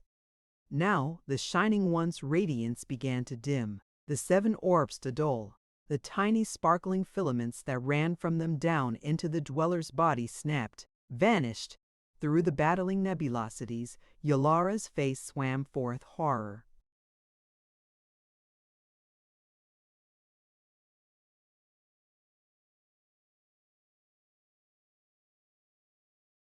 Filled, distorted, inhuman. The ranks of the dead alive quivered, moved, writhed, as though each felt the torment of the thing that had enslaved them. The radiance that the three wielded grew more intense, thicker, seemed to expand. Within it suddenly were scores of flaming triangles, scores of eyes like those of the Silent Ones. And the Shining Ones, 7 little moons of amber, of silver, of blue and amethyst and green, of rose and white, split, shattered, were gone. Abruptly the tortured crystal chiming ceased. Dulled, all its soul-shaking beauty dead, blotched and shadowed squalidly, its gleaming plumes tarnished, its dancing spirals stripped from it. That which had been the Shining One wrapped itself about Yolara wrapped, and drew her into itself, writhed, swayed, and hurled itself over the edge of the bridge, down into the green fires of the unfathomable abyss, with its priestess still enfolded in.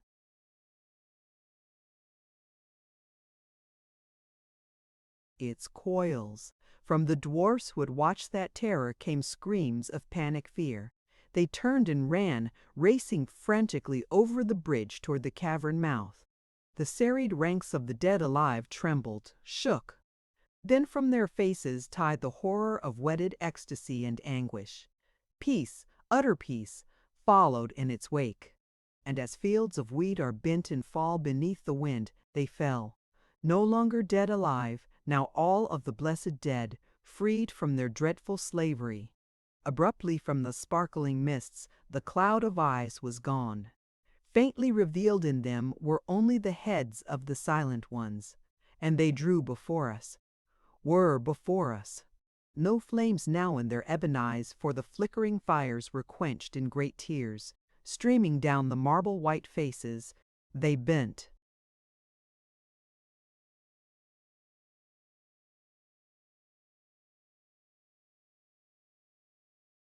Toward us, over us, their radiance enfolded us. My eyes darkened, I could not see. I felt a tender hand upon my head, and panic and frozen dread and nightmare web that held me fled. Then they, too, were gone. Upon Mary's breast the handmaiden was sobbing out her heart, but this time with the joy of one who was swept up from the very threshold of hell into paradise.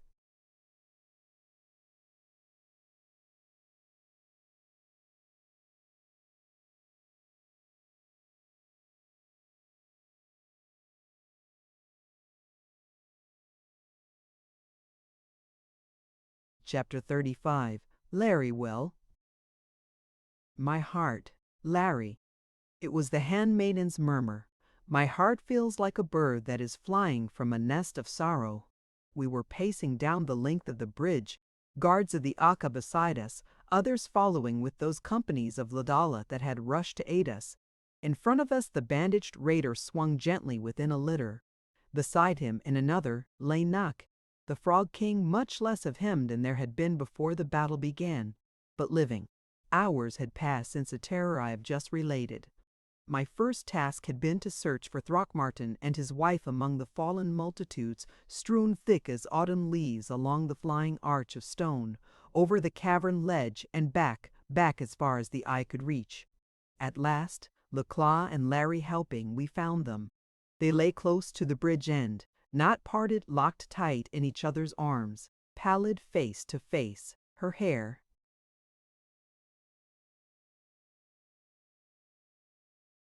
streaming over his breast, as though when that unearthly life the dweller had set within them passed away, their own had come back for one fleeting instant, and they had known each other, and clasped before kindly death had taken them. Love is stronger than all things. The handmaiden was weeping softly. Love never left them. Love was stronger than the Shining One, and when its evil fled, love went with them wherever souls go. Of Stanton and Thor there was no trace, nor, after our discovery of those other two, did I care to look more. They were dead and they were free. We buried Throckmorton and Edith beside Olaf in Lackla's bower. But before the body of my old friend was placed within the grave, I gave it a careful and sorrowful examination. The skin was firm and smooth but cold, not the cold of death, but with a chill that set my touching fingers tingling unpleasantly.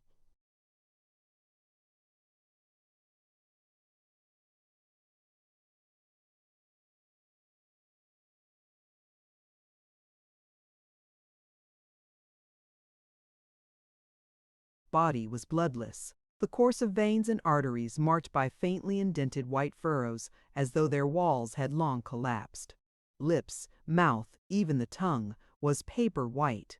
There was no sign of dissolution as we know it, no shadow or stain upon the marble surface. Whatever the force that, streaming from the dweller or impregnating its lair, had energized the dead alive, it was barrier against putrescence of any kind. That at least was certain. But it was not barrier against the poison of the Medusae, for, our sad task done, and looking down upon the waters, I saw the pale forms of the dwellers' hordes dissolving, vanishing into the shifting glories of the gigantic moons, sailing down upon them from every quarter of the Sea of Crimson. While the frogmen, those late levies from the farthest forests, were clearing bridge and ledge of cavern of the litter of the dead, We listened to a leader of the Ladala. They had risen, even as the messenger had promised Rador, Fierce had.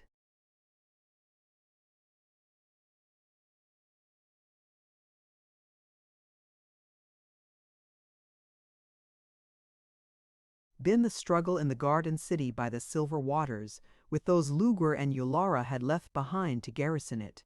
Deadly had been the slaughter of the fair-haired, reaping the harvest of hatred they had been sowing so long. Not without a pang of regret did I think of the beautiful, gaily malicious elfin women, destroyed evil though they may have been. The ancient city of Lara was a charnel. Of all the rulers, not twoscore had escaped, and these into regions of peril which to describe as sanctuary would be mockery. Nor had the Ladala fared so well. Of all the men and women, for women as well as men had taken their part in the swift war, not more than a tenth remained alive.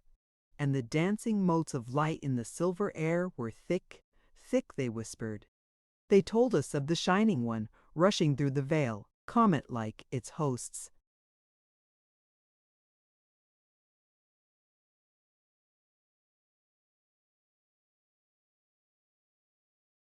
Streaming behind it, raging with it in ranks that seemed interminable. Of the massacre of the priests and priestesses in the Cyclopean temple, of the flashing forth of the summoning lights by unseen hands, followed by the tearing of the rainbow curtain, by colossal shatterings of the radiant cliffs, the vanishing behind their debris of all trace of entrance to the haunted place wherein the hordes of the Shining One had slaved the ceiling of the lair.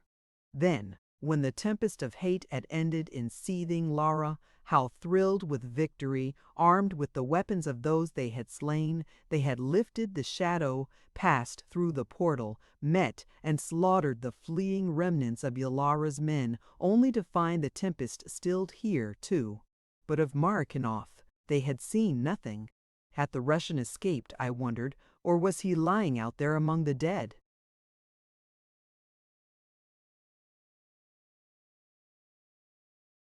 But now the Ladala were calling upon Laklala to come with them, to govern them. "I don't want to, Larry darlin'," she told him.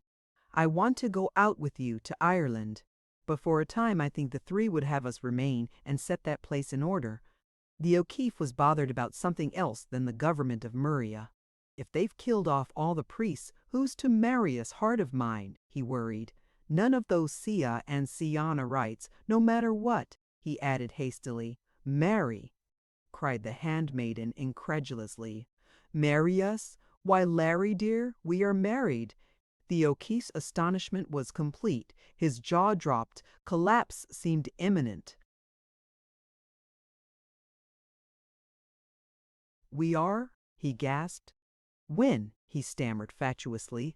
"Why, when the mother drew us together before her, when she put her hands on our heads after we had made the promise." "Then you understand that?" asked the handmaiden wonderingly. He looked at her, into the purity of the clear golden eyes, into the purity of the soul that gazed out of them, all his own great love transfiguring his keen face. "And is that enough for you, Mavourneen?" he whispered humbly. "Enough!" The handmaiden's puzzlement was complete, profound. "Enough! Larry darlin', what more could we ask?" He drew a deep breath, clasped her close. "Kiss the bride, Doc!" cried the O'Keefe. "And for the third and soul's sorrow." The last time, Lekla dimpling and blushing, I thrilled to the touch of her soft, sweet lips. Quickly were our preparations for departure made. Rador, conscious, his immense vitality conquering fast his wounds, was to be borne ahead of us. And when all was done, Lakla, Larry, and I made our way up to the scarlet stone that was the doorway to the chamber of the three. We knew, of course, that they had gone, following, no doubt, those whose eyes I had seen in the curdled mists, and who, coming to the aid of the three at last from whatever mysterious place that was their home, had thrown their strength with them against the Shining One. Nor were we wrong. When the great slab rolled away, no torrents of opalescence came rushing out upon us. The vast dome was dim, tenantless. Its curved walls that had cascaded light shone now but faintly. The dais was empty, its wall of moon-flame radiance gone. A little time we stood, heads bent, reverent, our hearts filled with gratitude and love. Yes, and with pity for that strange trinity so alien to us and yet so near. Children even as we, though so unlike us, of our same Mother Earth. And what I wondered had been the secret of that promise they had wrung from their handmaiden and from Larry. And whence, if what the three had said had been all true, whence had come their power to avert the sacrifice at the very verge of its consummation? Love is stronger than all things, had said Laclas. Was it that they had needed, must have, the force which dwells within love, within willing sacrifice, to strengthen their own power and to enable them to destroy the evil, glorious thing so long shielded by their own love? Did the thought of sacrifice, the will toward abnegation, have to be as strong as the Eternal's, unshaken by faintest thrill of hope, before the three could make of it?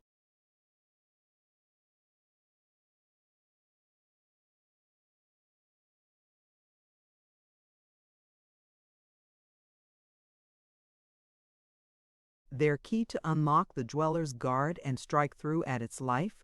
Here was a mystery indeed. Laclas softly closed the crimson stone.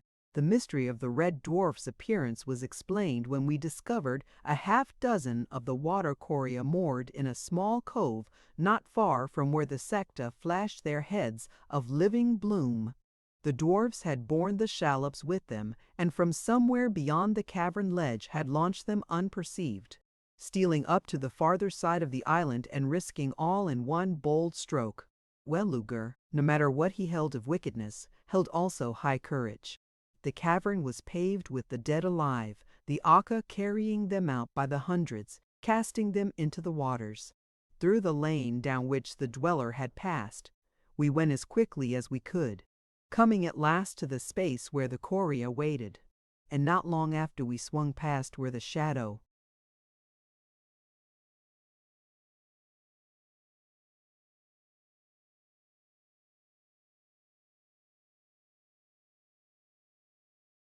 had hung and hovered over the shining depths of the midnight pool. Upon Laclas's insistence we passed on to the palace of Lugur, not to Yolara's, I do not know why, but go there, then she would not. And within one of its columned rooms, maidens of the black-haired folks, the wistfulness, the fear, all gone from their sparkling eyes, served us. There came to me a huge desire to see the destruction they had told us of the dweller's lair, to observe for myself whether it was not possible to make a way of entrance and to study its mysteries.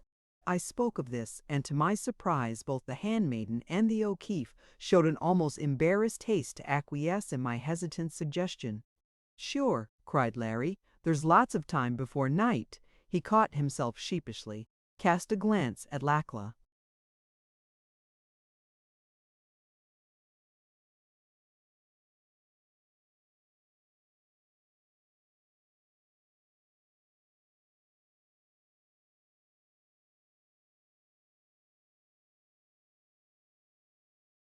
"I keep forgettin' there's no night here," he mumbled. "What did you say, Larry?" asked she. "I said I wish we were sitting in our home in Ireland watching the sun go down," he whispered to her. Vaguely I wondered why she blushed. But now I must hasten. We went to the temple, and here at least the ghastly litter of the dead had been cleaned away. We passed through the blue cavern space, crossed the narrow arch that spanned the rushing sea stream, and, ascending, stood again upon the ivoried pave at the foot of the frowning, towering amphitheater of jet. Across the silver waters there was sign of neither web of rainbows, nor colossal pillars, nor the templed lips that I had seen curving out beneath the veil when the Shining One had swirled out to greet its priestess and its voice, and to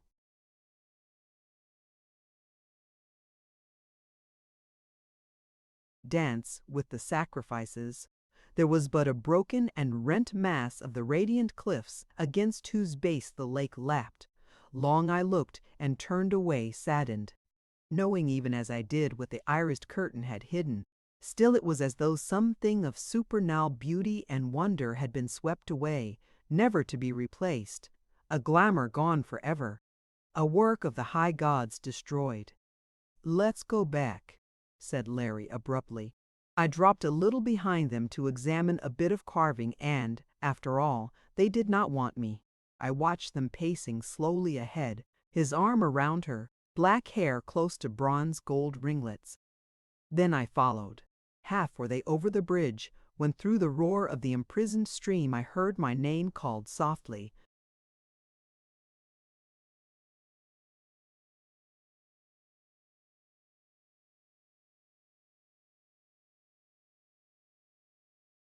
"Goodwin, Dr. Goodwin!" Amazed, I turned. From behind the pedestal of a carved group slunk Maracanoff.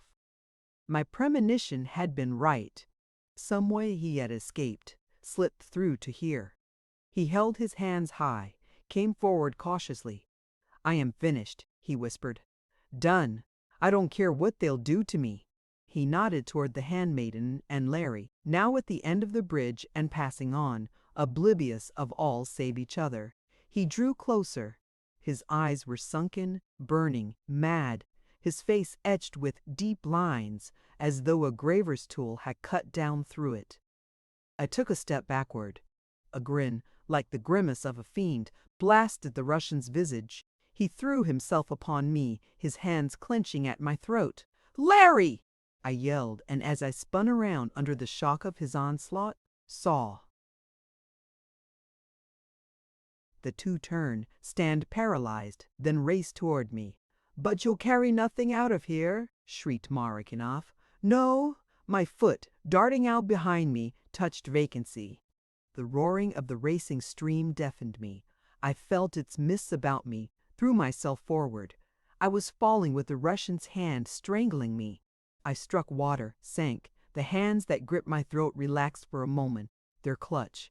I strove to writhe loose, felt that I was being hurled with dreadful speed. On full realization came on the breast of that racing torrent, dropping from some far ocean cleft and rushing where?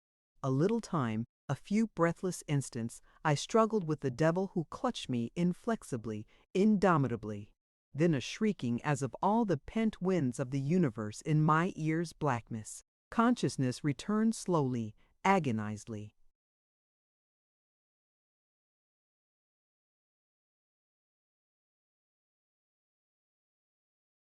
"Larry!" I groaned.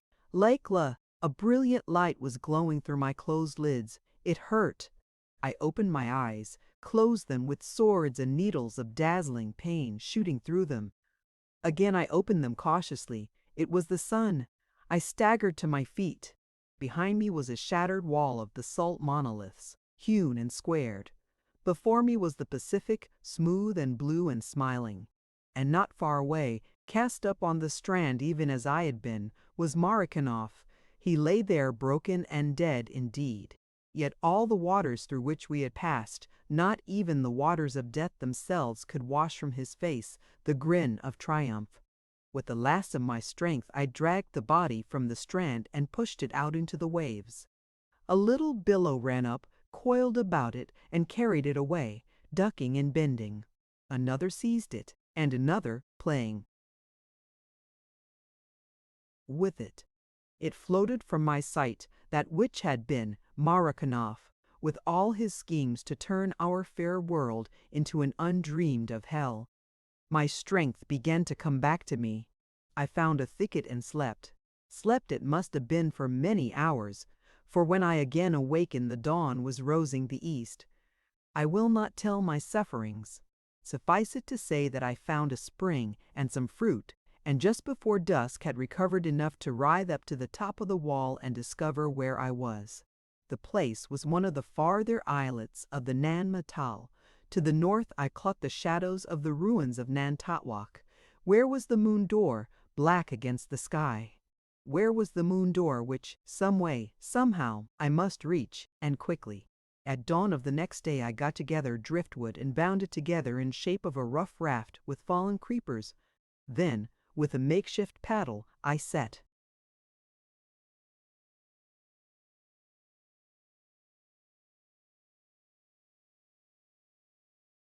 forth for Nantucket. Slowly, painfully, I crept up to it. It was late afternoon before I grounded my shaky craft on the little beach between the ruined sea gates and, creeping up the giant steps, made my way to the inner enclosure. And at its opening I stopped, and the tears ran streaming down my cheeks, while I wept aloud with sorrow and with disappointment and with weariness. For the great wall, in which had been set the pale slab whose threshold we had crossed to the land of the Shining One, lay shattered and broken. The monoliths were heaped about. The wall had fallen, and about them shone a film of water, half covering them. There was no moon door. Dazed and weeping, I drew closer, climbed upon their outlying fragments. I looked out only upon the sea. There had been a great subsidence, an earth shock.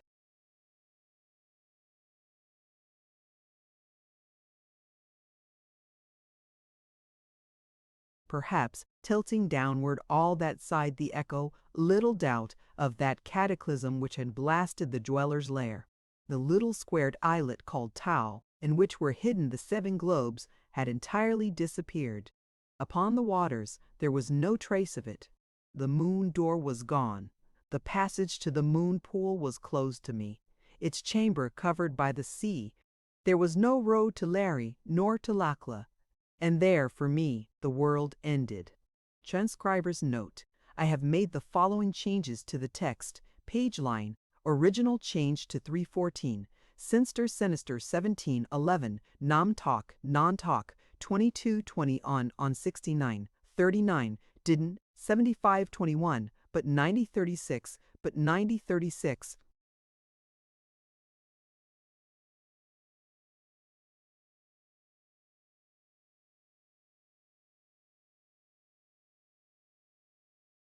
Trollda 9135, we 9611, shown 9614 smiled.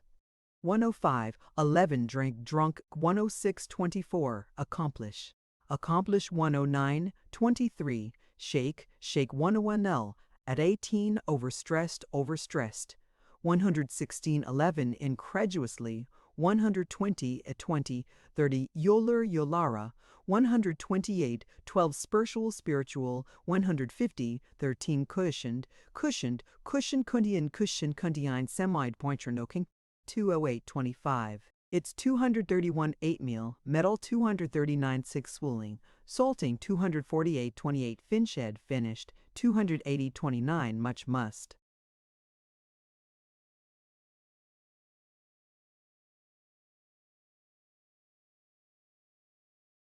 The end. Thank you for listening to this story. I hope you enjoyed the journey, the characters, and the world they carried with them. If you enjoyed this audiobook, please subscribe to the channel and leave a comment below. Your support helps keep these stories alive and allows more timeless books to be shared with listeners around the world. Until next time, thank you for listening.